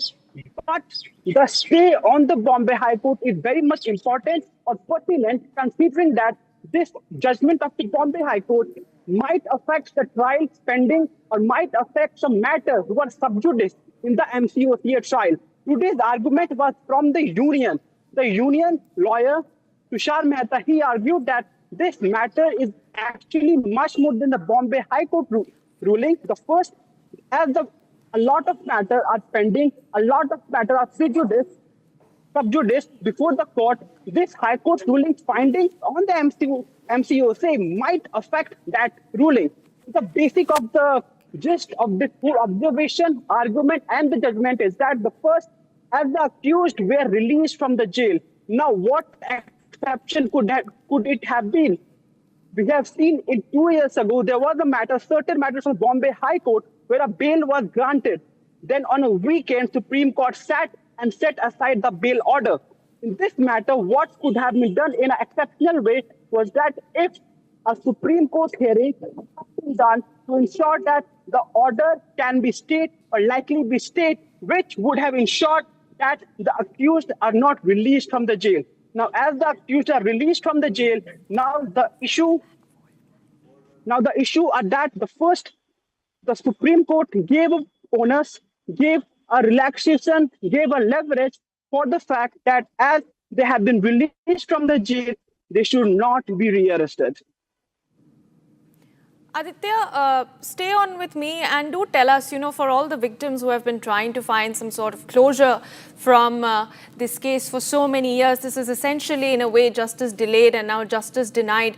And our only question is, why is it that the 12 accused in a blast case which claims so many lives are being given a free run by the judiciary?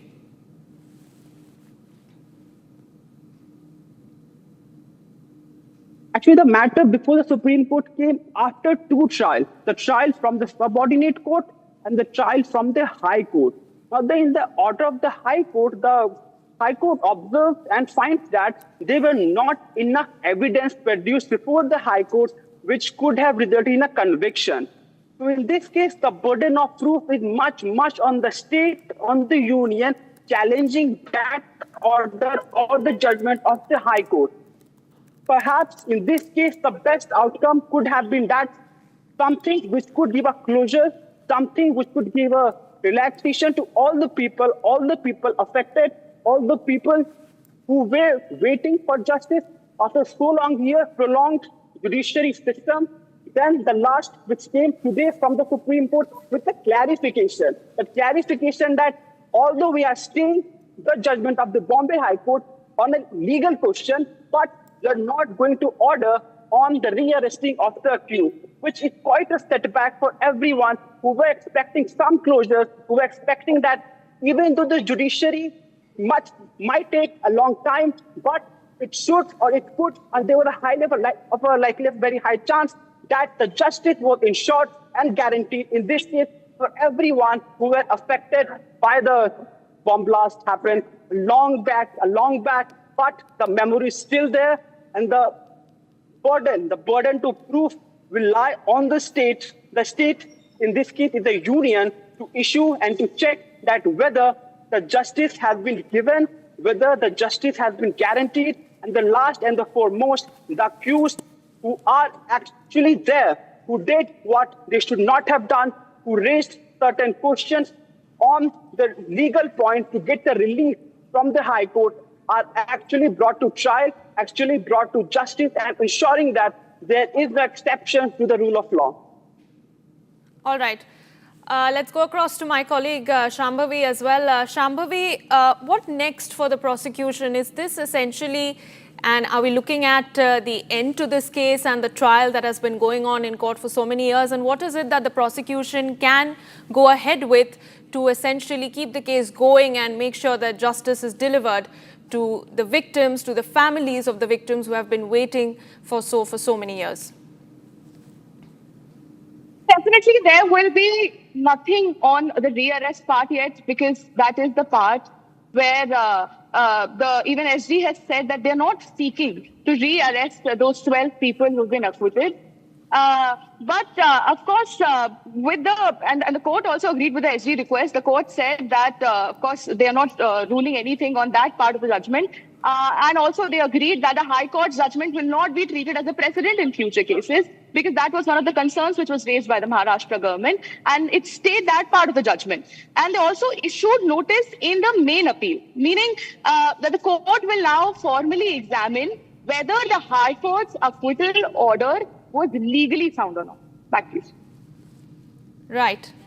Shambhavi, take us through Solicitor General Tushar Mehta's arguments, because we are learning that he has said that some of the observations which were essentially made by the Bombay High Court in the judgment can impact other pending trials under the MCOC. If you can explain that for our viewers in layman terms. Definitely, they were actually seeking stay on the High Court's legal findings. So when we come to Tushar Mehta's argument, their main matter, apart from not seeking the rearrest of the acquitted men, were that they were concerned that some legal findings which were there in the Bombay High Court judgment, particularly which were those which were related to the special court, which actually ordered the convicted 12 people back in 2015. That was the concern. The legal findings in the Bombay High Court judgment, particularly those related to the MCOCA, could impact the other ongoing or future MCOCA cases. That was the point. So therefore, the state wanted the Supreme Court to stay on those findings and prevent the judgment from then being treated or used as a precedent in other terror-related cases or other similar cases. All right. Shambhavi, let's go through this particular argument that the SG has put forward. He has in fact said that the accused are essentially not required to be in jail, and this is something that the state, that is the Maharashtra government, had put forward to the court as well. They only want the question of law to be decided. If you can explain that more. Yes, that is what the update is about. There are two parts to it. One is the rearrest of the 12 acquitted men, which was done by the Bombay High Court. Originally, after the blast in 2015, there was a special court in Mumbai who convicted 12 people. 5 of them they sentenced to to death penalty, and 7 of them they sentenced to life imprisonment. Later now, Bombay High Court acquitted all 12 of them and specially definitively cancelled, nullified the death penalty order of those 5 people, and in turn acquitted all 12 of them. Which in turn, Maharashtra government went their appeal to the Supreme Court. That was two-parted appeal. आरोपी थे उनकी निर्दोष मुक्तता की थी, उनको totally बाइज्जत बरी किया था। तो वो जजमेंट के खिलाफ इमीडिएटली महाराष्ट्र सरकार सुप्रीम कोर्ट आई, उन्होंने अर्जेंट लिस्टिंग की मांग की। परसों जस्टिस गवई ने इसकी अर्जेंट लिस्टिंग की मांग मान्य की और आज वो मैटर जस्टिस सुंदरेश इनके सामने था। इसमें राज्य सरकार, महाराष्ट्र सरकार को सफलता मिली है। इस आदेश को सुप्रीम कोर्ट ने स्थगित किया है। ये क्यों स्थगित किया है? महाराष्ट्र सरकार का कहना था ये आदेश दूसरे मक्कों का आरोपी और कथित आतंकवादी इस्तेमाल कर सकते हैं। तो सुप्रीम कोर्ट ने कहा कि जो 11 लोग अब बाहर है जेल से, वो बाहर ही रहेंगे, उनको नोटिस इश्यू की जाएगी, उनका रिप्लाई, रिजॉइंडर वगैरह सब होगा और बाद में सुप्रीम कोर्ट इसमें एक तो बॉम्बे हाई कोर्ट का जो डिसीजन है वो अपहोल्ड कर सकती है या फिर उसको पलटा सकती है। लेकिन अभी की इम्पोर्टेंट खबर यही है कि महाराष्ट्र गवर्नमेंट को स्थगिति मिली है। लार्जर पिक्चर देखते हुए ये बहुत इम्पोर्टेंट है। हालांकि वो 11 लोग बाहर रहेंगे, वो मुद्दा इतना बड़ा नहीं है, लेकिन दूसरे आरोपी इसका इस्तेमाल ना करे इस जजमेंट का, इसलिए ये स्थगिति मिलना बहुत जरूरी था। और महाराष्ट्र सरकार को बॉम्बे हाईकोर्ट ने जो ट्रेन ब्लास्ट में जो डिसीजन दिया था अभी कुछ दिन पहले, उसके ऊपर स्थगिति मिली है। मराठी में भी एक बार आप लोग हटा लीजिए। बघा 2006चा जो बॉम्बे ट्रेन ब्लास्टची केस होती. All right, that was the statement that we were getting in from Siddharth Shinde. He's a Supreme Court advocate. He was giving us the latest update as far as this case is concerned. Remember, viewers, the Supreme Court has stayed the Bombay High Court order and ordered no rearrest for the 12 accused. Let's go back to my colleague Shambhavi, who joins us live for more on the case. Shambhavi, as we were discussing, do take us through the kind of arguments that the prosecution put forward, because let's remember the Bombay High Court, while it was giving out its judgment, essentially said that the prosecution had utterly failed to prove any case against the accused and that it was hard for the court to believe that the accused had committed any sort of crime in this case.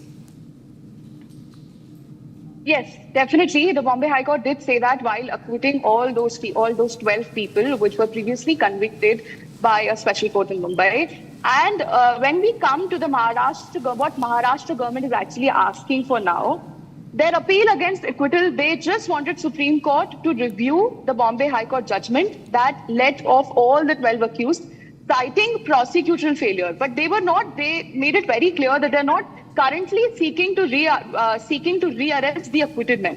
That is what Solicitor General Tushar Mehta argued. Apart from this, instead of being concerned about the rearrest of the acquitted men, they were concerned that there were certain legal findings in the Bombay High Court judgment, particularly those which were related to the Maharashtra Control of Organised Crime Act Court, that is MCOCA, which could impact the other ongoing or any of the future MCOCA cases of the similar nature or even of the same state. Therefore, the Maharashtra state wanted the Supreme Court to stay those findings, to stay review on those particular findings and prevent the judgment from being used as a precedent in other cases, as said.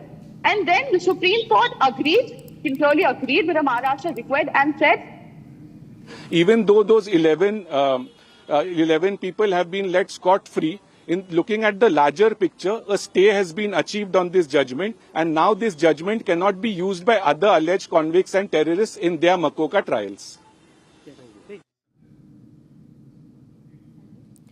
All right, that was a very pertinent point made by Siddharth Shinde over there, the advocate, Supreme Court advocate on the 7/11 blast case. Let's viewers stay on with us. Let's step into a very short break, but on the other side, we'll get you more details on this very crucial judgment that has come from the top court on the Mumbai blast case. Remember, the SC has stayed the Bombay High Court order and directed no rearrest of the accused, but also noted that this order cannot be a precedent for other criminals. Meanwhile, on the other side, we'll get you more details on the ED raids that are currently underway at businessman Anil Ambani's residence in Mumbai.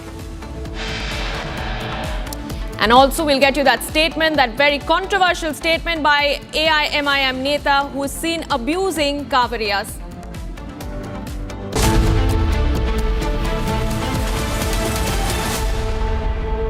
MDH की हल्दी मिर्ची धनिया करे कमाल, ये रंग दे, ये खुशबू दे, ये तीखा, ये कम पड़े, क्या निराला MDH मसाला। दादी के हाथों का जादू और खुशबू से महकता घर, माँ की मुस्कुराहट और खाने की सुगंध। MDH गरम मसाला, क्योंकि हर रिश्ता है स्वाद से जुड़ा।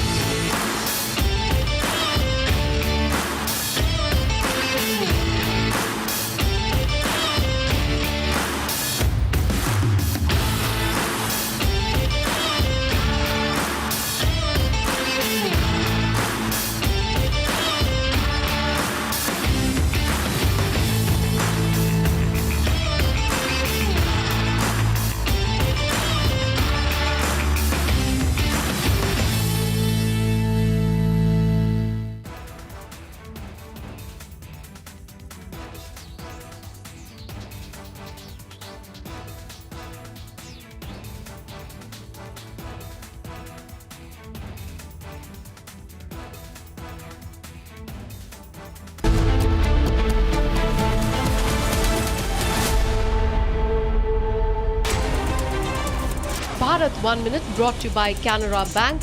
Together we can. And here's taking a look at everything else in the next 1 minute. Thoothukudi Airport in Tamil Nadu has undergone a major upgrade with a rupees 381 crore revamp, including a new terminal, extended runway and advanced facilities. The runway has been lengthened to 3,115 meters, allowing larger aircraft to land even after dusk. With improved infrastructure, the airport is now poised to handle domestic and potential international flights, boosting regional connectivity and economic growth. India and China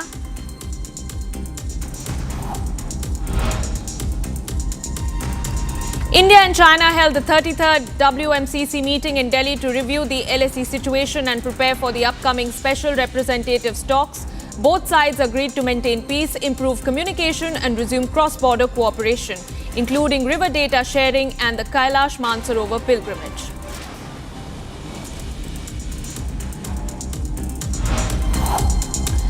Amid heavy rains and rising water levels, the BSF water wing continues to vigilantly guard the unfenced international border in Jammu, where swollen rivers have flowed towards Pakistan. This specialized unit of the Border Security Force plays a crucial role in patrolling India's riverine frontiers, preventing infiltration, smuggling and other illegal activities.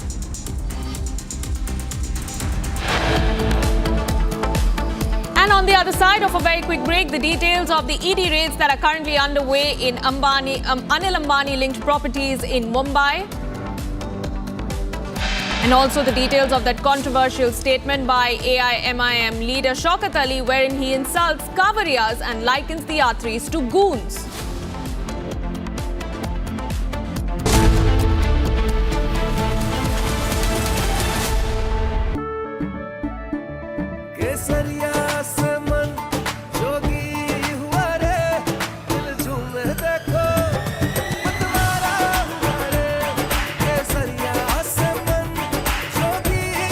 हर पल मनाओ केसरी त्योहार।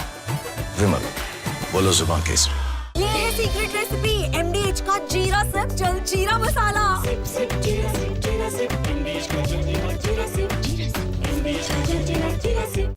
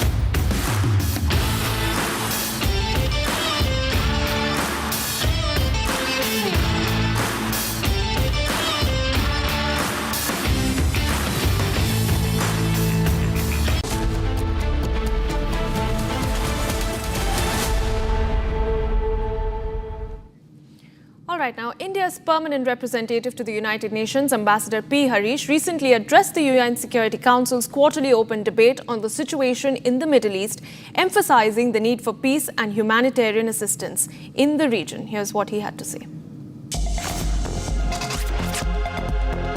Today's meeting takes place against the backdrop of a persisting humanitarian crisis in Gaza. Intermittent pauses in hostilities are not enough to address the scale of humanitarian challenges confronting the people who grapple daily with acute shortages of food and fuel, inadequate medical services, and lack of access to education. The health and education situation is particularly troubling. The WHO estimates that around 95% of all hospitals in Gaza are damaged or destroyed. The Office of the High Commissioner for Human Rights reports that more than 650,000 children have had no schooling for over 20 months. The way ahead is clear, and India has been consistent in this regard. The ongoing human suffering must not be allowed to continue. Humanitarian assistance needs to be facilitated in a safe, sustained, and timely manner. There is no substitute to peace. A ceasefire must be put in place. All hostages must be released. Dialogue and diplomacy remain the only viable paths to achieving these objectives. There are no other fixes or solutions. India shares historic and strong ties with our Palestinian brothers and sisters. We have always stood by them, and our commitment towards the Palestinian cause is unwavering. We were the first non-Arab country to recognize the state of Palestine. We support the Palestinian people in various ways, directly and through our support to other organizations such as UNRWA. Our endeavor is to make a tangible impact on the daily lives of the Palestinians by implementing projects in diverse sectors. India is currently implementing projects valued at more than $40 million. India reiterates that the pathway to enduring peace is rooted in a two-state solution, one that establishes a sovereign, viable, and independent state of Palestine within recognized and mutually agreed borders, living side by side with Israel in peace. India takes note of the high-level international conference on the implementation of a two-state solution scheduled next week.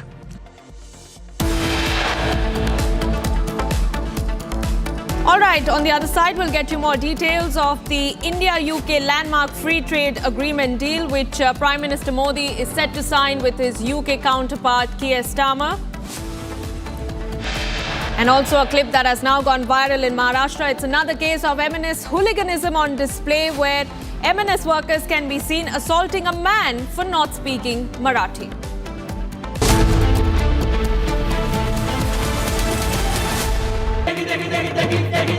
MDH की देगी मिर्च, देगी मिर्च का तड़का, अंग अंग फड़का। MDH की देगी मिर्च। इसको घर पे लगाओगे तो शादी का तो पता नहीं, पर घर पक्का नहीं टूटेगा। रुंगटा नहीं तो घर स्ट्रॉन्ग नहीं। रुंगटा स्टील TMT बार एकदम सॉलिड। पहाड़ों में एक हाइकिंग स्टिक भी बन सकती है। आधे बाउल दही में 4 चम्मच MDH चटनी पुदीना मसाला डाला, स्टर करो, पुदीना चटनी तैयार। MDH चटनी पुदीना मसाला। MDH।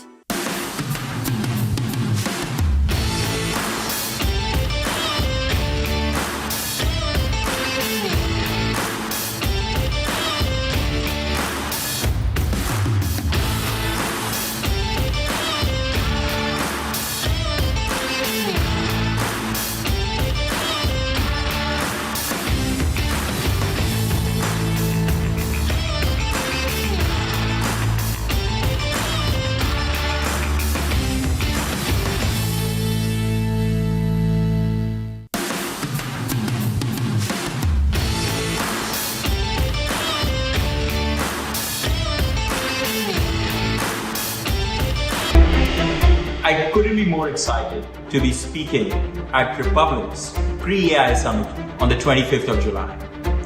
At this summit, we won't just be discussing what India's AI future could be, but we'll be actually building it together. Join me, other AI leaders, thinkers, builders, as we define India's next AI leader. See you there.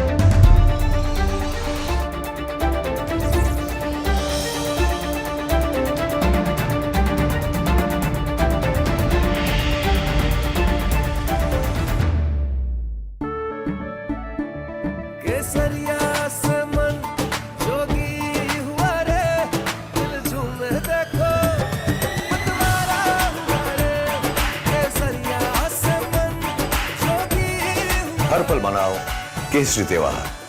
विमल, बोलो जुबान केसरी। ये है secret recipe MDH का जीरा SIP जल जीरा मसाला। SIP SIP जीरा SIP जीरा सिप MDH का जल जीरा सिप जीरा सिप MDH का जल जीरा SIP.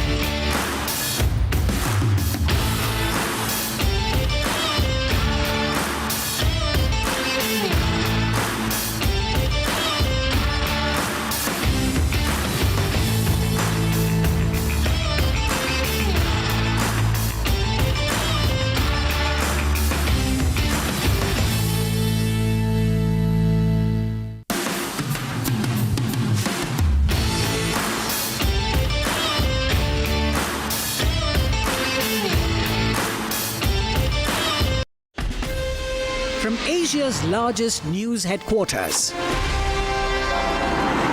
setting the agenda for Bharat.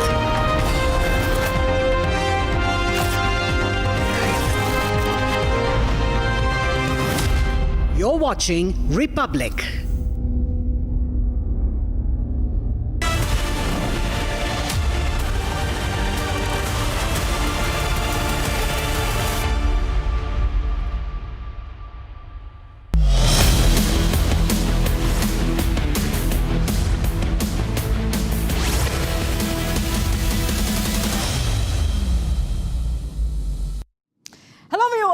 Gear up for all things AI, the breakthroughs, impact, and what's next for India. Join us tomorrow, that is July 25th, for the flagship Republic pre-summit. That is right, this is Republic AI pre-summit from the Republic Media Network's headquarters. We bring together the country's top innovators, policymakers and tech giants as they decode India's AI leap. It's a perfect build-up to the Mega Republic AI Summit, and it all begins right here.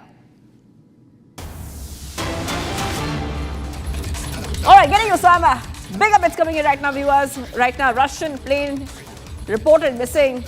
And we are getting some initial information on the story where this aircraft has disappeared from the radars. It's gone missing in the eastern parts of the Amur region, according to the reports that we are getting for our viewers. That is right. Back-to-back updates coming in right now, viewers, on Republic TV. And the governor said that according to the data, there were around 43 passengers, including 5 children and 6 crew members on board. Air traffic controllers have lost contact with this passenger plane carrying approximately 50 people. The governor says there were at least 43 passengers on board, and a search and rescue operation is underway. The plane was operating by a Siberia-based airline. It dropped off the radar screens while approaching its destination. That is right.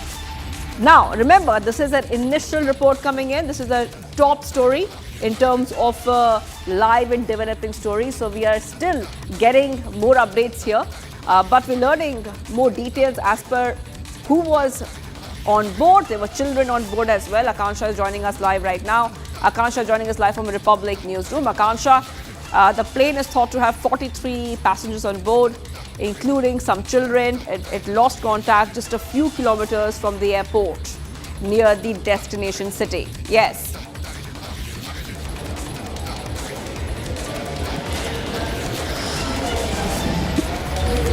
Akansha, can you hear me? All right. We'll go to Akansha in a short while from now, but this is a developing story, by the way. So we're still getting live inputs on the story. At least 2 children were on board this aircraft. Russian plane with 43 passengers has gone missing. And there's some back-to-back updates coming in here on Republic TV, viewers, where we are learning that the air traffic controllers have lost contact with the passenger plane carrying 43 passengers. It's gone missing. It's really off the radar now. The local emergencies ministry said the plane was being operated by a Siberia-based airline, and it went missing while it was going towards a destination city. Now, remember, the search and rescue operations are still continuing right now. Air traffic controllers have lost contact with this aircraft. And I want to go to Akansha. Akansha, now this is a developing story right now. We have just broken the story, and inputs are coming in slowly here. What do we know so far about this plane which has disappeared? Rescue operations have been launched, but no sight of the plane yet, Akansha. Absolutely. The search and rescue operation is currently underway. All necessary forces and means have been deployed by the Russian authorities to search for this plane which is currently missing. What we're learning so far, Shivangi, is that this Russian air traffic control that they've lost contact with an AN-24 passenger plane with nearly 50 people on board, and this happened in eastern Amur region is what we're learning. As per the reports, 43 passengers, including 5 children and 6 crew members, were on this plane when this incident happened, and it was in fact just a few kilometers away from the destination when it lost control. So a concerning news coming in from Russia as far as this plane is concerned. As you also pointed out, the search and rescue operation is currently underway. All means have been deployed by the Russian authorities there to locate this plane, which was just few kilometers away from the destination when the air traffic controller lost connection with this. We're trying to get more details as to how many passengers were there on the plane and what their families are saying. But right now we're learning that there were as many as 50 passengers, 43 were adults and 7 children on board this plane that has gone missing. In fact, it was few kilometers away from the destination when this took place. And as per the authorities there, we're learning that AN-24 is the plane which was operated by Angara Airlines. It failed to make any contact at the designated checkpoint a few kilometers from the airport where it was supposed to land. A very concerning news there coming in from Russia. All efforts are currently underway to locate this plane by the Russian authorities, Shivangi. That is right. So we're getting some background updates coming in right here, Akansha. And, we are coming to know that the first attempt to land this plane was not successful and the controllers have lost contact. They have lost contact. So there's some background updates coming in right now, viewers on Republic TV, about what exactly is happening on here. And we are being joined by Ishan, our correspondent, joining us live. Ishan, I'm coming across to you right now. And, this is a story we're tracking very, very closely. It's a story which is new, it's fresh, still waiting for more inputs to come in. What are you learning about this plane? It's a Russian plane. It has disappeared. And there's effort right now to find that plane. There were 43 passengers and even children on board. The AN-24 plane is an old aircraft, and Russia has recently started using these older aircrafts in its civil aviation industry because of the Ukraine war, where the components and parts and spares for Boeing and Airbus aircraft were stopped being sent to Russia.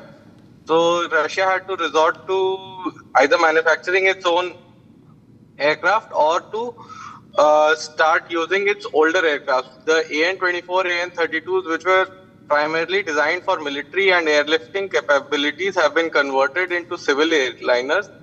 These aircrafts have an older airframe and have structural issues, and now are being used by civilian aircraft, causing a lot of risk to the passengers that go online. The AN-24 and AN-32 aircrafts were designed primarily as medium lift carrier aircraft for troop transport and carrying of weapons and equipment. Indian Air Force also operates AN-32s. However, these are not used for civilian transport or civilian passengers by other nations. Back to the studio. Right.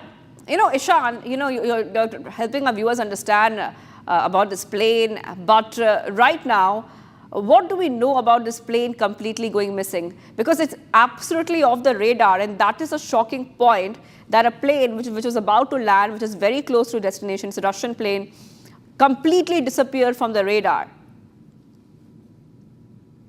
Completely disappearing from the radar is very uncommon for these civilian aircraft because they have two modes of communication. First is the direct radar communication, which is established within visual lines, and the second would be the transponder signal that comes from the aircraft through and is tracked. All right, Group through Captain satellite. Augustine Vinod is joining us right now on Republic TV. Thank you for joining us here, Group Captain. And this is quite mysterious right now, because for a plane to absolutely disappear, a Russian plane to absolutely disappear as it's nearing its destination is raising a lot of question marks. Rescue operations are underway. There is effort on to find this aircraft. If you could just take our viewers through exactly why do you think this has happened? So AN-24 aircraft has disappeared from the radars completely. Yeah, this particular aircraft, AN-24, a version of it is there with the Indian Air Force called AN-32. It is a propeller aeroplane which is used for short haul, anywhere between 4.5 to 5.5 tons. And passengers of about 40 to 50 people travel in this particular aeroplane. Secondly, and most importantly, the area in which it was flying was completely wooded and not very populated area. So what happens there is, like someone previously was saying, there are two modes of communication. One is radar, and second is the radio communication. Third communication that the aeroplane continuously does is something called ATC, we call it, the transponder. In the military, we call it the IFF, Identification Friend of Foe. Basically, it is a secondary radar. So that also continuously transmits its position. Fourth and very important communication which happens is a passive communication called MLAT, multilateration. Now, multilateration happens whenever you either press the PTT, that is to talk to the communicator, or the radar energy, or the IFF or ATC, which I am talking about, where an MLAT receiver triangulates your position, which is how we found the initial positions of MH370, if you remember. So it is just a matter of time we'll find the wreckage. Whenever the aeroplane goes below a certain altitude, it disappears from the radar, it disappears from the secondary surveillance radar, and also it disappears from the communication range as well. So it is just a matter of time that we'll be able to interpolate the point at which it went missing to the point where it could have impacted the ground. And maybe by evening or by tomorrow, the wreckage should be found, unless it is mountainous terrain where it might take some time, maybe a week or so. But the fact still remains, it is a twin-engine aeroplane. How can it go missing like that? And especially when you're coming into land is a very big question. It could even be, controlled flight into the terrain, because the AN-24, as far as I know, does not have the ground proximity warning system, GPWS as we call it. So that is something which we need to look at. If there was no GPWS and has it gone into the ground while it is recovering or coming on finals in an wooded area with fog and stuff like that. So as time passes, we'll get more and more information. But a bad year for aviation, many crashes. In fact, yesterday there was a crash on the highway in Italy, and there was another crash when two aeroplanes took off. One was landing and one was taking off, and they went into each other. So in past 3 days, we have seen at least 3-4 crashes world over. Aviation needs, मैं हमेशा कहता हूँ ये नारियल तोड़ना पड़ेगा इनको, क्योंकि this year has been very, very bad. Over to you. Right. Okay. I'm being joined. I request our guests to stay with us. I'm being joined by Group Captain GP Bajpai, aviation expert, also joining us here on the phone line. Thank you for joining us here, Group Captain. And we know that this plane is missing. We know that it is off the radar. But we're trying to really understand what is happening here, given the fact we have seen such instances in the past. Airlines all over the world, even in India, where we see technical glitches. But this looks like a very serious case of a plane completely disappearing off the radar. How rare is this, Group Captain? Madam, good morning to you. It seems as the news is breaking, for last 1 hour or more, aircraft is not in the contact of radar, as well as on ATC control. As the news is saying that it was supposed to land and it was just few kilometers away. So I'm very sure it must be in the RT contact with the ATC tower. That contact was also lost, and the aircraft is missing from the radar also. Since with the ATC, they communicate in such a short distance with DU HF sets. And with all probability, this aircraft has got crashed. I am not fully aware of the terrain prevailing over there. It might be certain hill ranges where it got crashed. But this particular aircraft, AN-24, is in the civil aviation with the Russian and Ukrainian countries, and its modified version, AN-32, Indian Air Force, is operating for more than 40 years. So this aircraft, AN-24, is a quite old aircraft design. In fact, the airframe of AN-24 was adopted for AN-32. In AN-32, we had installed more powerful engine, which is under operation with Indian Air Force. Both these aircrafts are turboprop aircraft, and the AN-32, which we are operating, is more powerful, more advanced. It can be operated on ALGs also, more seating capacity. But AN-24 is much older design with respect to airframe. With all probability, this aircraft has got crashed, and sooner than later, we'll come to know the further details about this aircraft. All right. Also being joined by Meenu Wadia, aviation expert and former Air India captain, is joining us right now. And like we have been joined by Group Captain Bajpai, where he's saying that the AN version that India has is more advanced. However, the AN-24 mostly has been retired globally. They are out of date. There are safety concerns, lack of spare parts. This is an AN-24 aircraft, which is gone absolutely missing. Your first reactions? Mr. Wadia? It's old. Can you hear me? Yes, go ahead. Okay, even if the aircraft is old, now almost all the aircrafts are fitted with transponder switches. And the latest transponders are S-mode transponders, which give you detailed information of where and tracking the aircraft. And even if this transponder is switched off by the captain from the cockpit from the aircraft, even then the aircraft can be tracked by secondary surveillance radars from the ground in any case. which used to be the old technique of tracking aircraft. So I'm very surprised that an aircraft can go completely off the screens. Yes, as you presume, if it has gone into the hills, even then if it is gone, the radar should be able to track it. The radar should be able to know where it has gone and where it has crashed likely also. So it's a little surprising with today's technology, an aircraft can suddenly disappear. Even if the pilot puts off the transponder switch, it cannot disappear unless it has, the radar may be aware of it, where it is, and if they may be aware if it is crashed in which area, etc. So not knowing is unlikely. Right. Mr. Vadia stays with us, aviation expert, also former Air India captain, and you're a former Air India captain now. Of course, we're talking about this aircraft, we're talking about, yes, it doesn't have spare parts, it's outdated, it's missing. But, there's a larger issue here, of aircrafts which have not been updated, technical glitches, lot of safety concerns have also been raised. Now, they were children, Mr. Vadia, inside this very plane. There were many children, from what we understand, inside this very plane. And this definitely is shocking, given the fact that that passengers all over the world, they trust the captain, they trust the plane when they fly. It's unusual because if you saw that Malaysian aircraft also, but that was in an area where one can expect that the radars were not totally up to date.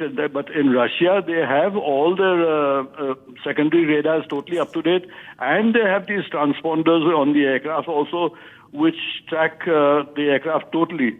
So I am a little surprised that I am sure the radar in Russia must be aware in which area it is, and they may be holding back the information. But once the information comes, I don't think they can hide it too much, that they should be able to tell you where the aircraft is and what has happened to it. That is right. Just getting our viewers, I just suggest if you could just hold on for a second because I just want our viewers to understand what exactly is happening there. We are getting our guests to really decode what is going on. Air traffic controllers have lost contact with an AN-24 passenger plane which is carrying approximately 43 plus people in Russia's far east. A search operation is underway. This is what the governor is saying. And from what we understand right now, according to the data coming in, there were 43 passengers, including 5 children. Many children were on board and crew members were also on board. Okay, let's go straight across to Nick Kolyotin, live from Moscow, Russia. Nick is going to give us an inside look. Nick, this is a breaking news story all over the world, and updates are coming in. You are in Moscow, Russia. This is a Russian plane. What are you learning of? Any breakthrough on where this plane is? According to Russian media authorities, probably the plane crashed with the 43 people who are probably dead, and the place where it happened now located and rescue forces on their way. And it was a big story in Russia after the sanctions in 2022 that all the international companies like Boeing, Airbus, they stopped working with Russia and supply all the details to the planes and all the service that they need. And instead of that, Russia started to using more and more of its own planes, but still they are under sanctions. And also there are a lot of drone attacks